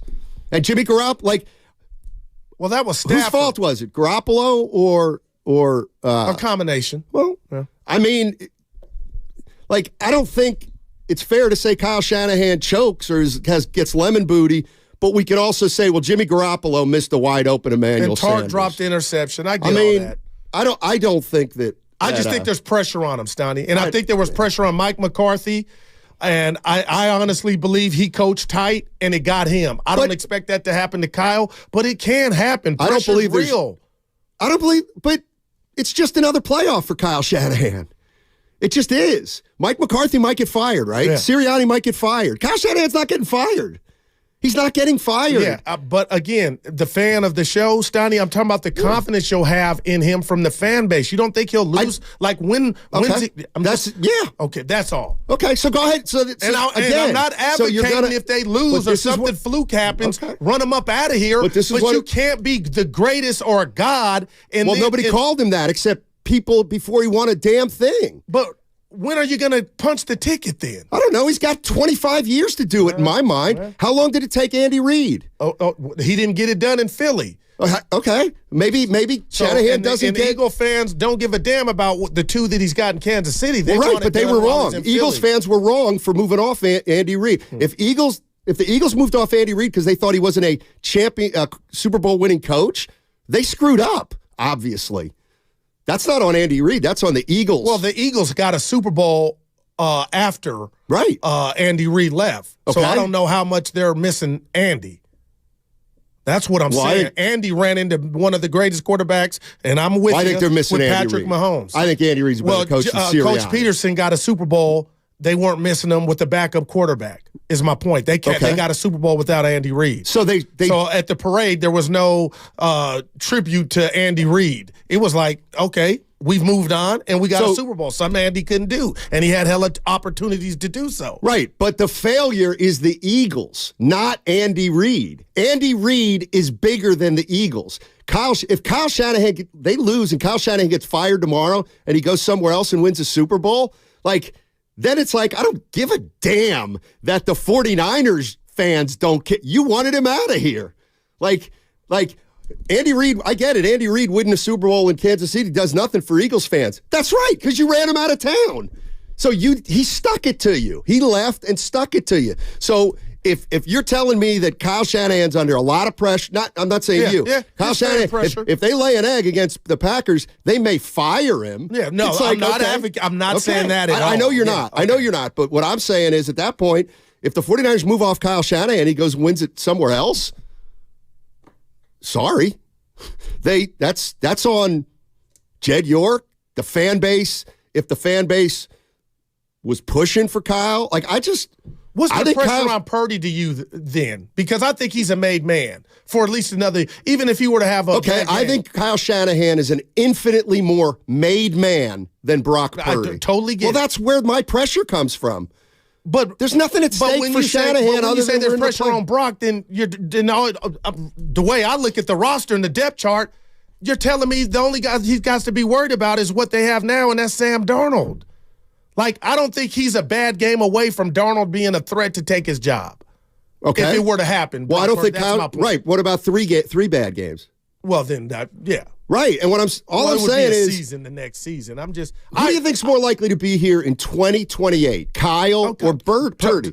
You got it. Well, that's Kyle. That's the only way. That's how I'm answering the question. I mean, I know we all live and die, and if this isn't a year, then we're gonna protest and we gotta fight. Kyle's not going anywhere. Kyle will coach in more playoff games than Purdy plays in. And so that's where kind of I'm looking at it. And I'll be honest with you, I get it. If the 49ers don't do it, Kyle's going to take heat. Okay. But he's heat to where he ain't getting ran out of town. I don't think so. Yeah, no doubt. But it's just like Steiny, I'm looking at it from I just hold him. He's so great. Right. Kyle, the boy genius, not perfect. I've talked about situational play calling, but it's just like I look at you and Niner fans like he really truly should already have a ring. And he may get 2 or 3 down the road. That's you. Yeah. I completely do not subscribe that Kyle Shanahan should have a ring. The Kansas City Chiefs. All right. Okay, so does every team that do the Bengals? Do the Bengals have a Super Bowl ring when Montana? They don't have it. But Montana let them down on a late drive. I mean, seriously, I'm not. But the 10-point. Listen. All I'm saying to you and my greater point to everybody listening is it's going to happen for Kyle, I do believe. And when you look at the landscape and the greatness of this team and what they have at their disposal, you kind of I get what you're saying, Steiner. You're looking, hey, Guru, it can happen. But you're looking right now like, man, what would really have to happen for it not to happen? They're looking pretty right now for him to get it. And I know Baltimore beat him on Christmas. Yada, yada, yada. And I think that, to me, if they were to hook up again, I kind of feel like to Baltimore, I would tell them, you kind of won the game that you didn't want to win. Of course, sort of like how he had ownage Kyle over the Rams and McVay, and then the one game that McVay won was the game that they came back down 10 in the NFC Championship game. How long did your boy Tom Landry coach the Cowboys? I want to say, off the top I should know, I want to say 15 years, 16 years. Evan will let me know how long I'm off. Feels like more than that. You might be right. I should know. I don't know. But where were you going with that? Just how many? How many years? As a head coach for 29 years. Jesus. I mean, that's kind of the way I look at Shanahan. Hey, I mean, he's kind of like, he's not Belichick, but he's this ain't the 60s though, Steiny. Like it's Nick Sirianni might get fired. And Holmgren was on with Shasky and Butch with Bonte talking about how the world of sports is different. The bet that I will make with anybody right now, I believe Kyle Shanahan will win a Super Bowl as a head coach in the NFL during whatever. Mr. Bad Bet, I wouldn't take that. Of I don't course think nobody would take Nobody that. would. All right. Well, very few people would. Yeah. The hardcore. Okay, so. No, the one thing Kyle doesn't have going for him, if you're on the flip side of this, not being negative, if Brock Purdy turned out to be not what we think he is, now he's looking for a quarterback. Yeah, well, he's found him in the past.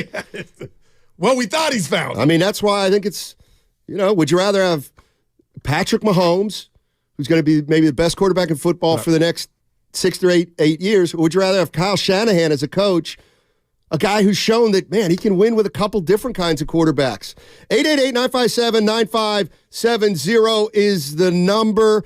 Coming up on the other side, on the Boxer and Gerson guest line, Chris Rose, host at NFL Network, John Boy Media. You can also check out the Chris Rose Rotation podcast. That's what's coming up next on 95.7 The Game. Also, it's a Warriors Wednesday brought to you by Friedman's Appliance, a trusted name since 1922. Visit friedmansappliance.com today. A reminder that you can also catch all 4 hours of Steiny and Guru on the free Odyssey app. Plus, watch us on YouTube and Twitch, powered by First NorCal Credit Union.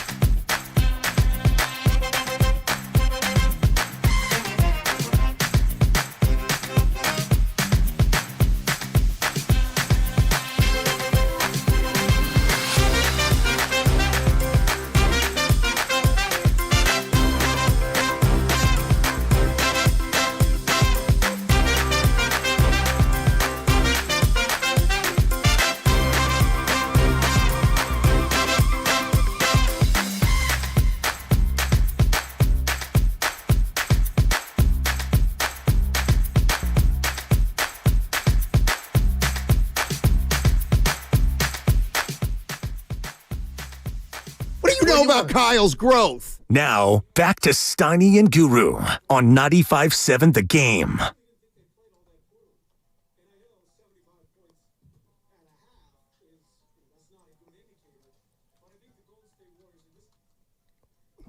Steiny Guru with your 95.7 The Game. I had to fix something. My computer's all messed up.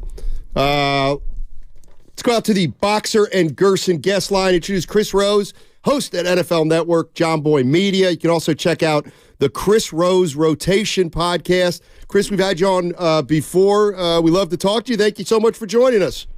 Absolutely. How you guys doing? We're doing good. We're looking at the NFC playoff picture, and we can talk some Browns in a little bit. But when we talk about the Niners, they feel like overwhelming favorites to get to the Super Bowl. Is that a good thing? Well, yeah, I don't know. I understand, guys, like why fans hate it. You're like, oh, my God, now there's so much pressure on us. We just saw what happened with Green Bay and Dallas and all that sort. Like, I understand that. I don't think that has any effect on players. I really don't. I don't think they sit there and they go, oh, yeah, we're the huge favorites. Like, yeah, of course. Well, we're just going to waltz through. I mean, they don't think that way. They really don't. I think for the most part, they do not think that way. I think they are singularly focused. My guess is, if anything, because they didn't play Green Bay earlier in the year, but they had played Dallas, they probably now know how impressive that young group, particularly on the offensive side of the football, is. So I really don't think it matters that much. Hey, Chris, I was telling my co-host and the listeners here, I think the world of, Kyle Shanahan. I think he should have had a Super Bowl in 19. I criticized him for his play calling at the end of that game, up 10 against Kansas City.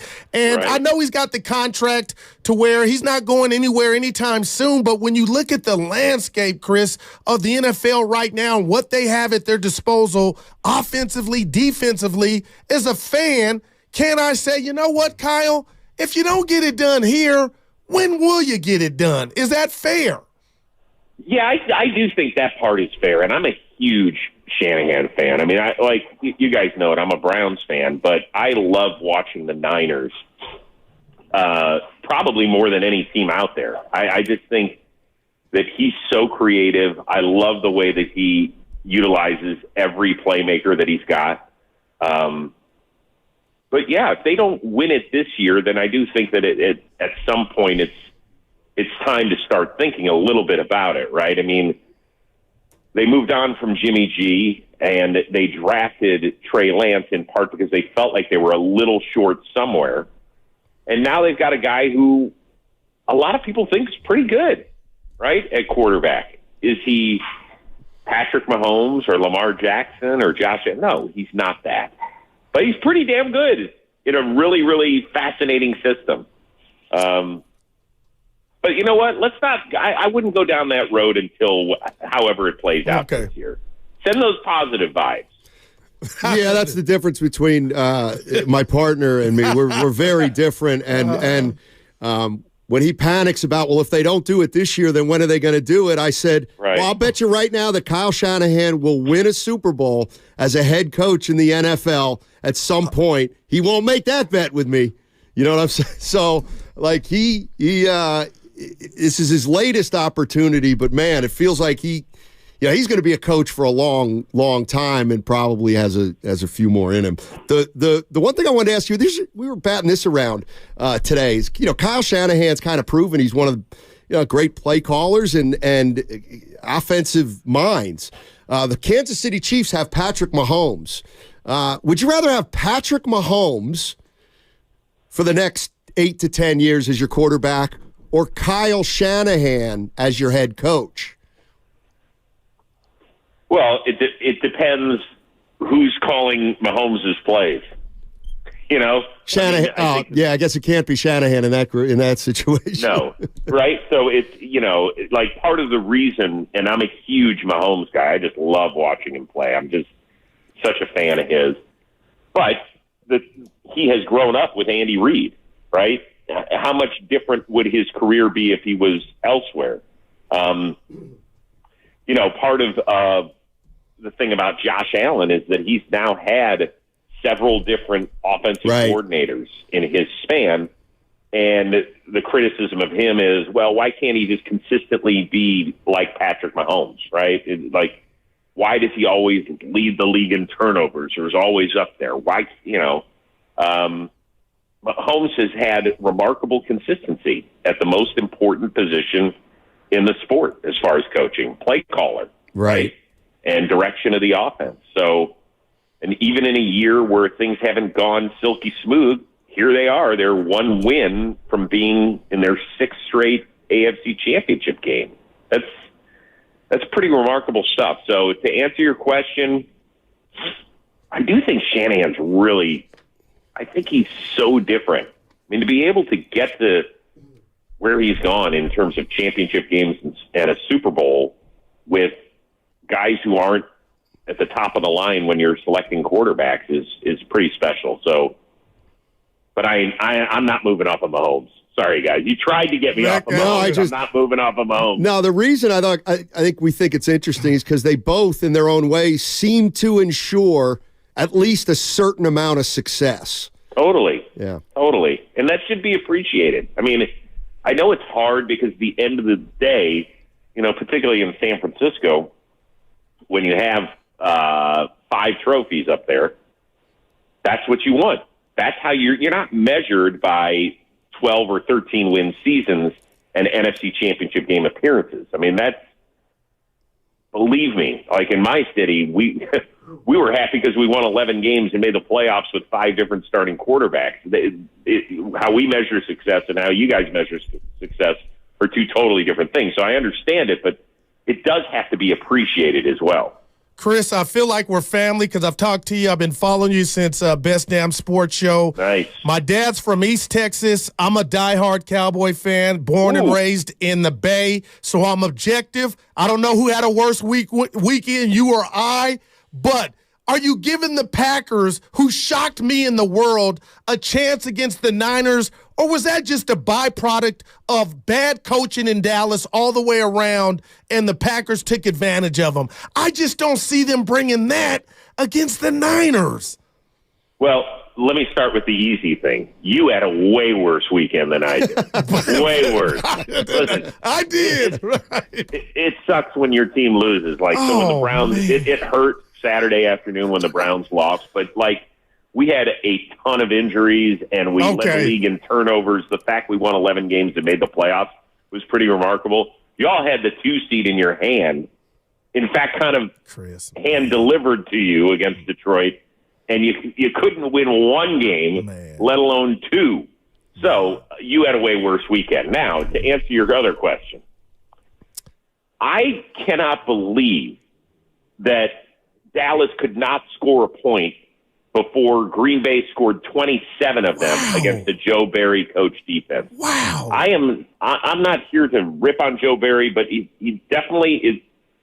I don't love the way that he calls defenses, and I think that Kyle Shanahan is going to pick that apart. Yes. I expect them to run out the gate, all sorts of different formations, some end around, get the ball to McCaffrey. And if they don't score on their first possession, I would be shocked and set the tone. And that's going to be the wake-up call to say, hey, listen, you're not in Dallas anymore. You're out here in the Bay Area. Reality, Steiny. Yeah, Chris Rose joining us on 95.7 The Game. He joins us on the Boxer and Gerson guest line. He's the host at NFL Network and John Boy Media. You can also check out the Chris Rose Rotation podcast. Who's the biggest threat out there to the San Francisco 49ers? Can I assume you think it's an AFC team? Yes, I do.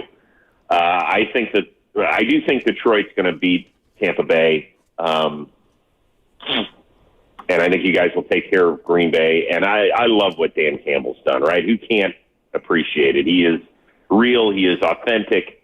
He is more than the biting the kneecap guy. Right. He's really created a fun group of guys there and they've had tremendous turnover since he and Brad Holmes have joined forces 3 years ago, and they've done a great job. I still think they're a little short against elite teams. I think they're real, but the fact that they were able to dismiss the Rams, I got to be honest with you. I think the Rams are the one team that the Niners didn't want to play. I agree. They won't come out and say that, but I think with as frequently as they play them, with as much crossover as there has been with these coaching staffs, with as well as McVay and Shanahan know one another, that to me would have been the possible pothole en route to the Super Bowl. And yeah, I just don't. But I don't see anybody else slowing them down. Yeah, I'm with you. My partner called the Rams before the playoffs started the sexy pick, and he was right. I thought they might have a little kryptonite. Yeah. But Chris, let me ask you about the Niners D. That was some material, Chris. I got to ask you. Yeah, thanks. Hey, you and Joe. Easy there, by the way. Come on, you know how much. My producer helped me with that one.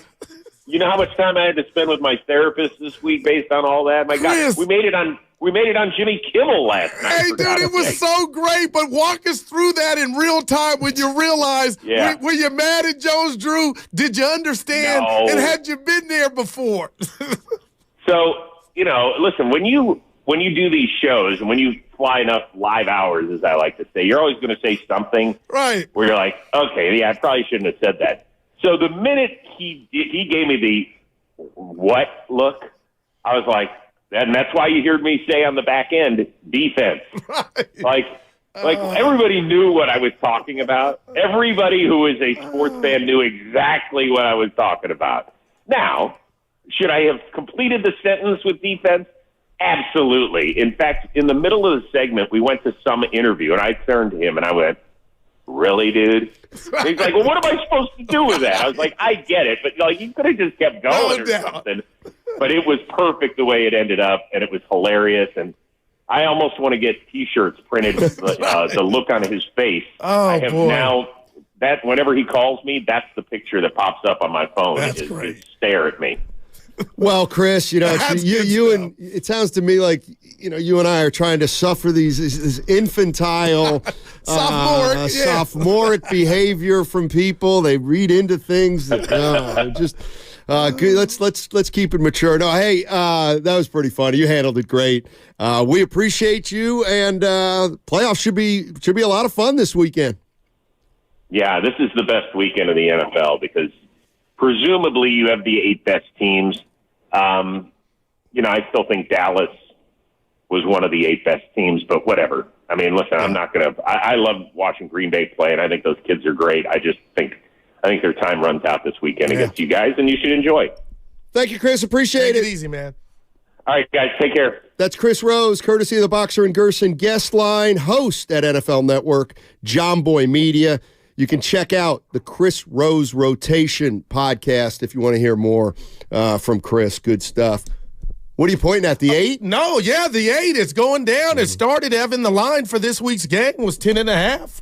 I mean, it's down to 8. I mean, Chris doesn't think Green Bay has a chance. I don't, but we haven't talked, and I know it's only been a couple of days, Steiny, about just how good of a weekend it was for the Niners because Evan, we did think the Rams posed a threat to the Niners, just the familiarity, and also they had Luka Doncic and Nacua.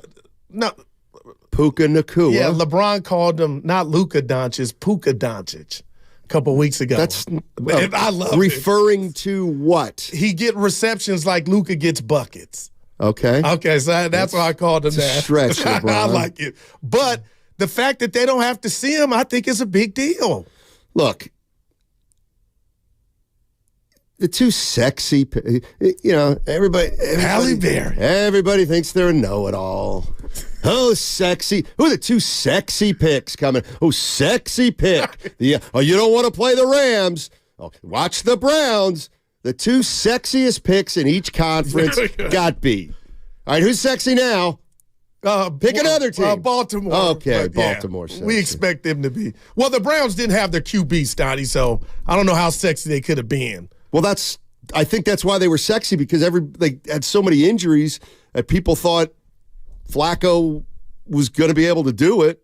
He's been playing well. Yeah, we keep talking about sexy. What about Stroud? You give them a chance against Baltimore. Yes. Yeah. You give them a chance. Why don't you ask me about all 4 games and phrase it that way? Do you? Okay, no, I don't. You already blew it. You blew it. I give everybody a chance. Where you watching the game? You know which one? Saturday, the Niners Green Bay. Now that's a great question, Goo. That's a great question. I really care. Know. Probably Dana's. Hopefully. Yeah. Although, get this. Well, it might rain. I think it's just going to be cloudy Saturday. You came in disputing that. I took it from Kruger's account, our guy. 70% chance of precipitation, 85% chance of thunderstorms, and 17-mile-per-hour winds coming from the southeast. Hey, speaking of the game on Saturday, the kickoff show is going to kick it off. And it's this Saturday with Larry Kruger and Lorenzo Neal live at 3 o'clock. That's before the 5:15 kickoff. So 3 o'clock, join us at Hilton Santa Clara for delicious food, great drinks, and the best pregame show in the Bay. Presented by Habas Law. You've been wronged. Habas Law will fight to make it right. Call 1-800-INJURED or visit habaslaw.com. Let's go to Big Smooth in Oakland. He's got, he's gonna. Hopefully he's in a good mood. He's gonna chastise me because I took up the other side of an argument without. There's no right or wrong answer. I just like to be provocative. But go ahead, Big Smoothie. Give it to me, baby. Yeah, I thought the same thing. I thought you were arguing something that you didn't ask the question. You didn't say who has the most job security. So, for example, Steph Curry, we were saying that, the media was saying, he has to win the MVP finals. But he didn't really have to, but he had that pressure on himself. So I agree with Goo. Kyle doesn't have to. Yeah, he's signed until whenever, but that wasn't the question. You said now the pressure is self-imposed because he knows more than anyone that he has to win the big one. Who's that? That's Shanahan. He knows he has to. Kyle, he knows he has to win the big one. Whether we talk about how long he's going to be there, that's a whole other question. Yeah. But as far as job security, you were arguing job security. Where the question is the most pressure. Well, I believe job security and pressure could be tied together. Doesn't have to be, though. What I'm saying is his pressure could come from him. Sure. Your pressure, you're talking about outside pressure. But his pressure is coming from him. I got to win it, man. I've never won it. Yeah, but he's going to have his pressure. Yeah, he'll have more chances at it than Purdy. But it doesn't. But chances doesn't make it happen. Sometimes no, but it gives you a better opportunity. It gives you a better opportunity, Smoothie. But it also gives you the possibility of even putting more pressure. Man, you've had a lot of opportunity and you've come up short. You know what? Pressure. I appreciate you. I like this. Go ahead. I'm just listening. I appreciate it, Big Smoothie. But this is what he hasn't had a lot of opportunity. He's been in 2 Super Bowls. That's not a lot. And he could. It's not a lot. Well, he's been to 1 Super Bowl. Okay, our 28th ring. But he could have went to 2 more if he had beat Philly or the Rams. Is he still among the youngest coaches in the league? Nobody's disputing that. But Smoothie was just saying he could have been back a couple times. I'm not saying you're wrong and I'm right, Smoothie. I'm not saying that. I said, who's got more pressure heading into the postseason, Purdy or Shanahan? And we knew everybody was going to say Shanahan. But if you take a step back, and get out of this mentality that all fans have, that it has to be this year, it has to be this year, it must be this year, it has to be, it must, it has to be, then yeah. Okay, Shanahan. But I'm just telling you, Shanahan going to be around for a while. And and you could make a case couldn't you make a case that what happens in this postseason, I'm not saying Brock Purdy is going to be replaced, traded or anything like that. But when we talk about pressure, okay, let's go through this. 49ers lose to the Packers 28-21. They lose, so Shanahan's going to hear it, right? But you don't think we're going to go into and Purdy threw 1 touchdown, 2 picks. You don't think as we go into next year, Purdy's going to have just as much pressure on him as Shanahan after not getting it done this year? Like Purdy will then come. If Purdy I got you. That's all. So he's under a lot of pressure. I get it. He's playing with quote unquote house money, but he's got pressure on him to solidify that he's going to be the quarterback of the 49ers for the next 5 or 6 years, right? That's what the playoffs in the next 2 years are going to determine. That's why I think. I ain't mad at that. That's why I think Purdy's got pressure on him. Anyway, there's not a right or wrong answer. I just think it's a fun question. But if you're saying Shanahan's got more pressure on him, I'm not disagreeing with you. I'm just saying you can look at it another way where, man, how long would it take Kyle Shanahan to find the hot seat? No, seriously. 3 more years. I mean, Sirianni was in the Super Bowl last year. He may get fired this year. Because of what's going on or what we think is going on behind the scenes. Okay. I think that has a lot to do. But to answer your question, Stoney, I would think 3 consecutive years and they don't get to the NFC Championship game. That would constitute, I believe, because they've built something along with Lynch, something so powerful in regard to this roster.